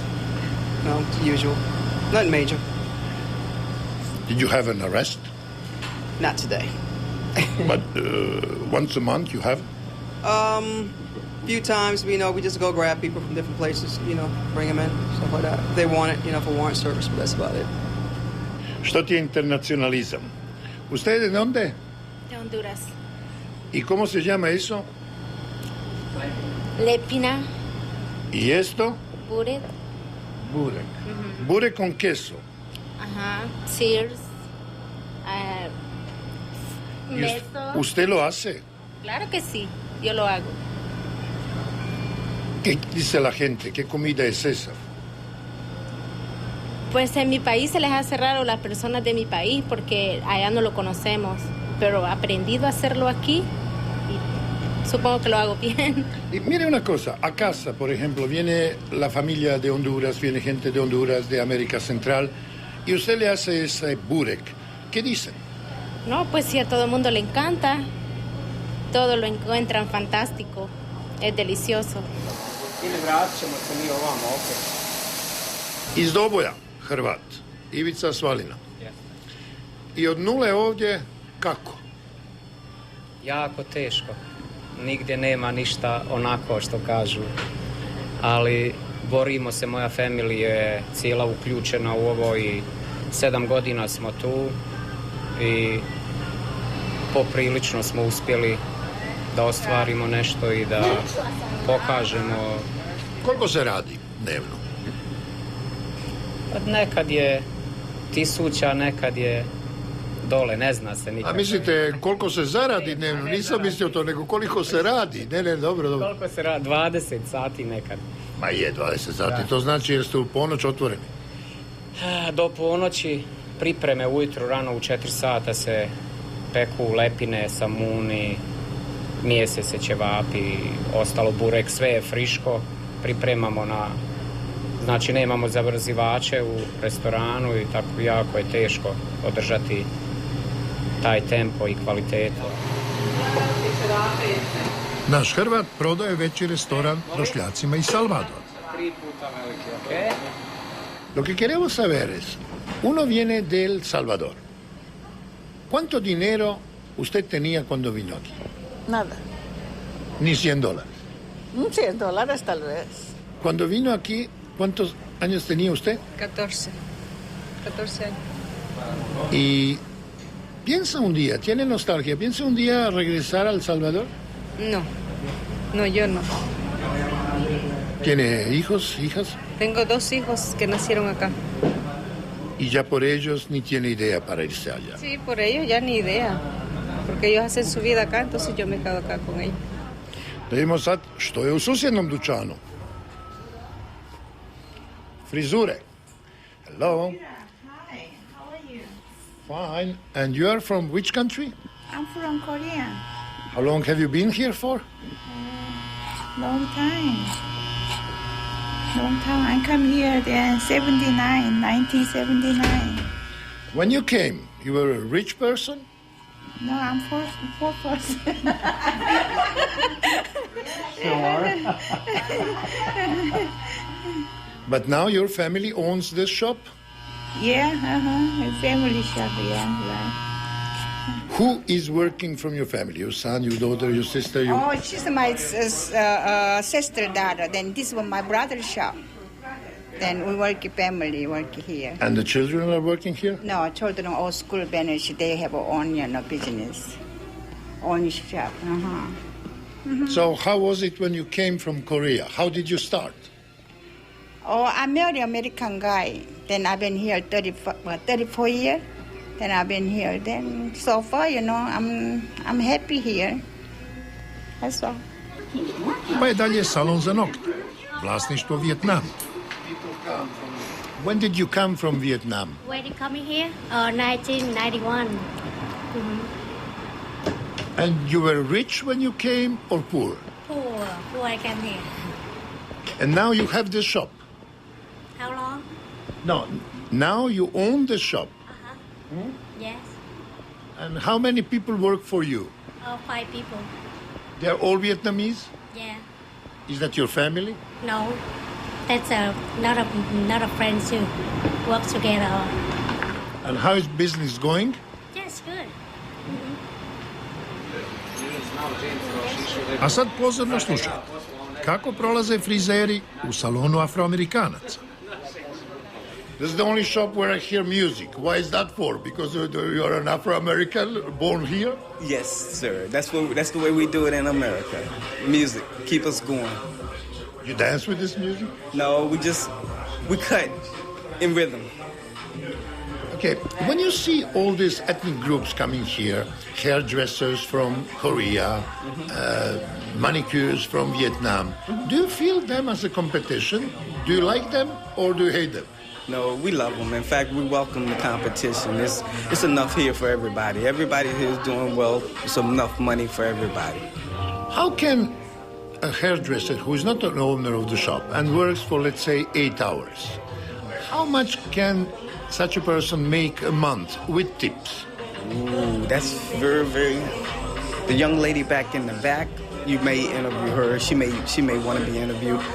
She's probably making the most money here, about $200,000 or $300,000 a year. 200, 300,000 a year? Yes, U.S.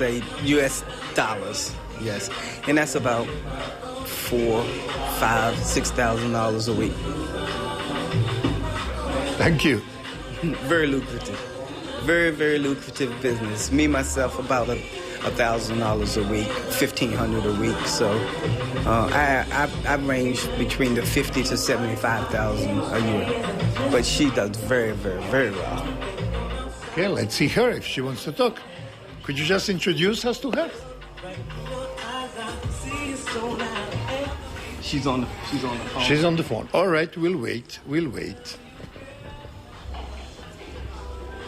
It's a nice profession to be a hairdresser in the United States, isn't it? Yes, sir. I actually saw your leading lady. She declined to have an interview, and she's making more than the President of the United States. She probably is. But you can live well with that job. Yes, you can. You make a lot of money. People don't realize how much money you can make doing hair.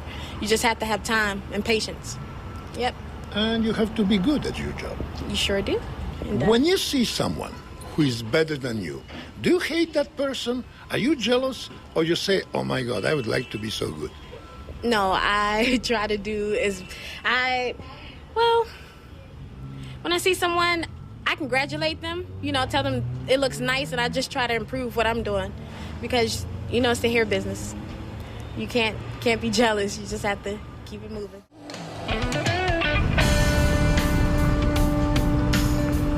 U Americi postoji razlika između novog i starog bogatstva. Recimo, kuća gospodina Sullivana ne vidi se s autoceste. A ako ste gledali seriju Dinastija, kuća Carringtona se jako dobro vidi.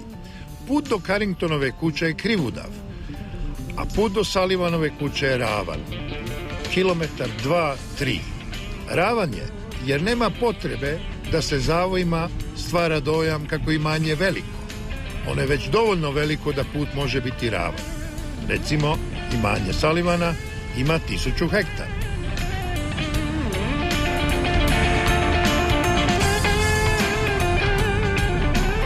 I nećete ovdje vidjeti Rolls Royce, Porsche, Ferrarije. Ne, oni voze Plymouth, Chevrolete, stare dobre američke automobile, možda pokoji Jaguar. Evo nas do prvih kuća. Štale, zgrade za stanovanje, zgrade za goste. Gospodin Sullivan voli goste. Nama je priredio poseban ugođaj i pozvao je svoje prijatelje.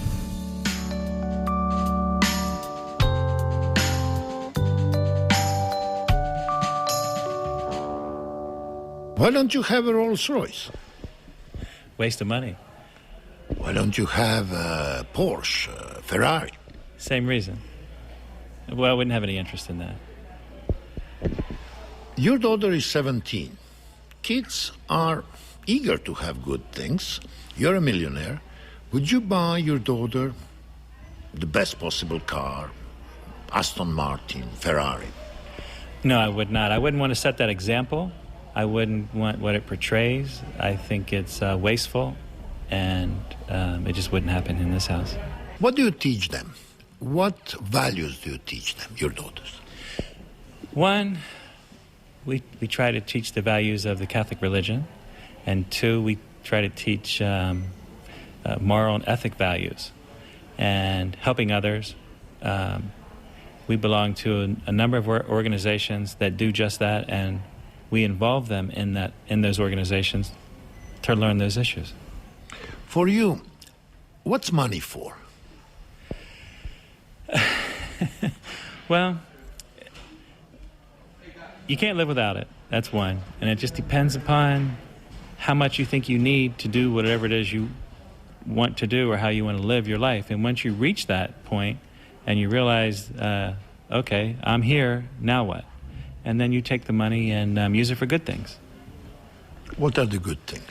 Oh, for instance, different charities that you're involved in, participating in whether it be our local hospital or donations and things like that to whatever your charities are. Let's say you have a surplus of $20 million, and you can choose between charity and investment.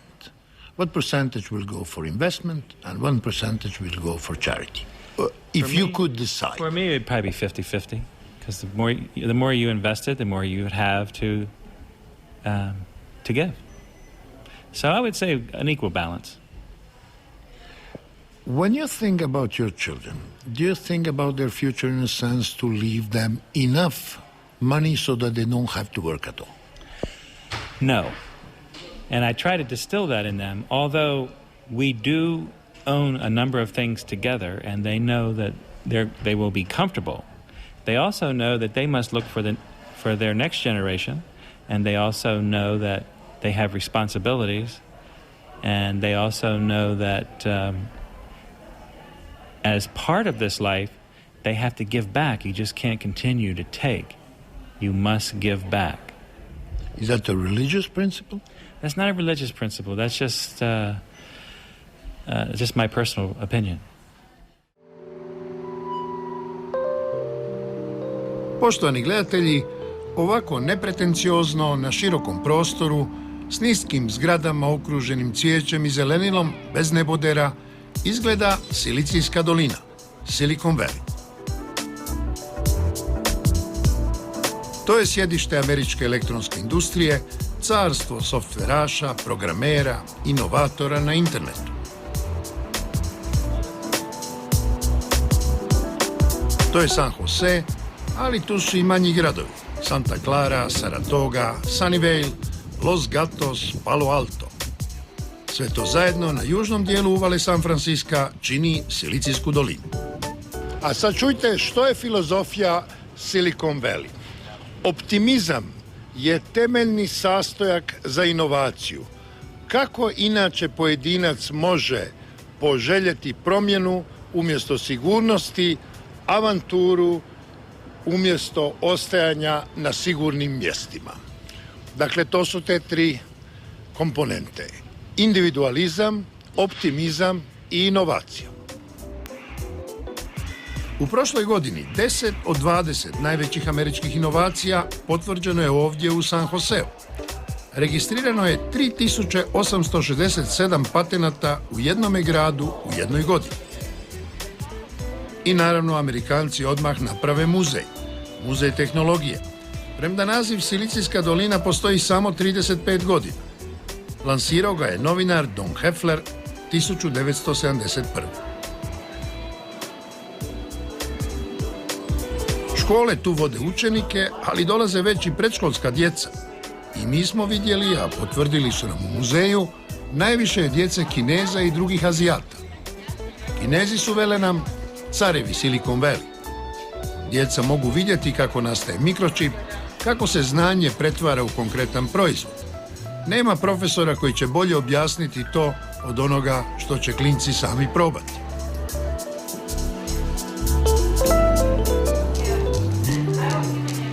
Are you Chinese more talented than the others in the computer business? I don't think we're more talented. I think we tend to work harder than anybody else, I believe. So it's more hard work than more talent. And what's the base, what's behind the hard working? Is it because you have to achieve more than the others because your start is low, or just you are educated that way? I think is to work harder than the next guy. Is to be able to come forward and be better than your colleagues in the company. But who is teaching you this? Your mother, your father, the society? Who? It comes in the family. I think my father always drives us to work hard and to be better, to make a good life for ourselves. So I think it comes from the family. Naš Kinez radi za Hrvata, Viktora Batinovića, kojega ćemo kasnije predstaviti. U ovim zgradama inventivni Kinezi razrađuju nove softverske programe, a pristaju na malu plaću dok se projekt razvija. Nakon toga bivaju isplaćeni u dionicama i onda mogu birati, preuzeti kompaniju ili uzeti novac i kreirati nove projekte. If all those things are become smaller and smaller every year or two, and cheaper and cheaper every year and two, maybe they reduce their price to half, and more efficient, at least the double. Where is the end? Must come. I mean, you cannot go that fast for the next 50 years. It will collapse. I think it all will depend on the application that all the designers are able to come up with. It's right now, there's no limit to what the designers can think of or what can be done. And as more and more innovations come about,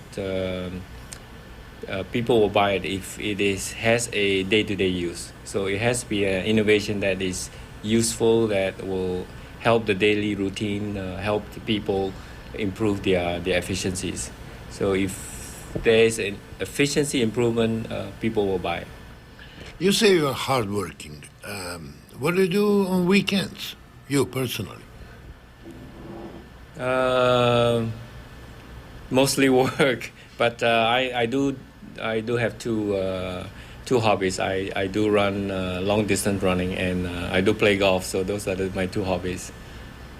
Okay, that takes a lot of time. But when you say mostly working, you work at home. Yes. With today's technology, you tend to have to work more hours in the day with your cell phone and your mobile computer. I could be sitting in a coffee shop on Saturdays and still be reading emails and answering emails. So you tend to have to work long hours with the technology. Good, but then why do we need all these offices? This is the center, the heart of the world technology here in Silicon Valley. Why do you need all these offices? If everyone could do it from home, you could save money and people shouldn't be traveling and losing time. They could do it from home. Why do we need all these offices? I think telecommuting is becoming a big thing. So you actually can work from home. The little that we need to do interactively has more to do with meeting customers face to face. Other than that, a lot of meetings, a lot of work can be done sitting in your own house without having to come to an office now. Meeting customer face to face, it's important. Very important. They want to see that you have your commitment, and they want to be able to look at you and feel comfortable that you can do what they want you to do. Iz obližnjih sveučilišta, poput ovoga u Santa Clari ili Stanforda i mnogih drugih, diplomirani genijalci tražili su posao na jugu, u Los Angelesu, San Diegu. Silicijska dolina stvorena je zapravo za njih, s logikom imamo kvalificirane ljude, dajmo im prostor za rad. A onda su stigli i svi ostali, iz cijeloga svijeta. Među njima i Viktor Batinović.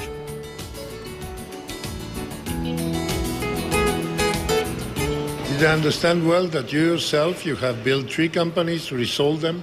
Yeah, well, that's part of nature of the Silicon Valley. It's like a disease gets into your system. Yeah, I spent 10 years at National Semiconductor after graduating from university when I started my first company, and then I sold it, built it to about $100 million, sold it, started another one, built it to about $150 million. We took it public, and I sold my interest. Both of these were in Asia, and then I came back to United States, California. Over here, started a third company, took it public, sold it, and I just bought it back about 2 years ago. So there is one thing you don't ask the Americans, how much money you make. I always do that, but there is one thing which is legal and it's public. How much taxes did you pay last year? I will show you. If I tell you, I'm sure many people that probably will look at or listen to this program wouldn't believe it. But I will show you, because otherwise people won't believe you. I paid $9.5 million in taxes. Could you avoid that? Yeah, sure, if I wanted to go to jail. Kuću Viktora Batinovića voajerski smo razgledali. Sve je na mjestu. Garaža s dobrim autima. I više nego dobri. Pogled od $5 milijuna. Koliko vrijedi kuća? Biti Hrvat bez tradicije ovdje, doći sa 17 godina i biti jedan od najuspješnijih u biznisu koji nije hrvatski, u kompjutorima, u softveru, u pameti. Je li to sreća ili je to znanje? Nije samo sreća. Sreća i znanje. Jedna druga stvar, ja mislim da stranac kad dođe tu vidi više nego Amerikanac koji žive. Jer tu ima prilike za stvoriti sve, ako čovjek ima dobru maštu.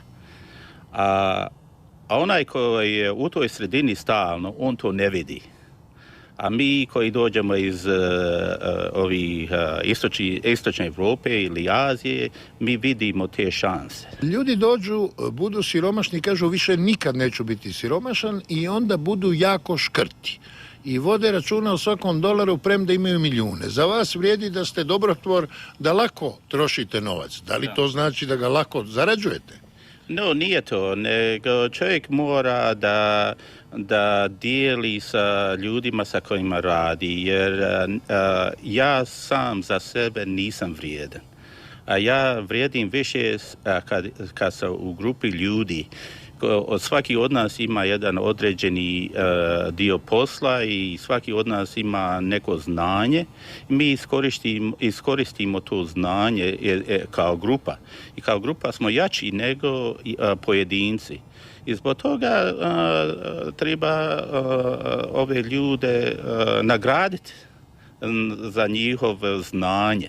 A vi ih nagradite, recimo ovog vašeg Kineza s kojim smo razgovarali, vi ga nagradite s 15% dionica. Da. Čujte, tu čovjek radi za plaću, tako da može svaki dan kupiti ono što mu je potrebno. A oni će raditi za manju plaću da dobiju više dionice, jer dionice odrede bogatstvo čovjeka. I to je srž toga. Čovjek hoće da postane bogatiji, da izvinite, da ga potrebujem. Ja. Volimo mi pse. Ja, volim i ali on neće zaustaviti, izvinite, ja. Dakle, svi vole kameru i svi vole mikrofon. Ja, svi vole mikrofon, a on hoće da se igra, a samo on ne razumi to. Zna Viktor uživati u životu. Da ne pokazujemo sad bazen i tenisko igralište, to je u Americi pod normalno. Viktor je posebno ponosan na svoje masline, vinograde, posađene voćke. Smokve, nektarine, jabuke i lavanda. Green. Pohlepa. Pohlepa je, ja mislim, jedna od stvari koja motivira dosta nas. Jer ja mislim da tu u Silicon Valley čovjek zaradi više nego što mu je potrebno da živi zadovoljno. Ali mi nekako nismo nikada zadovoljni sa onima što imamo, hoćemo još više. Večera kod Viktora bila nam je nešto najukusnije što smo kušali u Americi. Ali nemojte misliti da je u toj velikoj zemlji sve brza, nezdrava hrana. Hamburgeri, smrznuta piletina, fish and chips, donaci i tacos. Sad ćemo upoznati jednoga majstora gastronomije koji na lokalnoj televiziji Oakland glumi golog kuhara. Hi folks, my name is John Pisto. I'm coming to you from Monterey, California in USA. By the way, I have a cooking show called Monterey's Cooking Pisto Style. We are in front of my restaurant. Okay, this is one of them called the Whaling Station. I have 3 more restaurants. I have been in the restaurant business all my life, and I love to eat, and I love to travel. Just fantastic.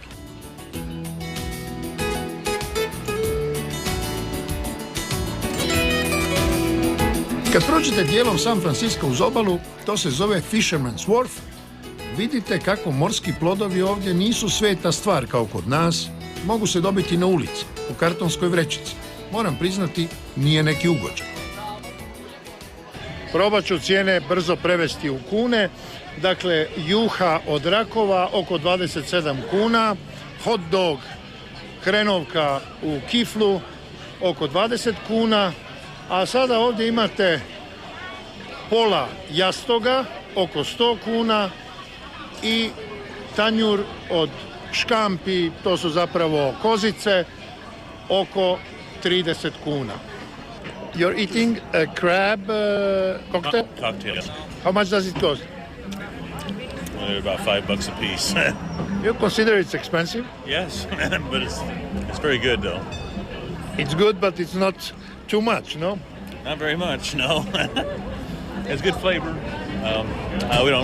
Haven't been to San Francisco in a long time, so we're just... Where are you from? Sacramento. And you haven't been in San Francisco for a long time? I don't like coming to crowded places. It's getting crowded in Sacramento too, but it's not nearly as crowded as this.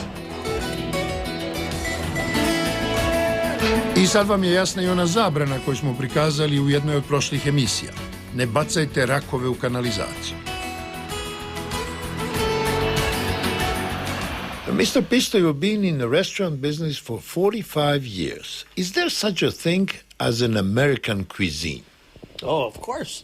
American cuisine is actually combinations of all the different ethnic groups that come here, you know, and some of the things that are native to our area. You know, if you want real native cuisine, would probably be a buffalo steak, you know, grilled over the fire. But, you know, the beans have come apart from the Indians, the Native Americans. But American cuisine's all around you. Every place you go, it's American. To own several restaurants, as you do, is that a very profitable business, or the restaurant business in America is going down? Well, you know, as long as you have people, you're going to have people that have to eat. And as far as making money, it's you know, you have to, first of all, people have to like your food. If they don't like your food, you're not going to be in business, right? So it can be profitable. Monterey is a very, you know, we're a very small town. We make our business 6 months out of the year. Then the other 6 months is wintertime, and it's slower. So half of our people are let go, and we wait. So it's summer to summer is how we operate here. You visited Croatia, you spent some time there, and you inspected the Croatian restaurants. What's the best of the Croatian food that you remember? Okay, that's like asking me, which of my children do I love the best? Okay, that's a tough question. Our trips, you know, I had the great opportunity to spend 2 weeks in Croatia, and we traveled from the north to the south and then to the north again. We were in a car. I must say that I was so impressed with I think pizza has to rank right up there as some of the best I've tasted in the world. And I'm not kidding. It's real serious. However, if you ask what my favorite was, it was the truffles. We went to visit Zigante. What was his? Carlos was his name? I forget his first name. Giancarlo. Hey, Giancarlo, you're the best. We went to see them. They took very good care of us. We actually went on a truffle hunt. We saw the truffles harvested, and then we had the pleasure of eating truffles. And on leaving that area, it's Istria. On leaving that area, we took truffles with us, and for the next 2 weeks, wherever we stopped in Croatia, anything we have, breakfast, lunch, or dinner, we had shaved truffles on it.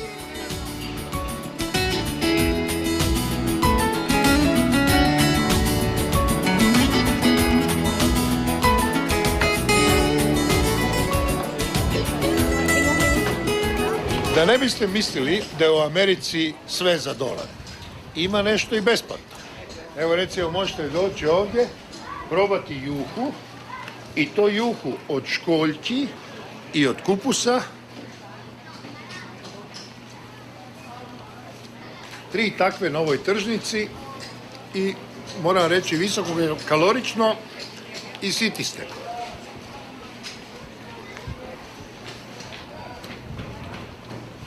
A nije pučka kuhinja, nego je gospođica koja promovira ovo pobjegla od kamere, a nama je ostavila cijeli lonac.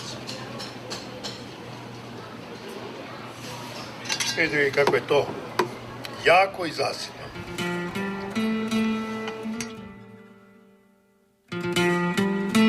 Idemo dalje. Vožnja, vožnja i vožnja. Otkrivamo novi grad. Uzeta sama za sebe, Kalifornija je 6. gospodarstvo svijeta, ali glavni grad nije Los Angeles, kojemu gravitira u širem području 10 milijuna stanovnika. Nisu ni poznati San Diego i San Francisco.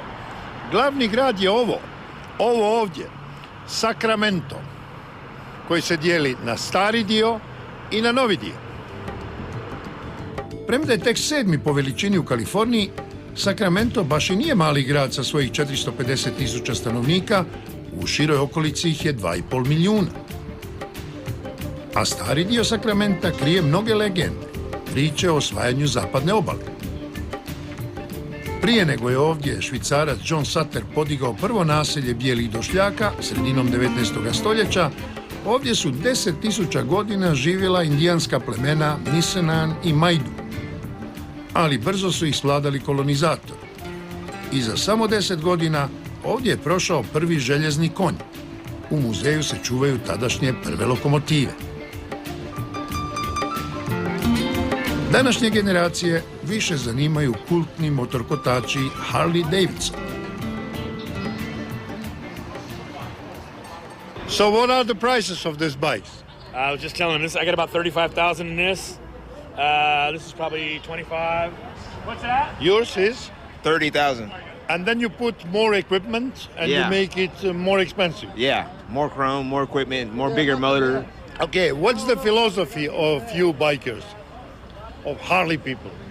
Oh, ride to live, love to ride.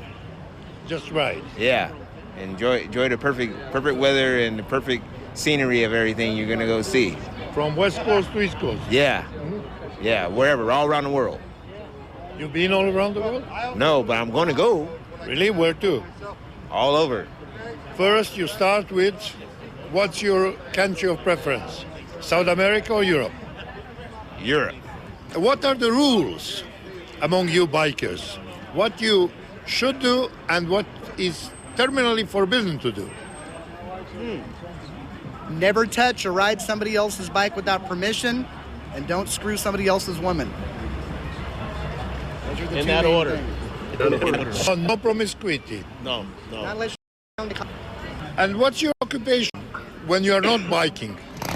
I license registered nurses for the state of California. That's what I do. Construction equipment. Construction. Yep. So you work hard and then in your spare time you enjoy life. We enjoy riding, that's right. Get out, get with friends and enjoy our bikes. That's it. Već smo rekli, kada Amerikanci prave veliko, solidno, ne pitaju koliko prijevozno sredstvo troši gorivo. Njihovi su kamioni na autocestama slika za pamćenje. Kao da se utrkuju tko će ljepše ukrasiti svoga monstruma, staviti mu neki dodatak, poboljšati komfort. Jer oni u ovim kamionima putuju, voze, spavaju, tu provedu više vremena nego u vlastitome domu. How many hours a day you are traveling, you are driving? Well, we're legal at 11 hours a day to drive. And we can work a total of 14 hours. Is the salary of $1.20 per mile a good salary? Well, the salary would be to the driver, but nobody gets that kind of money. To the truck, with this high-priced fuel, $1.20 is not good. You got to get at least $1.50, $1.70, somewhere in there to stay afloat. You know what I mean? I know. You are paid $1.70 with the truck. Well, to the truck. And then I get 26% of what the truck makes. So this load here is paying... this load here is going to pay me close to $400, $450 going from Washington to Phoenix. 2 days. $200 and some a day to me, so that's pretty good money. We work probably 24, 25 days a month. Which means you can make $5,000. Oh yeah, I'll make $1,000 a week easy. $1,000 a week, $1,000 to $1,400, $1,500 a week. Why does the American truck drivers design their trucks, make them beautiful? I mean, it's like a piece of furniture. Well, you live in it. You know, I live in this, so why not have it look nice?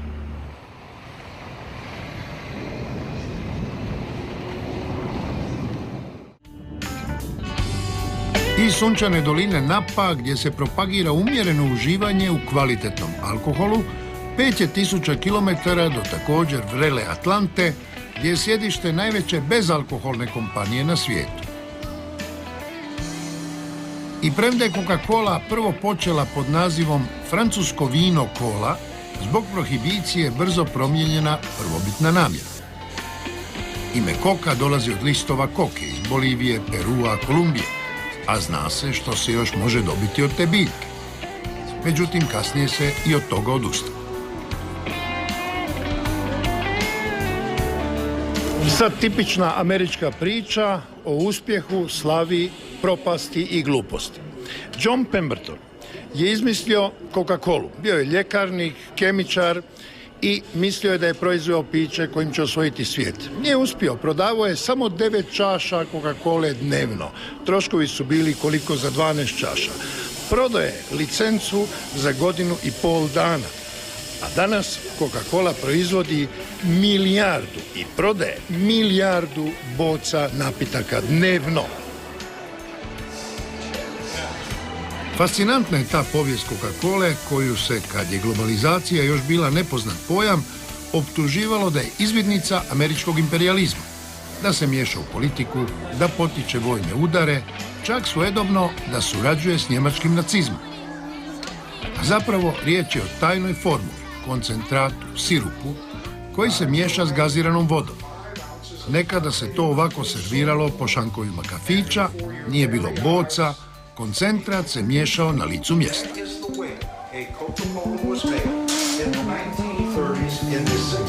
Uz ulaznicu od $8 posjetitelji ovoga muzeja mogu besplatno piti do mile volje. A nude im se osvježavajući napici iz cijeloga svijeta, radi usporedbe.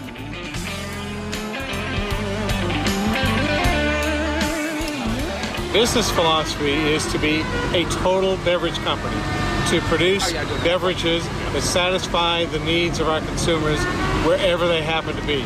But today we produce about 400 brands in 200 countries, all non-alcoholic beverages. And furniture, grocery stores, big shops, I don't know, high-class design, cars, you don't produce that? No, we don't. The only thing we produce are soft drinks. Soft drinks, juices, waters, anything in the beverage portfolio that is non-alcoholic.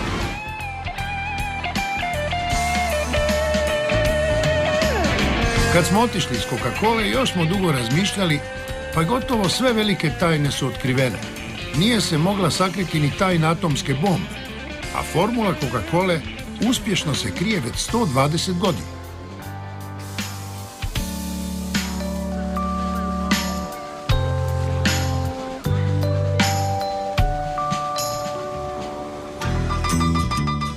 Na američkim cestama nagledali smo se raznih marki automobila i bez preciznih statistika može se zaključiti najviše američkih, japanskih, korejskih i njemačkih modela. I nema drugih. U 50 dana na highwayima, freewayima, expresswayima, motorwayima nismo vidjeli ni jednog Francuza, ni jedan Fiat, Alfa Romeo, ne daj Bože Seata ili nešto iz istočne Europe. Od Engleza samo po koji Jaguar i Rolls Royce. Zanimale su nas cijene. Računajte $1 po 6 kuna i gledajte što dobivate za 120.000 kuna.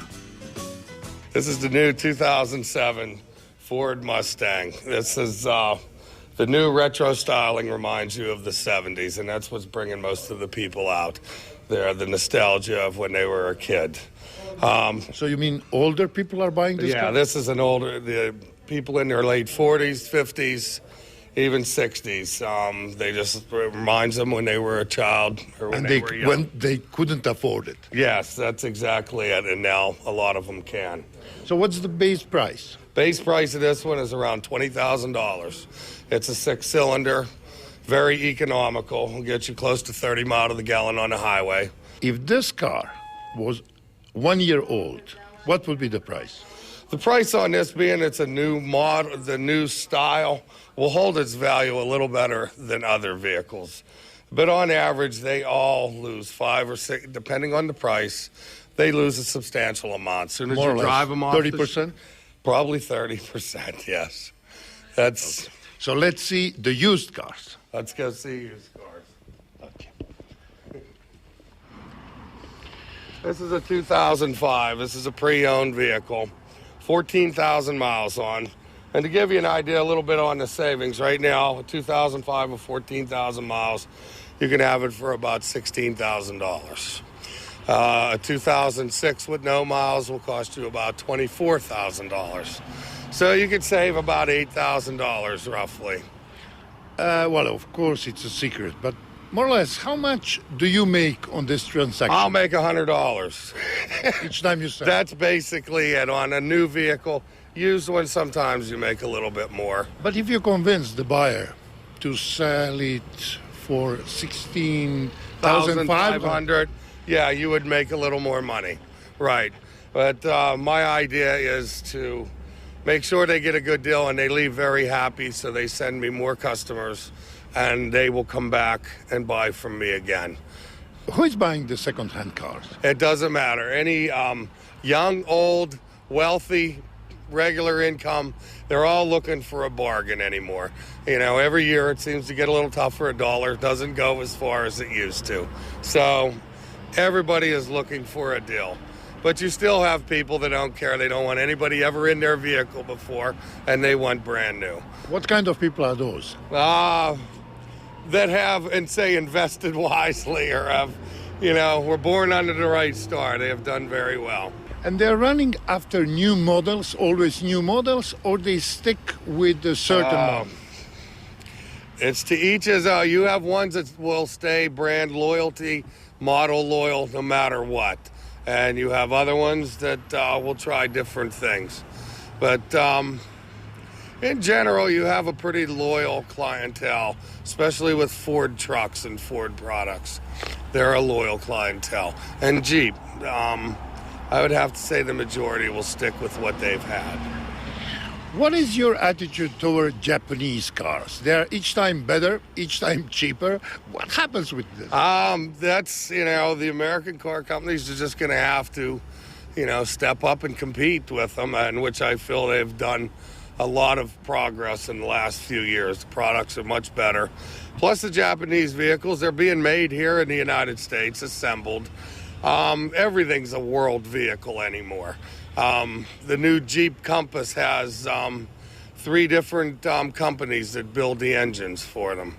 Their cars are basically an international product now, and that's just the way life is, I guess. Ali onaj Mustang za $20,000 na cesti, još jedan sjetan pogled.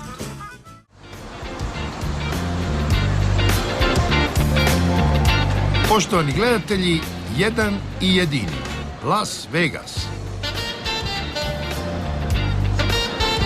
Grad koji je najbrže rastao u Americi, u samo 100 godina došao je do 2 milijuna stanovnika, a bio je malena oaza u pustinji, tranzitna postaja doseljenika koji su išli za zlatom u obećanu zemlju Kaliforniju.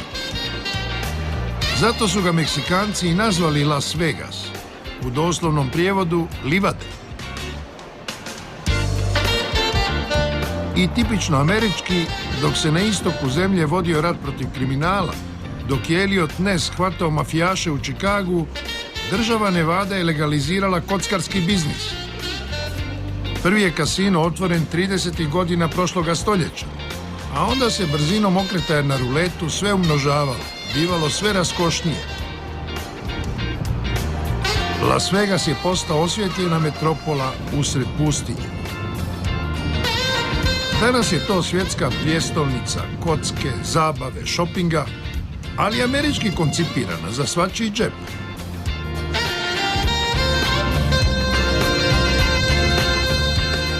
U ovim vrhunskim hotelima spavanje ne prelazi $100 na noć. Ako malo počekate u redu, u određenim satima možete jako dobro večerati za 100 kuna po osobi.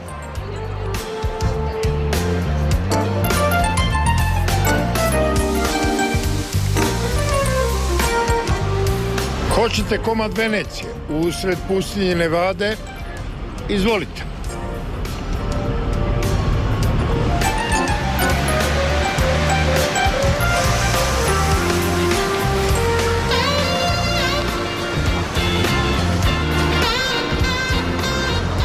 Zašto biste u London, kad su sve figure Madame Tissot, sve figure od voska, ovdje, u Las Vegasu?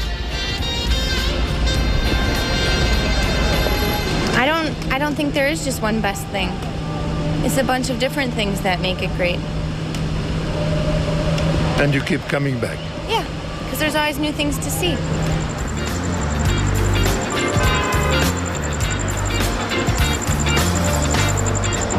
A tko kaže da nema vode na bacanje? Može, bacajte ako ste u Las Vegasu. Mali dodir Rima, to je Cezarova palača, Cezars hotel.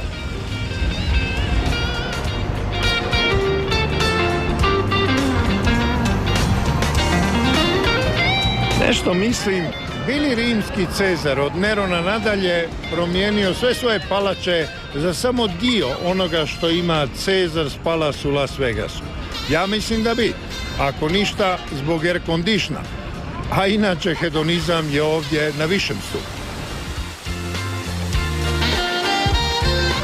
I'm very impressed with it. I think this is awesome. I think there should be more cities like this across the country.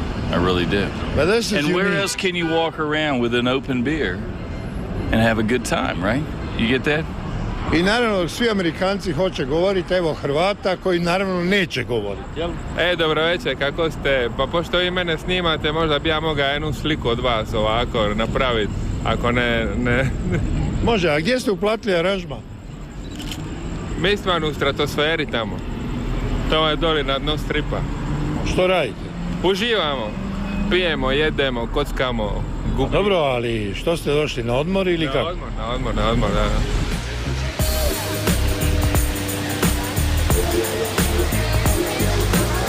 Ne morate ići do Rima, do Fontane di Trevi da bi vam se ispunile želje. 2 novčića u fontani da Bog da dobili u kasino, jer to ovdje svi žele.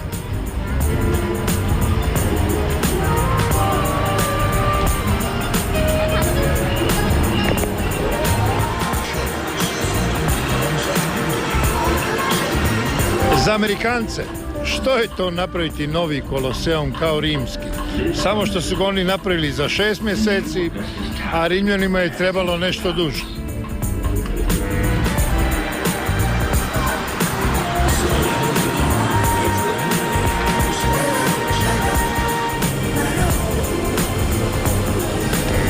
Da bi ovo cvijeće na plus 38 bilo svježe, treba ga stalno navodnjavati u ponoć, u 2 sata ujutro i onda vi sjednete se odmoriti, odjednom izađe taj mlaz, evo pogledajte, za čas ste mokri, ali to na ovoj temperaturi, to je čisto osvježenje.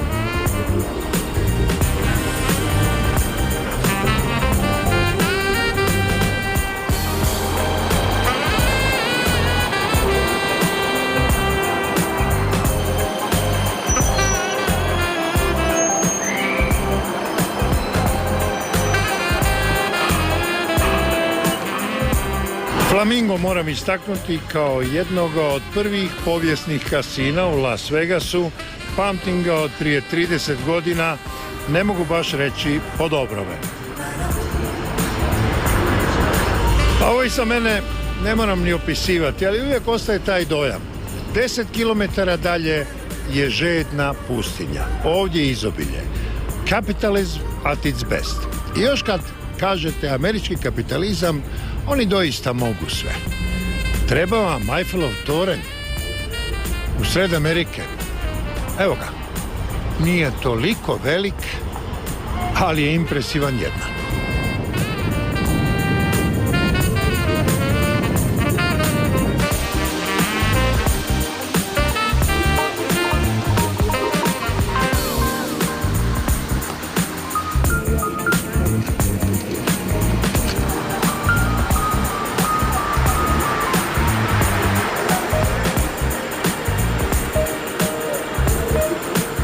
O brakovima super zvijezda mogli ste gledati u filmovima, čitati u trač rubrikama. Evo ovdje se oženio vrhunski košarkaš Chicago Bullsa Michael Jordan. Udala se i zmija iz dinastije John Collins. A odmah ako želite proslaviti to, obično su to skromne proslave s malim brojem ljudi, tu je odmah hotel gdje je banket, prijam, kokteli, zabava i glazba. I sve to zahvaljujući kasino biznisu, koje ne možete dočarati kameru, nije dopušteno, ali možete pitati one koji znaju. I koliki su najveći ulozi ovdje, koliki je najveći čip? Čipova ima po $5 milijuna. Ljudi kockaju tamo u tim mjestima gdje ljudi kockaju, tu su jedan kockar i 10 security stoji oko njega. Tu se ne smije ono što bi naši rekli ni mušica čuti. Oni ne znaju za hranu i za piće, ništa, samo kocka i kocka. Ne znaju za vrijeme i ni za što drugo, samo kocka. I dobro, kad bi mi unijeli kameru i snimili te igrače od $5 milijuna. Znate što, većina njih ne bi volila to, jer oni su u svojim gradovima kulturni, ajmo reći pametni, takve stvari se ne rade, a u Vegasu je sve dozvoljeno. Kažu u Vegasu, what's happening in Vegas, stay in Vegas. Dobro, ovi igrači kažu, ko se kocka, taj ne gleda žene. Kažu da ti veliki igrači, uopće ih ne zanimaju te ljepotice koje prolaze oko stolova. Čujte, nisu svi isti. Ima tih, recimo, opsjednutih koji ne gledaju ništa drugo. Ima ljudi koji, koktel eterke koji rade tamo, žene, ajmo reći, što bi naš rekao, konobarce, jel? Osobi koji rade tamo znaju dobijati ogromnu tipu. Sjećam se jednog slučaja žena koja je dobila 150.000, samo ono, kako se to kaže kod nas? Napojnica. Da, napojnica, kao ono, da se pomognete malo. Koji je bio najveći dobitak da ste vi bili svjedok? Bio sam prije godinu dana kod mašine, neke tamo smo nešto radili i jedan mladi bračni par iz Meksika, sjećam se dobro, stavili su $20 u Megabucks i dobili su $10 milijuna. Kako je to bila vriska do neba? Oni su bili izgubljeni, nisu znali čemu se radi, security odmah došao sve, pokupili smo i sve i odveli, tako da to se... A kako se isplati tih $10 milijuna? Jer nećete valjda u torbi to dati i sad oni nose u Meksiko, ne bi stigli dalje 10 milja. Ne, ima tu, recimo, procedura sve koja se mora proći, nešto što ostaje državi, porezi, strani državljani, ima način koji isplaćuju. Od svega toga ne znam koliko oni dobiju, ja mislim možda 1/4 svega. Da ostalo je sve ide za porez, za ovo, za ono. Kako je tužno, dobiti $20 milijuna i izaći samo s 5. Pa da, to je, ali čuj, ipak i ti 5 je dosta novaca. What's good and what's bad about Las Vegas? What's good and bad about Las Vegas? The bus traffic, it's $5 to get on. Go off the thing, it's $2. They're charging everybody too much. And second, everything else is overpriced, really. And you're not getting anywhere with it. And that's about it. Oh yeah, and the people. The people too. People. They won't... Friendly? No, not at all. Except I'm the only friendly one because I'm not from here. The question is, what's good and what's bad about Las Vegas? The question, I'm gonna answer the question first about what's good. What's good about Vegas? The living situation, as far as living, rent, utilities, and things of that nature. And but the people, as far as guests, are rude. Like the visitors are rude people. You know what I mean? But the community is good. The community is all right. You know what I mean? But what would you do without guests? I'm going to still make my money. I'm going to go to work and show them my snake. You know what I'm saying? Oh, you have a snake? Yeah. You want to see him? Yeah. See, I'm at work right now. I work for tips now. Don't start there. That's Big Baby right there. Is it alive? Yeah. Yeah, it's alive. I don't carry around dead animals. Beautiful. Beautiful. You know what I mean? So that's the business I'm talking about. You know what I mean? And you make a show with the snake? No, I don't make no show. I just let people look at them and enjoy themselves. You know, especially the children. The children love them. You know what I mean? But you make money on the snake? No. I would never say nothing what I do and what I make. Where's my tip at? I lost all my tips in the casino. This guy's the truth. Show a little love. Tip, come on. Tip. Oh! What about my tip? Where's my tip at? You ain't taking no more. Where's my tip at? Mad snake, dog. See, you'll never see a snake that big here in Vegas. What about my tip? What about that tip? Fuck, you don't want to F with that snake. Where's that tip at? You gotta make that money out here. That's what Vegas is all about, is money. If you don't got money, you can't get far. And with money, money talks. Come on now. But money, probably in America, you work for the money, is it? Or you just collect it in the street? Both, depending on what work you do. What do you do? Everything and anything. I work as a union worker, I hustle, and I try to make a decent living between people. Always respect people, and you get respect back. And if you don't respect this cat, you ain't gonna get no respect back, like what I was saying. With that camera over there, like that. See? No respect, no tip, basically. He's showing you some footage over here, getting some on your BBC. What about my tip? Yeah, where is this man's tip? He is asking again. Can I get a tip? We're in Vegas, man. My rent is not paid yet. Can I get a tip? Good looking. See, somebody tipped me. Can I get broke off? I got you covered. I got you covered, man. With some tips here. You gonna give me a 50-cent piece? Another? Shit, Oh, it's like that. I'll holler straight up. Oh, shit. It's like that. Show him the money. You gonna make money off Tip. Give me a tip, homie. Yeah. Hold my mic. Break me off. That's what I'm talking about. Go in a wallet. Show me something. That's it. $5? Come on now, you gotta get You better gonna make? than that. Can I get 20? 20 I'm sure. Hey, this dude is 20 is exaggerated. That's my maximum. Give it Five. before you take. Give it before you take it back, player. And I'm introducing 211 still reserved to the Bam Bam. That's how we do it. Always. Malt liquor when you want to get faded. Now what about for him? Hey, What about your money? You were watching the show, you enjoyed the show, and you paid We're nothing. just hollering out at I mean, who are you? All I'm saying is holler for Croatia. Holler for Croatia. You know what I'm saying? More than 12,000 of those little things. I am the biggest big screen on the planet. I also have over 500 speakers and 550. Biti taksist u Las Vegasu, pa to je pogibeljno.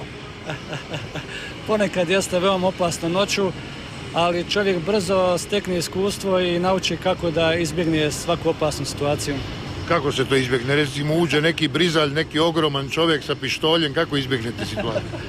Pa čim takav čovjek prilazi taksiju, ja odmah ubacim u brzinu i arrivederci. O, znači vi birate vaše mušterije? Po zakonu ne smijem birati mušterije, moram primiti svaku mušteriju, ali ja imam pravo, ako osjećam se nesigurnim, da napustim mjesto. Recite, kad netko dobije veliki novac u kasinu ili kad netko izgubi novac u kasinu, kako se ponašaju? A kad neko dobije veliki novac, veseo je, daje dobru tipu, to je bakšiš, ali nisam imao tako puno velikih dobitnika. Više sam imao velikih gubitnika koji su izgubili po $100,000, onda se svađaju ako je sa ženom, što imao slučaj jedan, onda se cijeli put svađaju, žena ga napada, hoće ga tući i ja jedva čekam da izađu, da se riješim. Znači, žene napadaju muževe kad izgube, a kad muž dobije, šta onda žena kaže? Obično tada on nije sa ženom.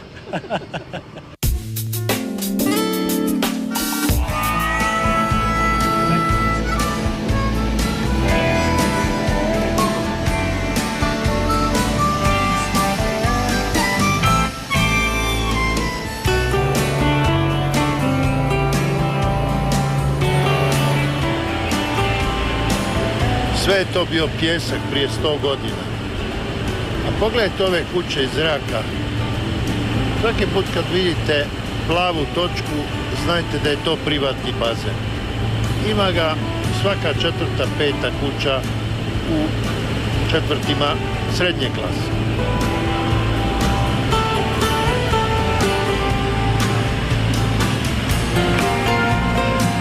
Mi smo gledali iz aviona, kuće su izgrađene i onda postoje placevi koji su potpuno prazni. Da bi čovjek kupio kuću sa placom, sa vrtom, sa bazenom, koliko on danas treba platiti u Las Vegasu u četvrti srednje klase? Prosječna cijena kuće u Vegasu negdje oko možda nekih $350,000.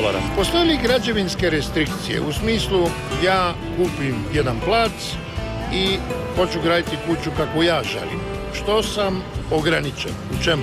Ovisno od u kojem neighborhoodu kupujete plac. Ako ste kupili plac u neighborhoodu gdje su, skuplje kuće, tu postoje ogromne restrikcije. Lake Las Vegas, ovdje je jedan dio koji je napravljeno jezero i oko jezera su te skupe parcele gdje u biti vi ako kupite tu parcelu imate pravo na gradnju kuće, imate pravo samo da izaberete koji raspored soba ćete imati iznutra. Savana vam je već kuća određena kako će izgledati. Znači, I boja i sve. I boja i sve. Tako da je masa restrikcija, odnosno. Jer ljudi koji u Americi ljudi koji prave velike novce, oni hoće da žive sa ljudima koji pravi isti broj novaca i hoće da žive u istom neighborhoodu gdje je njegova kuća od $2 miliona i od njegovog susjeda kuća vredi isto $2 miliona, jer on neće da on ima kuću od $2 miliona, da njegov susjed napravi kuću od 300,000 i pada cijena njegove kuće. A postoji li malo i rasnog problema, recimo ako je to susjedstvo četvrt izrazito bogatih bijelih ljudi i sad se doseli recimo crnac? To su vrlo škakljive stvari u Americi. O crncima i bijelcima se ne voli raspravljati, međutim, stvari u tome da oni to sve grade novcima. Amerikanci to sve rade puno čišće i normalnije. On uvede recimo restrikciju da kuća mora biti minimalno $1 milion. E sad, 95% ljudi u Americi koji mogu kupiti kuću $1 milion su bijelci. Znači, uopće nije važno, on ne kaže da tu kuću ne smije kupiti crnac. Međutim, on stavi jednu restrikciju cijene gdje, ako si, Mike Tyson, možeš kupiti kuću u toj neighborhoodu koji je Mike Tyson ovdje negdje imao kuću. A ako si obični crnac, jednostavno neš afford. Tako da on to ne ograđuje bojom ni rasom, nego ogradi novcem. Koliko su skočile nekretnine za ovih nekoliko godina koliko ste vi u Las Vegasu?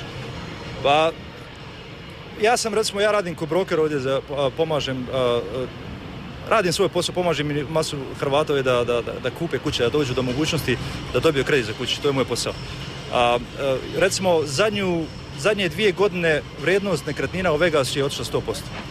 I Vegas je u zadnje, 4 godine sa 1 milion stanovnika narastao na 2 miliona stanovnika. I očekuje se da će u idućih 5 do 10 godina cijena, odnosno broj stanovnika u Vegasu se uduplati, što znači da u nekih 10 godina su pretpostavke da će grad imati oko 3,5 do 4 miliona stanovnika. Vegas je jedan od hot spot u Americi za nekretnine. Jednostavno ljudi iz cijele Amerike dolaze ovdje da kupe nekretninu u Vegasu jer je velika zarada na nekretninama. Turistička tura iznad Grand Canyona, nešto najljepše što možete doživjeti. Ja uvijek kažem, New York, Las Vegas i Grand Canyon. To su mi prve 3 slike Amerike. Voze vas 2 sata za $200, da inicijative iznad naše jadranske obale letjele bi stotine ovakvih aviona. A kakva sreća, u ovome nema kontrole, izuvanja cipela, pretresa torbi. Ovo je uzbudljivo. Avion trese, a letimo na visini stijena. Imamo osjećaj kao da ćemo plombirati brdo.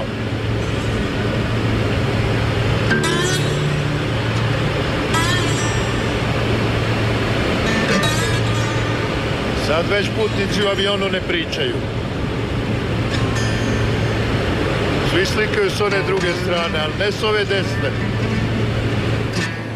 Čovjek samo može zamisliti kako je to izgledalo prije 150 godina, kad su pioniri hrlili za zlatom u Nevadu i Kaliforniju. Tada nije bilo umjetnog jezera Med, nije bilo ceste ni željeznice. Ova su se brda činila nepremostivom zaprekom. i mnogi nikada nisu stigli do cilja. Nažalost, nismo uspjeli vidjeti krda divljih konja, mustanga, koji ovdje još galopiraju u dolini rijeke.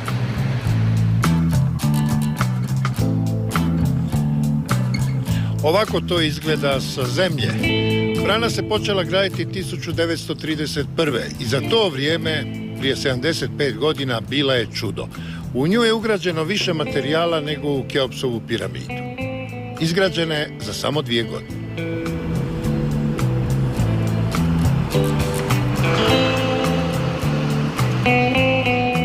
Voda je čista, bistra, primamljiva, podsjeća me na Neretvu, ali ne znam koji bi se Mostarac odavde usudio skočiti. Kako ću vam dočarati razliku u visini jezera, do brane i rijeke koja nastavlja Colorado nakon jezera. Evo ovdje ćemo zaustaviti promet, svi su ljubazni, svi staju, nekad vide kameru, nego inače pješaci su ovdje zakon. Prelazimo branu i evo nastavka rijeke Colorado. Razlika u visini je osjetna.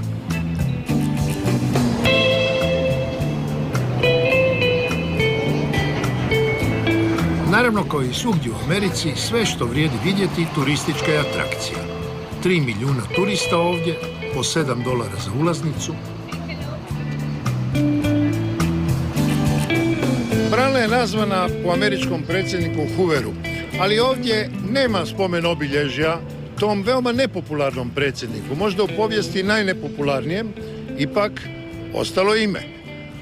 Ali najveću počast dobio je Elwood Mead, čovjek koji je 12 godina svoga života posvetio izgradnji cijelog ovoga kompleksa i zato se i jezero po njemu zove Lake Mead.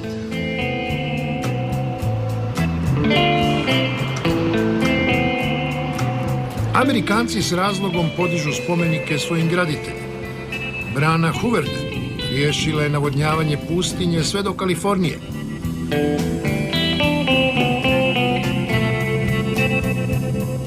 Gdje god smo prolazili, gdje god smo se vozili, nailazili smo na rijeku Colorado i na bezbroj kanala koji su pijesak pretvarali u plodno tlo. Profitirale su 3 države, Arizona, Nevada i Kalifornija, koje bi inače morale vaditi vodu s dubine od nekoliko stotina metara pod zemlju. Čudilo nas je kako na paklenoj vrućini preživljavaju velika stada goveda. Naišli smo na farmu s 20.000 krava. Princip je jednostavan. Ventilator prska vodu, krave se hlade. Glavna radna snaga opet su Meksikanci. Ova gospođa pokazuje nam kravu koja se upravo teli.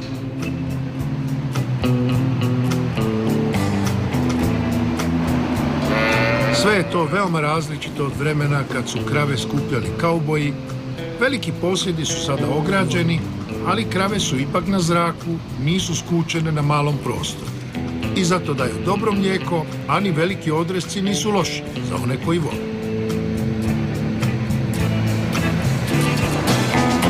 Zbog ovakvog sustava, jeftino zemljište, dovoljno vode, topla klima, za američke uvjete jeftina radna snaga, veliki posjedi, sve to daje nisku cijenu mlijeka i mesa bez ogromnih subvencija farmerima kakve poznaje Europa.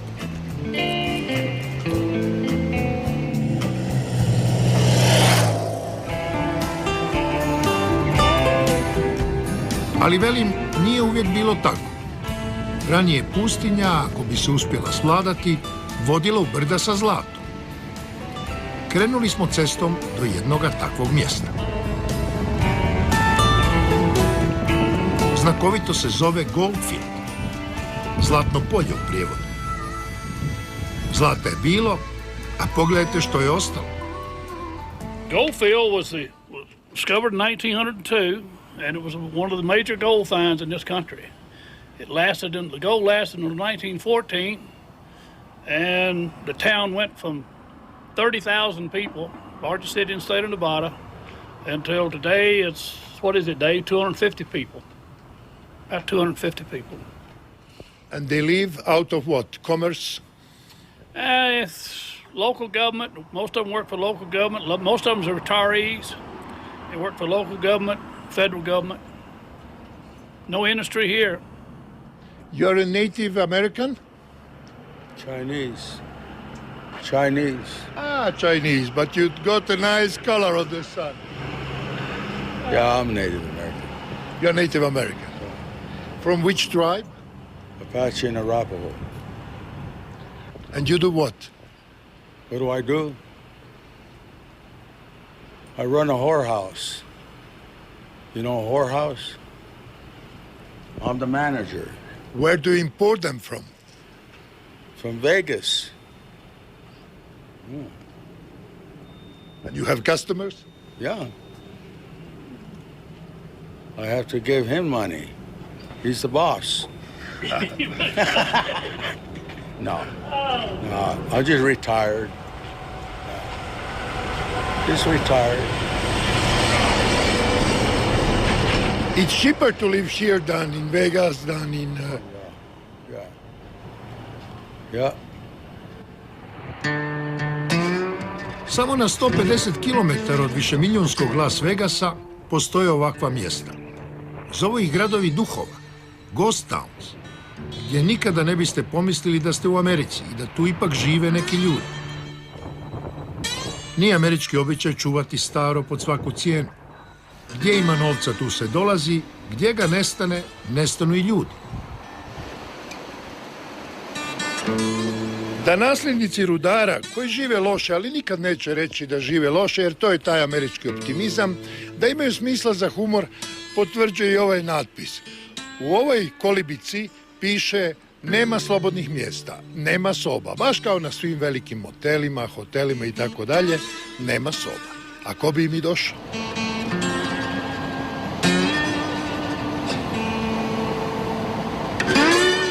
Evo još jednog grada koji je nekada bio slavan.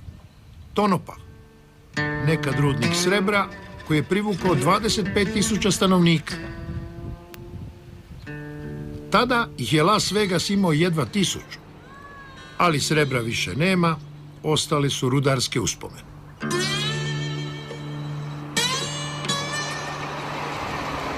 Ma koga čuvaju ovi psi? Opet tu žive neki jednostavni, skromni ljudi koji ne traže previše, koji se nikada neće žaliti i koji su stigli tko zna otkud. Kad malo potražite, naiđete na zanimljive priče. Čudesne sudbine ovdje u Tonopahu. Završeno je sa srebrom, došli su novi ljudi, još siromašniji. Iz Evrope, evo i ovaj Mađar. When did your family come here? 1956. I came a little bit later, and that was it. After the counter-revolution or the revolution? We had the Russians and we had the Germans and all the other mess. Russians and Germans, that was not the same. No, it wasn't. Big difference. What was the difference? The Russians left a total mess. An absolute mess. The country is still trying to survive. My mother and father are there for about a good month and a half, 2 months. Do you have business there? We have a lot of land holdings, but the Russians took them away from us. Can you get it back? No, because all the records were destroyed. Okay, now you're trying to achieve the American dream. Yes. Can you do it with this shop? I am a 30-year Las Vegan. 30 years. I'm retired. I don't do nothing. This is just fun. We're in a depression. We're not doing extremely well. The mines are closed, which are right back behind us. But we do well. What do you do well? What's the prosperity of this place? What we have is we have locals and we have good people. And that's what takes care of business. Can you make money? Yes, of course. Of course. Everybody needs something. What is the good salary in this place? We're looking at minimum wage on all the jobs here, basically. Minimum wage. But we do well. You're allowed to leave your car open, keys in the car door, leave your front door open. Nobody hurts anybody. It's a wonderful town that way. So it's an excellent neighborhood, decent people. It's beautiful. And the cost of living here is extremely cheap.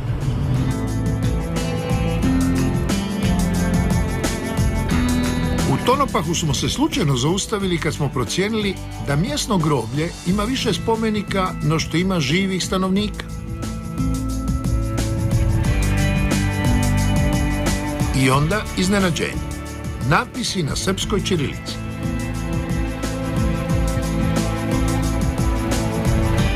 A gdje si ti zaglavio crni spasoj?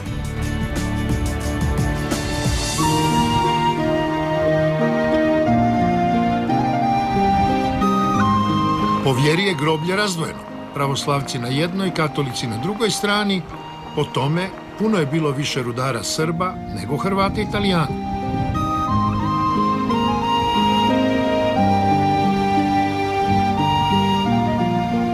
My grandmother came here as a mail order bride, and she met her husband to be Nicholas Boscovich in Reno at the Grand Hotel, and met him for the first time. Got married actually an hour later.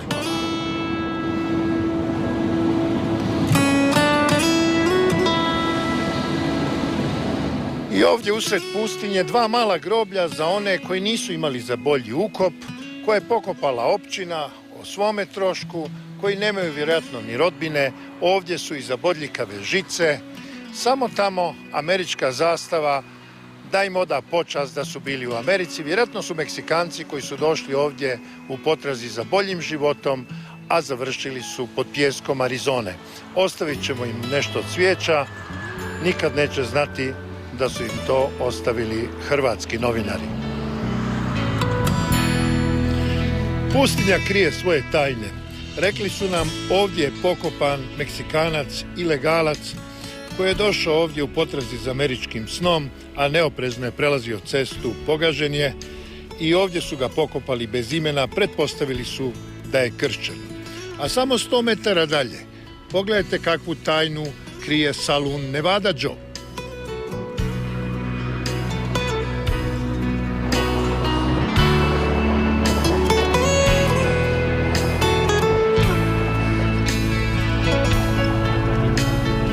Sve sam u životu proživio, ali da ću se po groblju voziti automobilom, a da nisam grobar, to nisam znao. Čak i kad sam bio 5 godina dopisnik u Americi, nismo išli na groblja autom. Radili to Amerikanci zato što su izmislili auto puno prije nas, pa će i nas zateći jednoga dana da idemo po grobljima s BMW-ima i Mercedesima. Je li to nepoštovanje mrtvih? Ili je to jednostavno lakoća američkog življenja? Čemu pješice kad se može autom, a bližnji koji se posjećuju onako su mrtvi?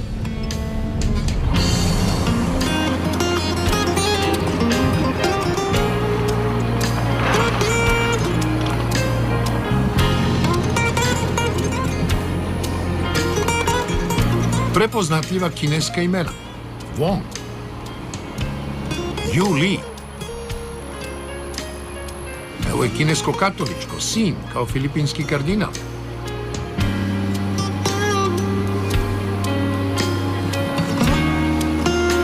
Činjenica je da je malo tko vidio kinesko groblje.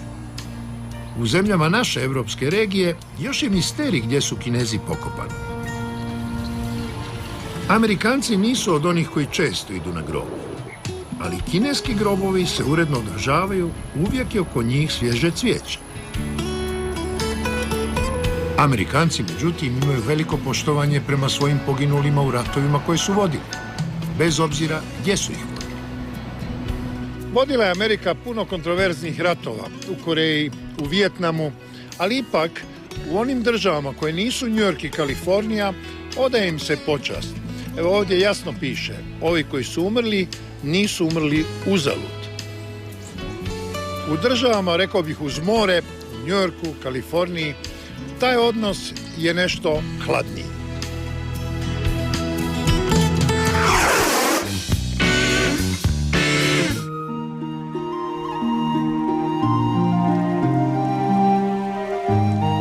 Sad ćemo malo o graditeljstvu.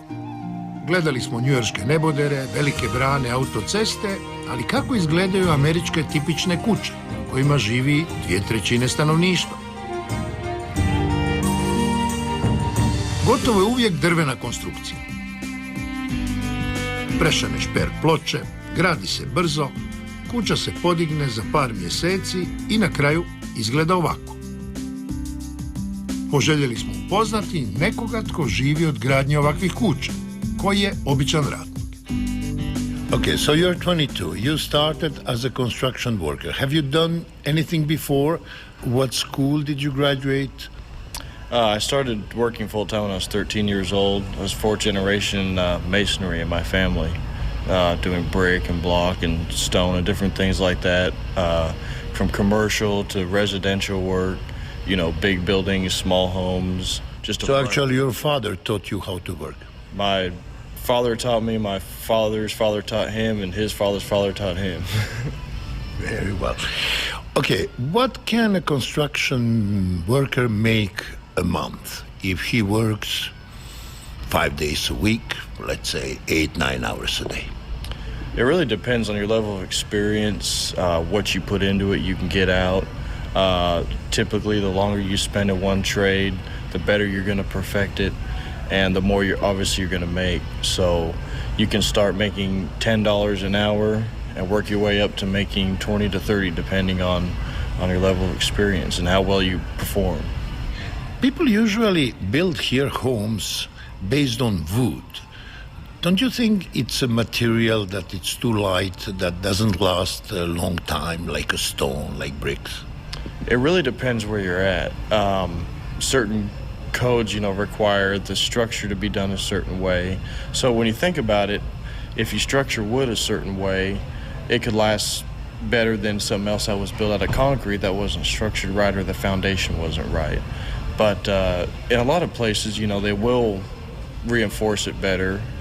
You know, there are new things coming out where they're getting away from using wood lumber on the homes. But there's houses that have stood, you know, for hundreds of years that were built out of wood. So basically it's just that the foundation's right. If it was built well and if it's maintained well, they can last a very long time. Tu smo se sjetili ručka kod milijunaša Michaela Sullivana u Virginiji. Sjetili se rakova u izobilju, ali i činjenice da je Sullivan veliki investitor u građevinska zemljišta, pa zna dobro kako funkcionira sustav. You're a land developer. Now, explain to us, if you buy a huge piece of new land, what does it take? How much time do you have to spend in order to prepare that land for building house? If the land is zoned for that use, the average time is about 3.5 years from the day that we put it under contract to be able to start moving dirt to prepare for finished lots. 3.5 years of paperwork. 3.5 years of bureaucracy.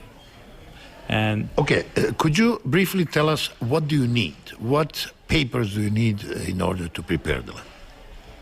Well, it's mostly engineering. You would have to find out what the zoning is in that particular area for that particular piece of property, and then you would have to hire the engineers to figure out what the property can be used for, how many units, how many houses can be built upon the property, and then you have to find out, do you have water and sewer? It may be at the property as far as the water and sewer lines, but you may not have the gallons allocated from the sewer plant. And as far as the schools go, you may not have school seats allocated. So even though you went through a 3.5 year process, you don't really know how many years it's going to be. Beyond that, you get on a waiting list to receive those permits. Is that because there are no enough bureaucrats to solve the problems, or because it takes time, really? Well, we don't want more bureaucrats. The more bureaucrats, the slower it gets. The problem would be the infrastructures of schools, roads, sewer, and water keeping up with the demand for the housing.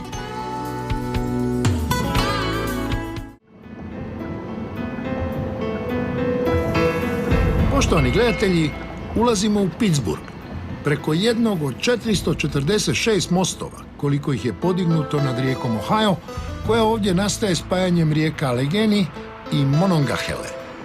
Zato ovaj grad, gdje su prve kuće nikle prije 250 godina, zovu i gradom mostova. Danas je slika drukčija, vidi se posrtanje velike industrije, svuda su znakovi pokraj puta koji svjedoče o rupama u gradskom proračunu, koji ne uspijeva obnoviti, čak ni obojiti zahrđale stupove, mostove i vratiti život u napuštene četvrti. Naišli smo na primjer koji se tiče Hrvata. Hrvati su najprije dolazili u Mississippi, Biloxi, Mississippi, tamo ih je stiglo nekoliko tisuća, nakon toga u Kaliforniju, ali i preko New Yorka. Ali kako u New Yorku nije bilo posla, život ih je vodio ovdje do Pittsburgha, gdje je bilo čeličana, rudnika, tu se teško radilo, ali pristojno i sigurno zarađivalo. I zato je ovdje u Pittsburghu osnovana prva hrvatska katolička župa 1894. godine. I kad smo došli vidjeti to znamenito mjesto, jedan misterij, malo iznenađenje. Dugo smo kucali po ovim vratima, po okolnim zgradama, međutim ni traga ni glasa od župnika, sve je zaraslo u korov, sve ostale crkve hrvatske koje smo vidjeli lijepo su očuvane, međutim ova je kao da je napuštena. Pogledat ćemo prvo malo središte Pittsburgha, a poslije ćemo probati razjasniti taj misterij.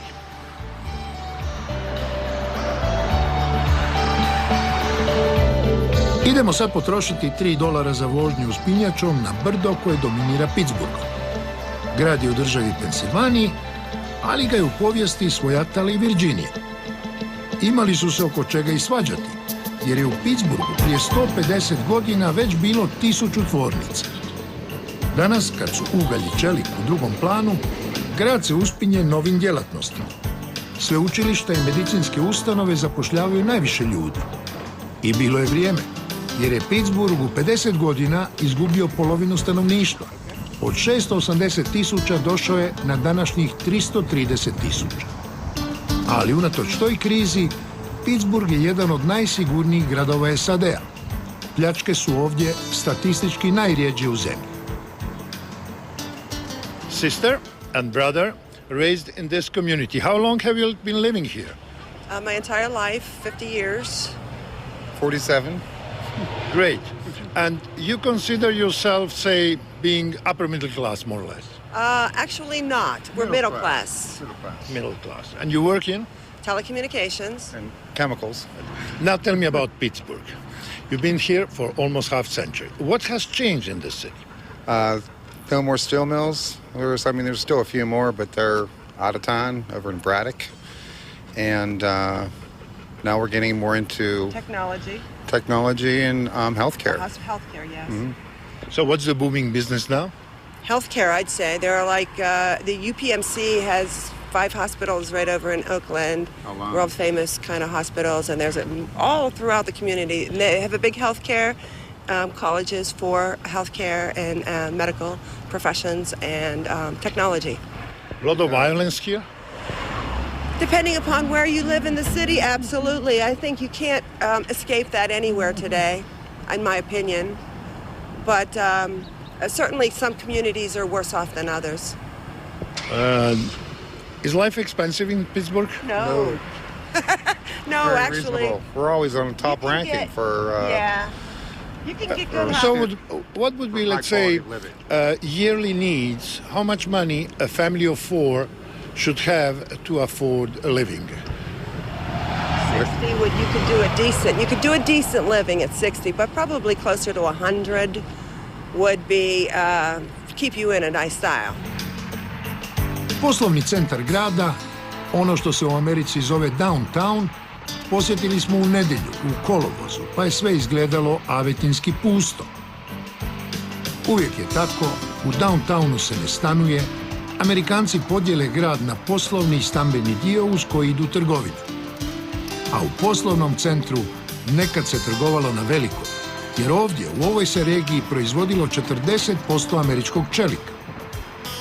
Dokaz da se Pittsburgh ponovo uspinje je u sve većem broju došljaka iz cijeloga svijeta, jer ovdje su sveučilišta. a nakon diplome dobivaju se pristojni poslovi. You came from Kenya, looking for the American dream. Yeah, I did. I came here to go to school, then I stayed to work, and then I got married, so I never went back. Married with a gentleman. Yes, I'm Leonardo. We got married March 10th, 2005. And then we moved to Pittsburgh, and my wife got a job downtown in Pittsburgh. So now we reside about 10 minutes from downtown on the north side. And you are dressed the Kenyan way? What is this? Yeah, this is Kenyan African outfit. So you accepted the habit? Yes, yesterday we actually had another renewal of vows, and we did the entire wedding in the Kenyan culture. So today we're meeting my dad's side of the family to go out to eat, so we are wearing my other Kenyan outfit. Is your family happy that you married a lady from Kenya? Yes, very much so. It works out quite well. And what your family has said? Oh, they love Dan. Did they come to visit you? Yes, they all left today morning. Yeah. Oh, so they live here? No, they came to visit. I have a sister that came all the way from Kenya. She came on last Sunday and she left this morning. And when she saw America, probably for the first time, did she express the wish to stay here? No, she wanted to go back home. She has family and kids there? Yeah, she does. Okay. Yeah. Enjoy it. And what's your profession now? I do, it's like an assistant social worker. I do work with the mentally handicapped. You? I work with the bank. I'm a credit analyst. Bravo. Congratulations. Thank Yeah, you. thank you. That was good, huh? Okay, bye-bye. Jednom davno, kad sam kupovao kartu na autobusnom kolodvoru u New Yorku, ispred mene jedan čovjek tražio kartu u jednom pravcu New York, Columbus, Ohio. Onda je neki treći čovjek počuo i rekao, pa je li to moguće? To prvi put čujem. New York, Columbus u jednom pravcu karta, a ne povratna. To je doista smiješno. Međutim, Columbus nije baš takav zbjeg kako se priča. To su predrasude. I opet se uvjerimo golim pogledom. Ono što se olako prozove provincijom, demantira se i statistikama.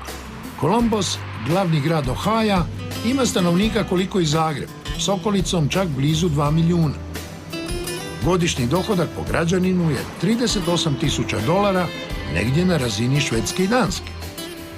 Kao i svugdje na američkom srednjem zapadu, statistika broji 1/4 crnačkog stanovništva, a ostalo su bijelci, mahom kršćani i protestanti. Latinoamerikanci nisu do ovdje stigli, ugodnije im je na američkom jugu, gdje je španjolski gotovo ravnopravan jezik. U Kolumbusu nećete ostati bez provoda. Kombinacija tržnice i ulične glazbe česta je pojava.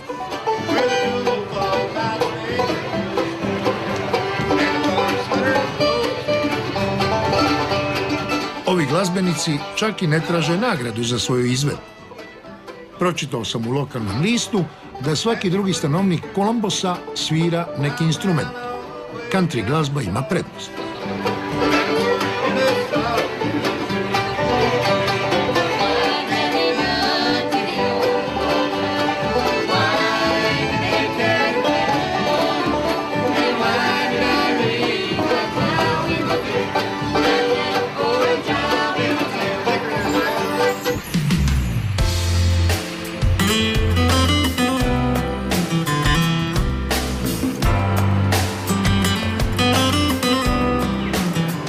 Mi se Evropljani znamo smijati Amerikancima kad uz ime grada navedu i državu, pa tako kažu Paris, France. Oni to rade da bi razlikovali od Paris, Texas, od Pariza koji je u Teksasu. Ali ima puno gradova i u Americi koji imaju slična i ista imena i onda moraju staviti naziv države. Sad smo recimo u Washingtonu. Postoji država Washington, postoji Washington District of Columbia koji je glavni grad, a postoji i ovaj Washington, Pensilvanija. Nije nešto, ali ipak ima jednu veliku katoličku crkvu, John Fitzgerald Kennedy, katoličku gimnaziju i ima nekoliko objekata koje vrijedi vidjeti. Zgodno mjesto za turizam i za mirovinu. Ako želite proći jeftino, to je dobar odabir. Prosječna kuća s 4 spavače sobe i 2 kupaonice dođe 500 eura po četvornom metru. 3 put jeftinije nego u Slavonskom Brodu. Ipak, ovdje ne živi više od 15.000 stanovnika, a populacija stalno opada.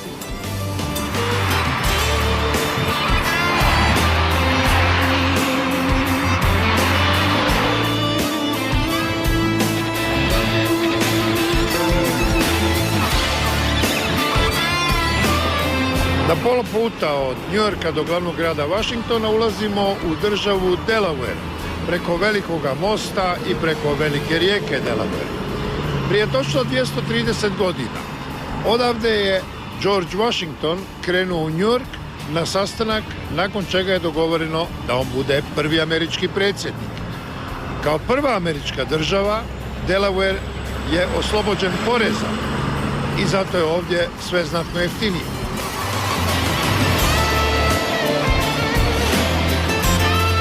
Evo nas konačno u glavnom gradu SAD. Washington, D.C., District of Columbia, živi najviše od politike. Ovdje se donose glavne odluke za Ameriku, ali i za svijet. A u tome svoju ulogu imaju mnogobrojni profesionalni lobisti koji nastoje utjecati. Mr. Burns, you are what we call a lobbyist. A lobbyist for companies, small companies, big companies, investment funds. What is exactly lobbying? How do you do it practically? Well, you know, lobbying has changed as the culture and the political system has developed. So in a free society like the United States, people have the right to petition the Congress and to educate them on their issues, things that are important to them. So in a sense, what we are is educators. And the value added that we give to our clients is that we will distill the message in a way that people that need to make decisions can understand it better, and we will help our clients talk to the people that are in a position to make those decisions instead of talking to a lot of people that really might not be able to help them. So it's about creating a strategy, and most of these people are very busy.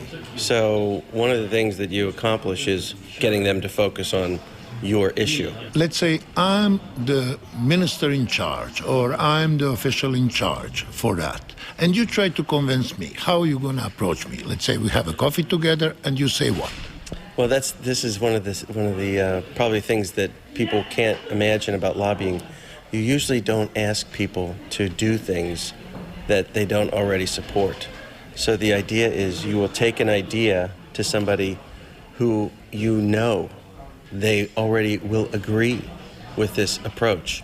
So you have to, the challenge is we have to come up with approaches that we know they will agree with. So when you come in, you'll say something that is music to their ears. So that's it's like a lawyer never asks a question that he doesn't know the answer to. A lobbyist never asks an official to do anything that you know he doesn't already agree with. So let's say, you know, he's not convinced. Well, then you continue to educate his staff. You show them more data. You do more research. And there might be sometimes people that have to go through a process to agree with you. But the idea is you're going to do something that is totally consistent with their viewpoint. Tko želi nešto značiti u svijetu mora biti predstavljen u Washingtonu. Izraelci se vide na svakome koraku. Ovaj spomenik, ovaj cvijet izgleda mi poznato, samo je nešto manje od originala, nadomak Zagreba. I muslimani su vidljivi, dok u Europi mnogi zaziru. Od džamije s minaretom u Washingtonu to nije problem. Ali čujmo što na tu temu kaže ugledni sveučilišni profesor, specijalist za međuvjerske odnose. Long time ago, Americans had Protestants and Catholics. Today you have all the religions of this world here. How does it reflect to the United States? Is that bringing people more together, closer together, or making diversities as rivals? Oh, it's certainly underlining differences. There is no question that people are more and more aware of differences, especially after 9/11. and the whole talk about terrorism. People are much more aware that you are a Christian, you are a Catholic, you are a Protestant, you are a Hindu, you are a Buddhist, you are a Muslim. People are more aware of that. So I think that the country is actually fragmenting also from the point of view of language, as Spanish is becoming more popular and even mandatory in many parts of the country, and other languages are also becoming indeed more established. But on the other hand? But on the other hand, of course, Americans are also continuing their tradition of ex pluribus unum, from many one. In other words, embracing certain values and believing in a certain common mission. And of course, English is still the prevalent language, and many immigrants obviously try to learn it. But I think that it wouldn't surprise me if in 20, 30 years, the immigration continuing as it is today, particularly from Asia and maybe someday from other parts of the world like Africa, that there will be severe divisions in the country, particularly between the states with majority Spanish-speaking versus more traditional states, majority English-speaking. Postoji jedno pravilo u Washingtonu za razliku od ostale Amerike. Nijedna zgrada ne smije biti viša od Kongresa i obeliska, jer ništa ne može biti iznad naroda. To je filozofija. A ono što je opća pojava, to je postupni nestanak siromašnih i opasnih četvrti. Ovo je 14. ulica, nekad je bila leglo kriminala, siromašni su crnci tu stanovali, droga je carovala. Tko je prošao ovom četvrti imao je dobre izglede da bude opljačkan, a možda i ubijen. Danas je to otmjeni dio grada, siromašni su crnci skupo prodali svoje stračare, s novcem su se iselili u jeftinije dijelove Amerike i tamo započeli novi život. Otvorili svoj prvi biznis.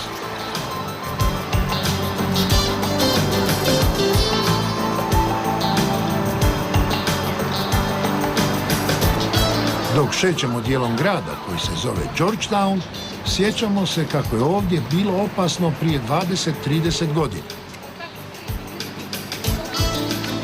A sada nećete naći stan ispod $5,000 po četvornom metru. I sad jedna ozbiljna tema. Odnos pojedinca i države u Americi. You have been appointed by President Bush on a very, very high position. You are a president of the Federal Court of Appeals. So the court that takes cases of people suing the government, suing the United States. Yeah.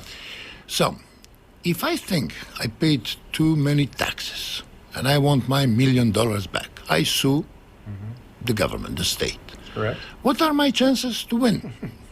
The chances of winning actually are not good, in the sense that about 85% of all cases brought against the federal government in this court are decided in favor of the federal government.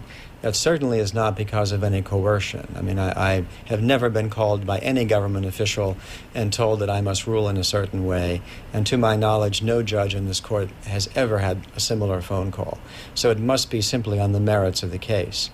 The 15% or so where the taxpayer actually wins, the taxpayer, of course, is paid eventually by the federal government. And in this way, every year Congress appropriates a certain amount of money, it actually is a lot of money, in for what is called the Judgment Fund. The Judgment Fund is a special account in the U.S. Treasury. So when I sign the judgment, it is sent over to the Treasury, and that is the order for the Treasury to pay the claimant the amount of money that he or she is supposed to receive according to the judgment. So it cannot happen. I win the case, I want my $1 million back, and you rule in my favor, and in how much time do I get that money? It takes about a month or so to process the papers, but you do get it pretty promptly, and the government has never, to my knowledge, not paid a claim, certainly in the entire existence of the court, which dates from 1855. In a case that the process lasts more than a year, maybe 2 years, and am I entitled to have interest rate, some interest on that money? Very interesting question, because this is one that is much debated these days. In general, the answer is no, actually, that the U.S. government will not allow interest against itself. But in certain instances, it will. For example, in certain contracts cases, for example, there is interest available. So it really depends upon the cause of action. And in case I'm late with my taxes, I don't have money and I pay them 2 years later, do I have to pay interest on that money? Yes, you do. There's an inequality there. Okay, so you have the same philosophy like the Croatian government.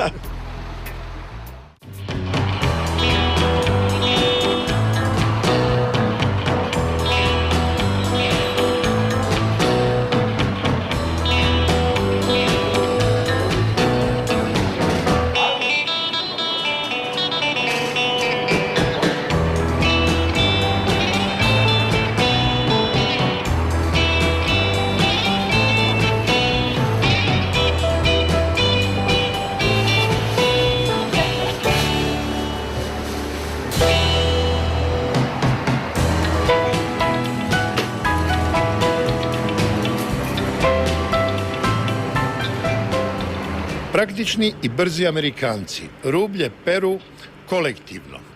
Dođete negdje kod benzinske postaje, ubacite rublje u ovaj stroj. Platite $1.75 i onda se to pere 25 do 30 minuta. Nakon toga stavite u stroj za sušenje. Tu stane puno toga, odredite temperaturu. Ako vidite da nije dovoljno suho, dodate $4 i onda ga osušite. Nakon toga stavit ćete to rublje na ovu ploču, složiti, uglavnom se ovdje ne glača, osim za posebne prigode, one košulje za večernje izlaske, sve drugo je složeno nakon sušenja. A možete i ostaviti to, so if I'm busy, this lady will take care of our laundry and deliver it after working hours. So what do you charge for that? $1.05 a pound. That's the rate. You weigh the laundry, you see how many pounds you have. Weigh the scale, add it up, and we hang it up or fold it, anything you want. What are the majority of people doing? Leaving it to you or doing it themselves? Themselves. Majority of people do it themselves. It's cheaper. They like to save money. It's easier for me, but it's cheaper. They like to save money. Yes, anybody does.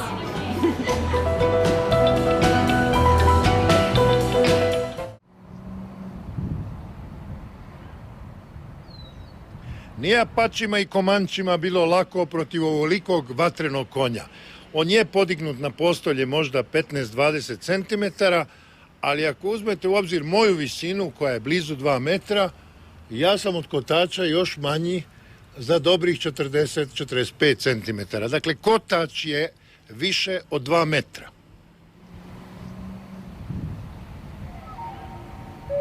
Željezni konj je doista rastjerao Indijance, kojih je danas u Sjedinjenim Državama nešto iznad 1% stanovništva, a svaki treći Indijanac živi u rezervatima. Ovi šatori, tipiji, mogu se samo vidjeti u muzeju. Visoki su do 4 metra, od kože su bizona. I imaju zanimljiva rješenja za zimu i vrućinu.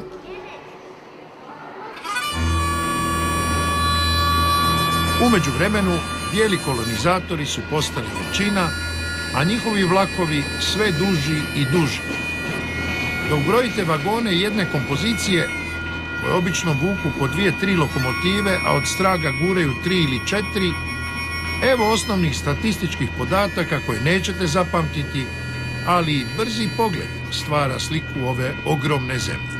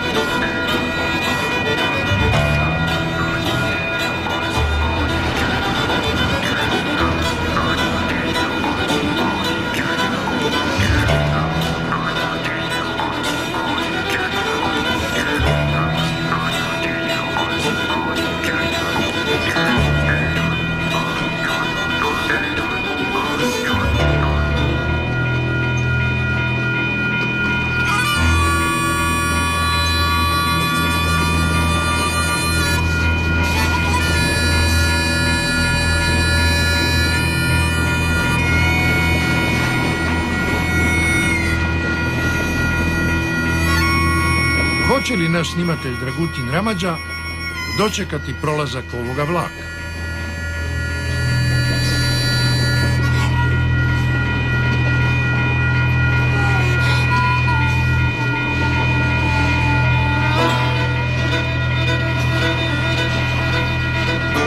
Neće. I nikad nećemo doznati koliko je bilo vagona, ali znali smo ih nabrojati i do 150.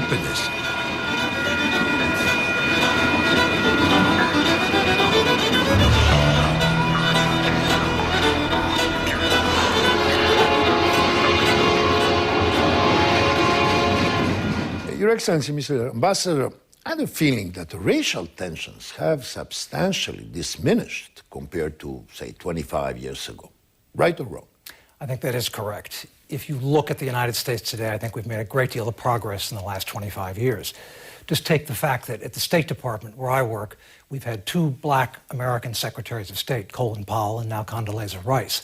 That, I think, is something that shows the progress we've made. I think we've made progress in having better laws to prohibit discrimination. I think we have much better law enforcement to keep discrimination from happening. That doesn't mean all the problems are solved, however. I think at lower levels of economic status, there are still significant problems. And some of them are very closely related to economic opportunity. In schools, having the opportunity to go to good schools is really critical to the long-term solution of the racial problems in the United States. But it's still the best to be a WASP, is it? Well, you know, if you look back, again, taking the State Department, there hasn't been a white male Secretary of State since Warren Christopher, whom I worked for, who left more than 10 years ago. Amerikanci su ponosni na svoju zemlju i svoju zastavu. Ističu je gdje god stignu. Nije važno je li nacionalni praznik ili druga službena prigoda. Posvuda ćete po američkim gradovima vidjeti slobodne prosvjede ljudi svih orijentacija. Evo, Kinezi u New Yorku upozoravaju na trgovinu ljudskim organima s potresnim dokazima. A čak ne znaju ni engleski. I don't speak Chinese. We are from Croatia.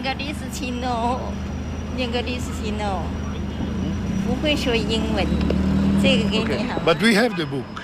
We have the book already. So keep it to have one more. I have it in my bag. I believe that Americans are champions in media freedoms and democracy. I think we do pretty well.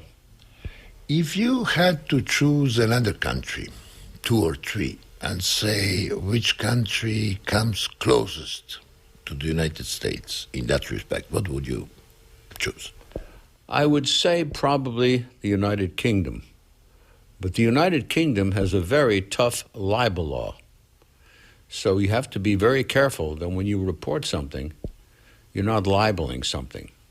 But, you know, when I say about the United Kingdom, before the war, World War II, the time of appeasement in Munich, there was a man who ran the BBC, Lord Reith, R-E-I-T-H. He would not let Winston Churchill broadcast on radio for almost 3 years before the war because Churchill was anti-appeasement. So in this country, PBS is not a state-run organization. Public funds go into it. I believe it's better to have the commercials and not have the government dictate who can say what and when. The image of the United States in the world media, in the world press, is somehow more negative than it was, let's say, 20 years ago, especially after World War II, when you came as allies and victors to liberate Europe. Well, do you feel this criticism to be fair or unfair? It's a very complicated question. I have spent I've spent about half of the last 30 years living overseas. I've lived in France, I've lived in Italy, I've lived in what was the Soviet Union, I've lived in Germany, I've lived in London, I've lived in this country, and I have seen kind of public opinion and attitudes toward the United States at several different levels. There's what I would describe as a superficial level, which goes up and down with the issues of the day, whether it's Vietnam, deployment of nuclear missiles, Iraq, whoever is the president of the United States is. There's that kind of variation which goes up and down all the time. There are other levels that are deeper levels. I think there's a level of the attractiveness of American culture and ideas. I think that's something that's a little more constant over time, and I think is still very strong. I was a student in France in 1968, and the level of American cultural intellectual influence in France today is much higher than it was back in 1968. I think there's also the level of values, the shared values between the United States and Europe, and I can really only talk about Europe. I think that remains strong. So we do see these fluctuations, but I think there are other levels of attitudes toward the United States that don't fluctuate so much, where there's still a very strong positive influence and feeling toward the United States. What is the political meaning of the victory of the Democrats, huge victory in the Congress both and in the Senate? How will it influence the policy of the Bush administration? Yeah. Diplomats are not always the best analysts of their own countries and their own politics. Clearly, the vote in this past election was greatly influenced by Iraq. The American public is concerned about what's happening in Iraq. Whatever the reasons we may have gone into Iraq, we're now seeing Iraq turn into a conflict between the different groups inside Iraq. And for many Americans, that's a matter of great concern. How is this process going to end? What is the outcome going to be? So I think we saw that concern reflected in this vote. But I think for me, the more interesting thing was what I also saw was a returning to the center of American politics. If you look at some of the individual races, some of the contests for Senate and House, you saw, I think, voters coming more back toward the middle of the American political spectrum. And I think one of the strong messages that I see in this election is that Americans want the Congress, the President, Republicans, and Democrats to all work together now to solve some of the country's problems.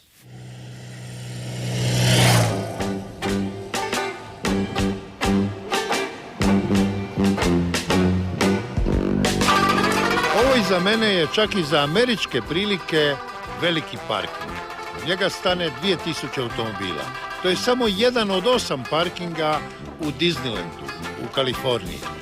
A u Disneylandu unutra, sad ćete vidjeti.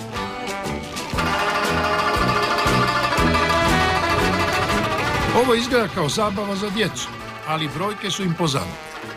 Disneyland se prostire na 73 hektara. Prošle godine proslavljeno pola stoljeća otkako je pokojni Walt Disney, podigao ovo mjesto.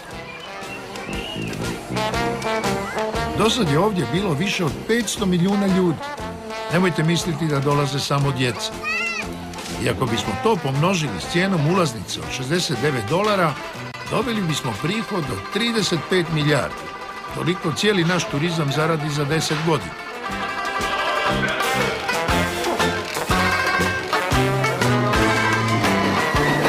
A Disneyland je izgrađen za samo $17 milijuna, koji su istina puno više vrijedili prije 50 godina. Ta američka fantazija, taj pošteni Mickey Mouse, priglupi ali dobri Šiljo, škrti Bajo, nepredvidljivi Pajo, bezgrešni Pajni Neputi i bezbroj ženskih likova, požrtvovna ali grintava Mini, razmažena Pata, sustav u kojemu nitko nikome nije otac ili majka, muž ili žena, to je bio Disney, apsolutna ikona američkog protestantskog pogleda na svijet, gdje je darvinizam uvijek dio priče, ali na kraju pravda nekako uvijek pobjeđuje.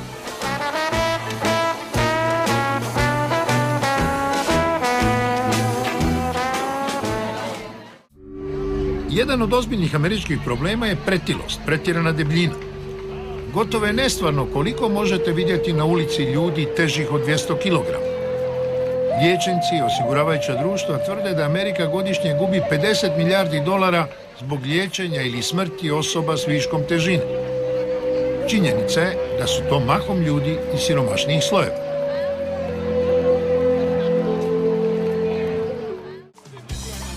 Medicina u Americi. Kad pogledate bolnice i kliničke centre, to je suvremeno, tehnologija je vrhunska, mnogi u svijetu misle kako im je Amerika posljednja nada za izlječenje najtežih bolesti.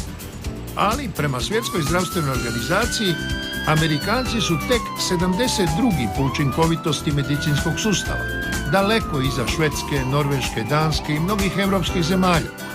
Da ironija bude veća, američki su liječnici najbolje plaćeni na svijetu. Jedni tvrde kako je minimum zdravstvene usluge ipak zajamčen svakom. Ja sam bio u privatnoj praksi 26 godina, u zadnje 4 godine radim baš u klinici gdje je to public community clinic. Drugim riječima, tamo samo pacijenti dolaze koji su siromašni, koji nemaju nikakvog osiguranja, koji nemaju novca nikakvoga. I tu sam se baš uvjerio kolika je skrb za pacijente koji baš nemaju ni novca, ni osiguranja. Danas se baš jako puno govori u Americi o ilegalnim ljudima koji su tu bez papira, ima i govori se o preko 12 miliona, ali sigurno ima duplo više od toga. Takvih ja vidim svaki dan i oni praktički dobivaju lijekove, praktički badava osiguranje. Mislim, pregled, on dođe, ja mu napravim pretrage krvi, pretrage ovoga, onoga i to je sve badava. Samo kad treba ga poslati na specijalističke preglede ili nekakve testove koji nisu hitni, tu uzme vremena. Tu može uzeti nekoliko mjeseci da dođe na red. Ali ako je nešto hitno, ja ga mogu poslati u susjednu bolnicu, u hitnu pomoć i tu će se zbrinuti za njega kao da ima najbolje osiguranje. Ali kad pitate siromašnog taksista koji tek počinje život u Americi, odgovor je drugčiji. Do you pay your insurance yourself?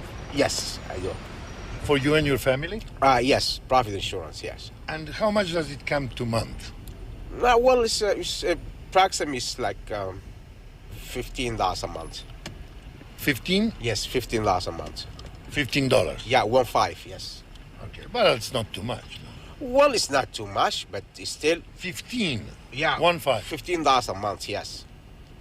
But then, this is only for first beginning of the medicine. After that, if any big surgery, whatever it is, they send you a bill, which is how much it costs, and of course you're going to pay for it.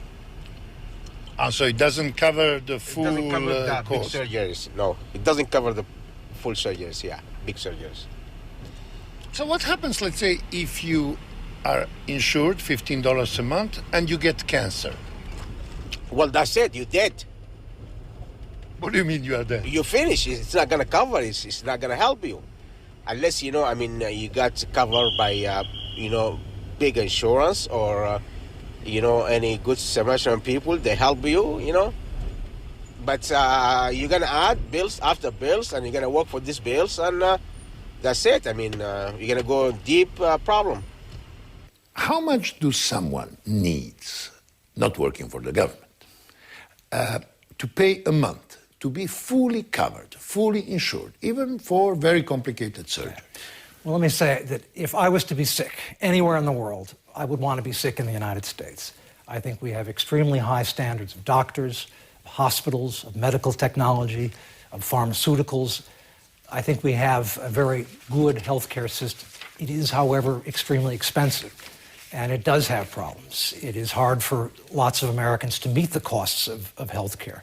So how much it would be a month? Is it $500 to be fully insured? It very much depends. Depends on the size of your family. Depends on the kind of choices you want. An individual, without family. I can only give you my own example. Okay. And I do work for the government, but we have a kind of a standard health care plan. It costs me $120 a month for my own personal health care. But that's because I've made certain choices. I want to have a choice of doctors rather than go to what's called a health maintenance organization, where you go to a certain hospital to be treated at that particular hospital. So again, it depends on the range of choices, depends on your own personal health as well. But I think that for Americans today, the challenge is to provide for universal health care coverage. We have relied on a private system. That is more difficult in today's world, to have a private health care system. People don't work for one company for 25 or 30 years as they did in the past. They move from company to company. We need to find a system that enables to take their coverage as they go from one job to another. Moram ovdje nakratko ponoviti priču o dvije cure iz Willinga u zapadnoj Virginiji koje su nas prepoznale kao prve Evropljane koje su srele. We are the first people from Europe that you met? Yeah, and Wheeling, yeah. So no Europeans ever came? Not that I know of. I have never seen any. No. That's why I was amazed. I was like, where are you from? You were like, Europe. I was like, yeah, I've been here. I'm 25 and I've been here all my life, and I've never met anybody from Europe. And you? 13, and I've never really met anybody from Europe, like you guys. Can you name 2 or 3 European countries? No. Can you? No, I have no idea. Well, let's say France. Spain? Is Spain in Europe? Spain? Međutim, američka sveučilišta su odlična. Po ocjenama stručnjaka, među 500 najboljih na svijetu više od 300 američkih. Ne mogu zasigurno tvrditi da su Amerikanci postali tolerantniji prema homoseksualcima, ali ta je tema nestala s naslovnica, nema više onih užarenih debata na televiziji, homoseksualno se opredjeljenje tretira kao pravo na izbor, premda nisu sve sredine jednako liberalne. Gej populacija najbolje se osjeća u New Yorku, San Francisku i Miami. Talking about the gay population, do you see any difference in approach, in attitude towards the gay population in New York and in Miami? It's more open here because a big majority of gay either women or gay men love to live like this. This is a very comfortable place to live. It's very open. We really don't hide our sexuality here. We don't have to. So they tend to migrate more here to Miami. We have a big gay population here in Miami. And New York was known as being liberal towards gay groups, yeah. Exactly. So all my life, I'm 35, all my life I grew up being open. I never really knew what it was because I grew up in big cities like New York and Miami, where it was easier to grow up being gay. And it's just there's a big population now. Now it's just the media is really letting people know about gay culture and gay life and the TV shows now. So it's sort of, we feel more welcomed everywhere now than we did years ago when I was growing up. Ali Miami prednjači, nažalost, po kriminalu i korupciji. Ta eksplozija gradnje, taj masovni dolazak Amerikanaca i stranaca, Kubanaca i drugih Latinoamerikanaca čini Miami jednim od opasnijih gradova. Premda uvijek ima onih koji nastoje uvjeriti građane kako je poštenje jedino što se dugoročno isplati. Let's say corruption in construction, in building, that's something that is universal. Did you ever heard of cases of corruption in social welfare when they take money from poor people, underprivileged people? Well, there was a recent case with Camilla's House, which is a homeless shelter in Miami, and this was about a year ago, where the director was caught stealing money from the homeless shelter and eventually was prosecuted and removed from that position. But yeah, you see it too in social service sectors as well, and I think we have a say, it's easy to steal from the poor, you cannot steal from the rich. Yeah, and what's really, and that's, it's a sad statement, but what we're trying to, but it's true, and what we try to do is really go out into the community with the Ethics Commission and raise awareness about how corruption has negative economic consequences for the middle class person. It's easy, as we were talking about, to say, well, how does an official's corruption and an official taking a bribe, how is that really affecting me at the end of the day? I still have my bills to pay, I still have to go to work, I still have my mortgage, but what we're trying to show is that you lose faith, you lose public trust and confidence in your government, and inevitably, those acts of corruption harm the overall economic pool, because if you're going to take from take from somewhere, ultimately it's you're going to take from a social service program, maybe it's going to affect an arts education program, whatever it may be, it's a domino effect. And what we're trying to do is really show people in the community how those acts of corruption affect the average person, if we can say that, the average citizen.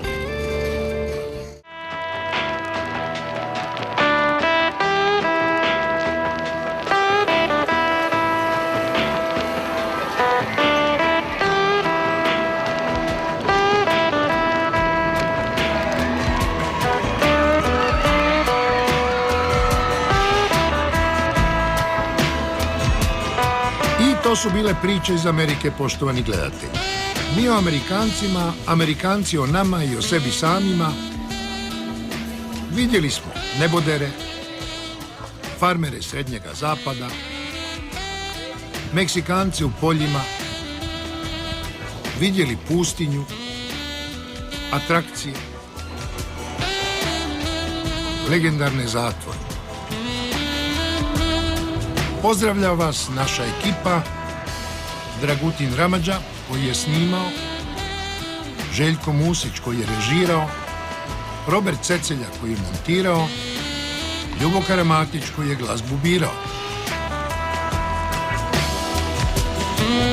Ako ste bili zadovoljni, pišite Hrvatskoj televiziji kako bismo opet donosili priče iz svijeta. Ako vam se nije svidjelo, pišite također kako bismo znali što želite vidjeti. Još jednom, na kraju 11. emisije ciklusa Idemo u Ameriku, bila nam je čast raditi za ovakvu publiku. Doviđenja.